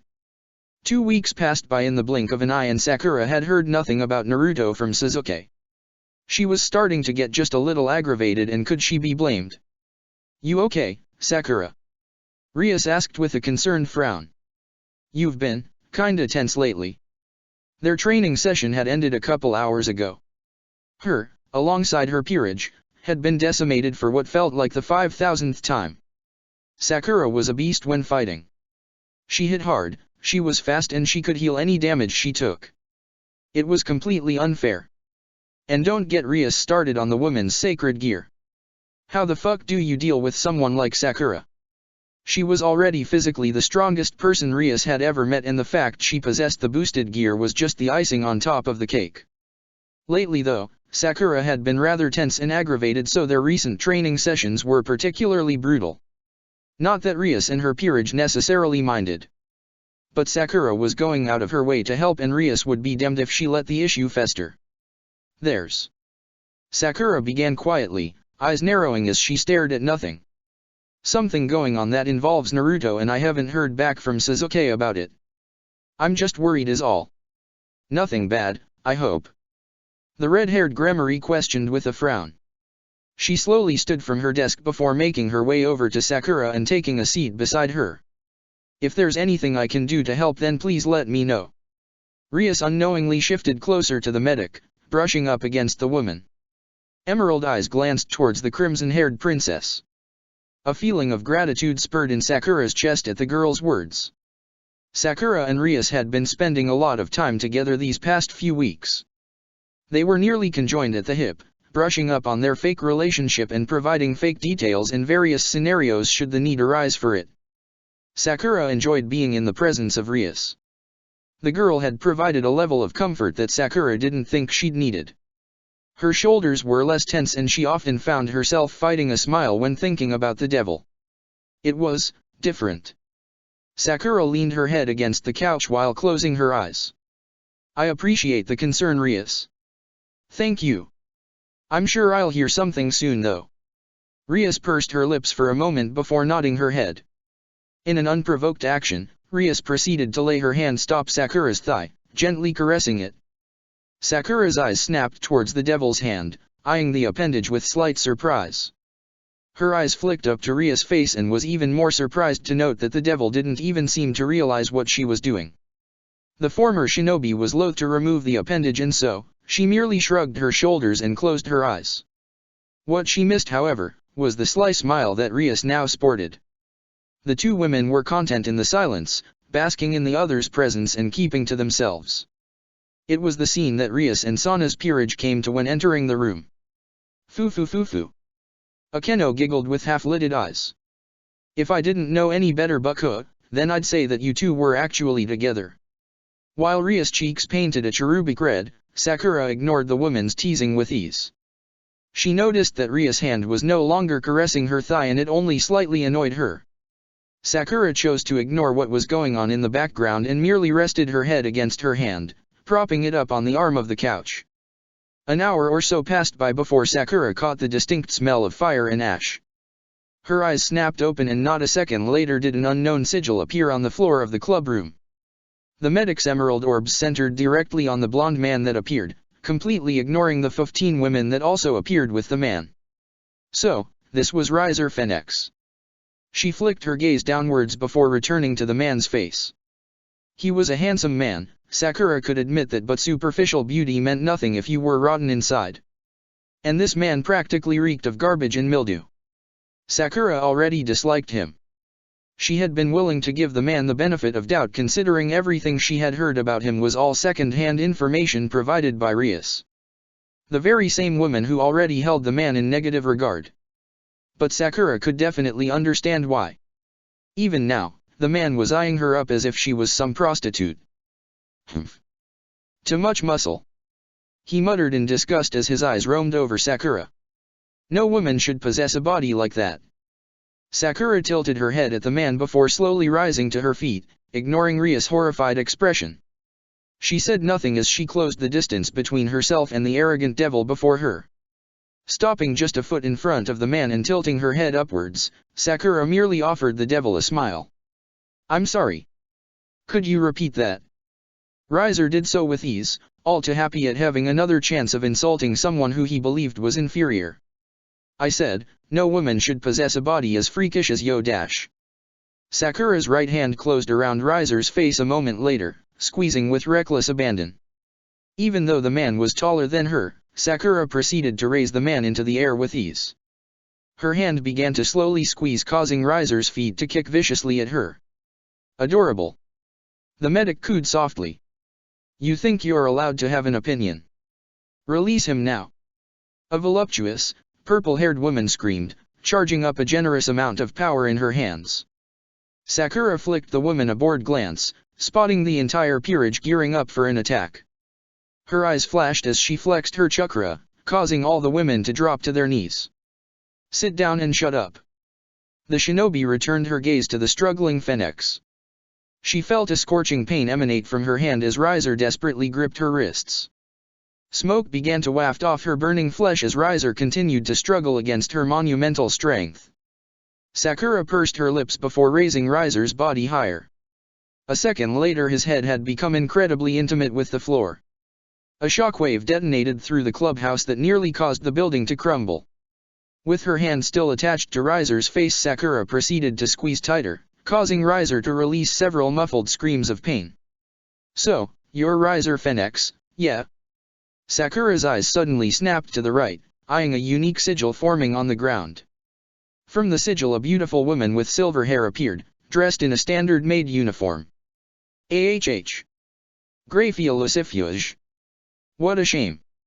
She would have loved to pop this little shit's head. I would highly advise against resorting to violence. Graphia stated, but really demanded. It is unprofessional considering the circumstances, wouldn't you say, Sakura-sama? The medic's response was to increase the strength of her grip on Riser. There was a vicious cracking noise that resonated from Riser's broken jaw. Whatever you say, Graphia. After her words, Sakura released her grip on the devil's face before spitting directly on the man's face. Fuck you. You dare. Riser slurred angrily as he writhed on the ground in pain. I'll kill you, you whore. He proceeded to struggle to his feet, cradling his broken jaw. Sakura offered the man a condescending smile as she stood in front of Rias. Weak men should be quiet when in the presence of superior individuals. You wretched lit dash. Whatever Riser was going to say was prevented as Graphia flexed her power. It was an impressive amount if Sakura were being honest, but it wasn't anything to write home about. Sakura was stronger than the woman. None of that, Riser-sama. Graphia spoke calmly and sternly. Let us be civil. You are here for a reason. Civil. The man cried as his jaw was finally healed. This monstrous ogre broke my jaw and spit on me. Sakura merely smiled with half-lidded eyes. Woof. Want me to do it again? I have no problem making your insides become your outsides. The choice is yours, honey. Ria's hand found itself latching onto Sakura's, fingers intertwining and squeezing softly. Sakura's eyes found Rias and no words were spoken between the two. With nothing but a nod, Sakura seemed to mellow out. Her tense shoulders slowly relaxed while her jaw unclenched. Graphia watched the interaction between the two with curiosity. This was going to cause problems. Rias knew that she was bound by contract to marry Riser, and yet here she was, mingling with not only a human but a female human. This would not do. While Graphia wanted nothing more than to help her sister-in-law, she could not. She was bound by duty and tradition, and thus, it fell to her to enforce these traditions. I would ask that you detach yourself from Rias-sama, Sakura-sama. Graphia practically demanded. Feel free to make me. Sakura countered instantly. Your tradition can suck my non-existent dick. Sakura's words surprised nearly everyone in the room, including Graphia herself. Sakura! Rias exclaimed with widened eyes, shocked at how vulgar Sakura was being. She knew that Sakura preferred to be informal, but she was never this crass and rude. If you want to take her away from me, you'll have to do it by force. Sakura stared directly into Graphia's crimson eyes as she continued. If you think you can beat me, then feel free to throw the first punch.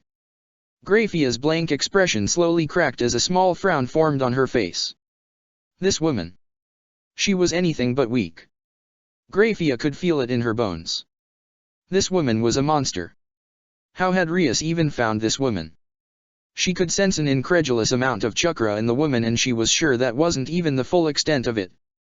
This human woman was relatively unknown, all things considered, but had been around long enough for not only Rias peerage to be familiar with her but also Sana's.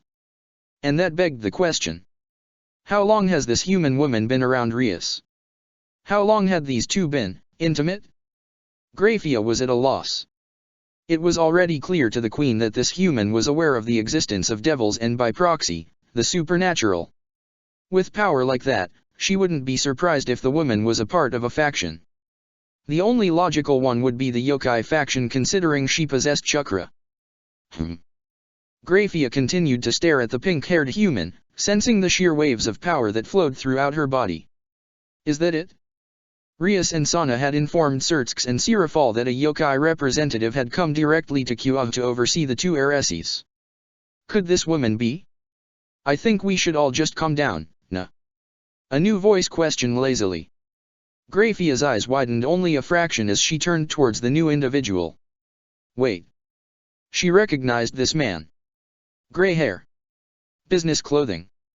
This was one of the men that had been present at the first initial meeting between the Areses and the Yokai faction. Kakashi-san. Rias called out in surprise. What are you doing here? The now identified Kakashi slowly entered the room with a lazy gait, passing by Rias and Sakura before taking a seat upon the lone desk in the middle of the room. Hello, princess. He greeted with a nice smile.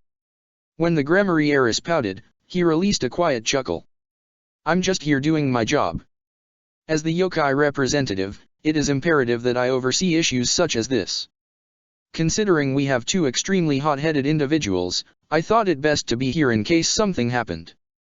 It'd be a shame if the devils here caused issues between each other. Yasaka-sama wouldn't be too pleased to hear about it, now would she? At his words, Riser released an annoyed scoff. And who do you think you are, trash? Before Kakashi could reprimand him, Graphia did so for him. The maid of Lucifer proceeded to grasp the man by his hair before sweeping his legs out. When Riser fell to his knees, Graphia slammed his forehead onto the ground, ignoring his petulant cries. You will behave yourself, Riser. Graphia demanded fiercely. Ask for forgiveness. Now. When the man refused to speak, Graphia began to encase the man in ice, flexing her power over the man with ease. Stop. Riser immediately pleaded. I apologize. Forgive me.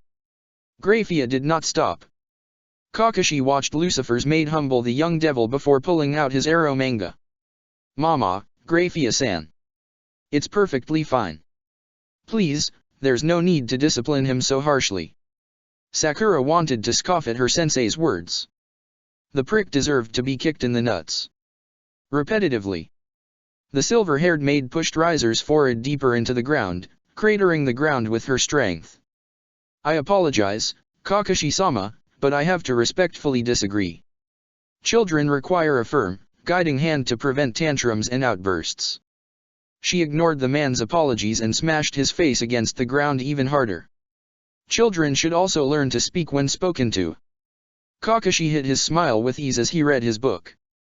Well, who am I to disagree with such valid logic and reasoning? Please, be my guest.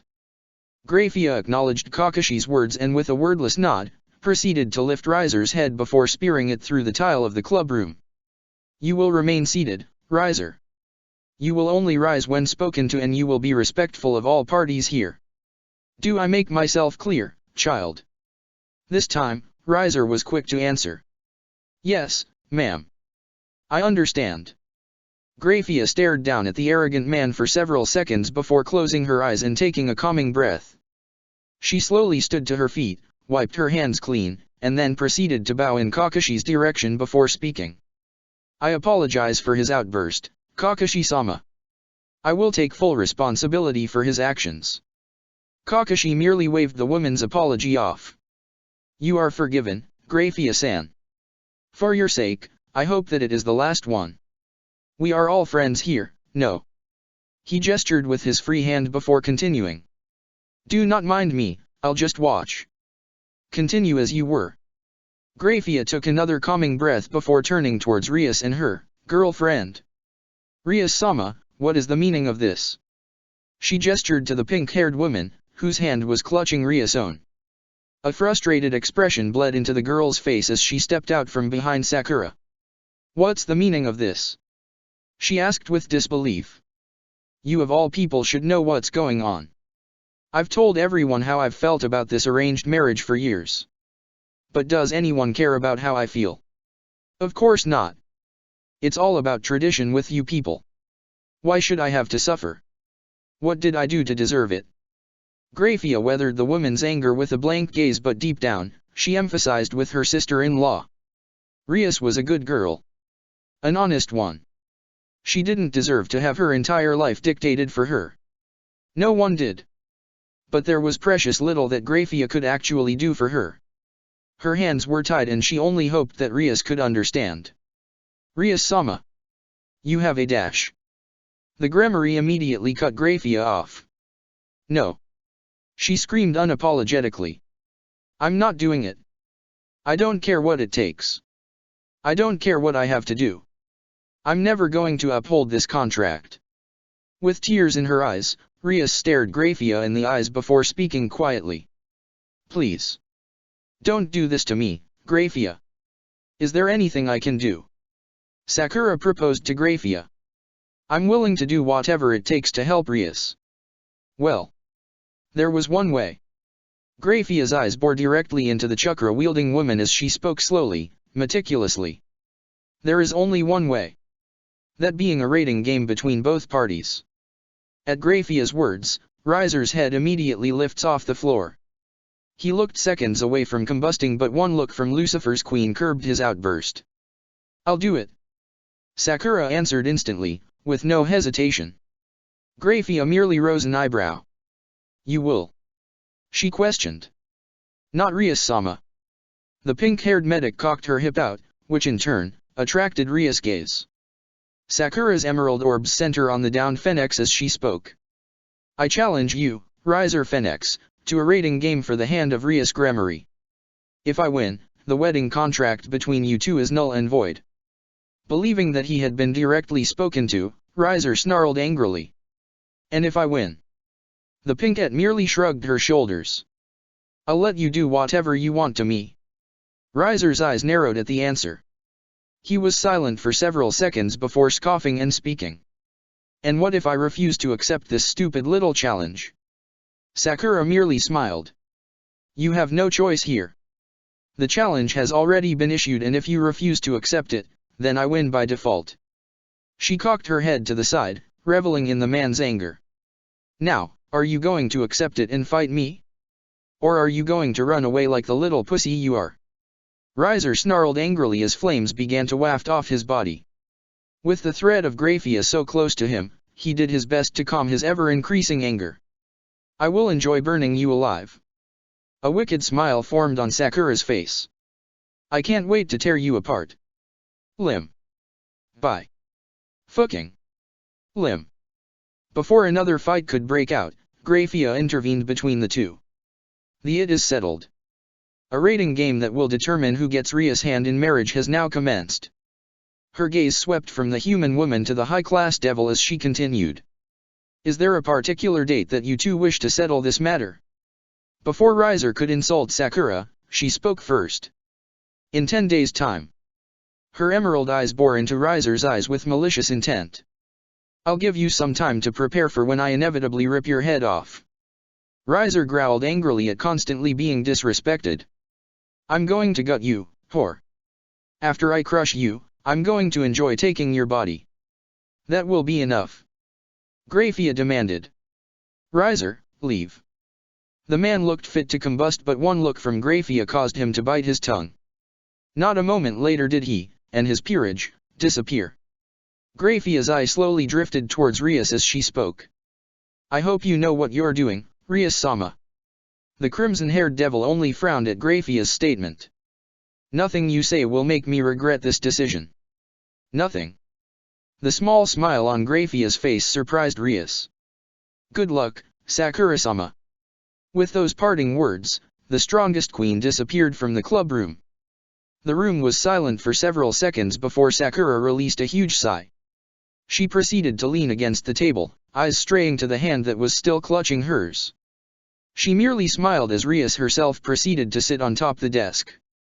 Yeah, no. Rias spoke quietly with a small blush. It was low-key kind of hot when you spit on Riser. There will be plenty of time for Sakura to spit on you later, Rias-chan. Right now, we have to get your stories straight before continuing. Kakashi piped up with a laugh. Even Sakura was unable to contain the blush that spread across her face. Shut the hell up, sensei. Well, at least it all worked out. Sana piped up quietly, ordering her peerage to leave the club room. Seems like you didn't really need me here at all, Rias. Finally getting her blush under control, the crimson-haired Gramarye waved towards her best friend. Regardless, thank you for showing up, Sana. It means a lot. The bespectacled woman merely nodded her head as she left. Of course, Rias. When Sana left, Rias released a huge sigh before finally letting go of Sakura's hand and throwing herself on the table. That was so stressful. Sakura merely smiled as she responded. Job's not done yet, Rias. I still have to win the rating game. The red-haired devil only groaned quietly, flailing about on the table like a child. It did glorious things to her breasts. Can't we just relax for now? Please see. The medic sighed quietly before replying. Fine. Yay. Check the description for the links to the author.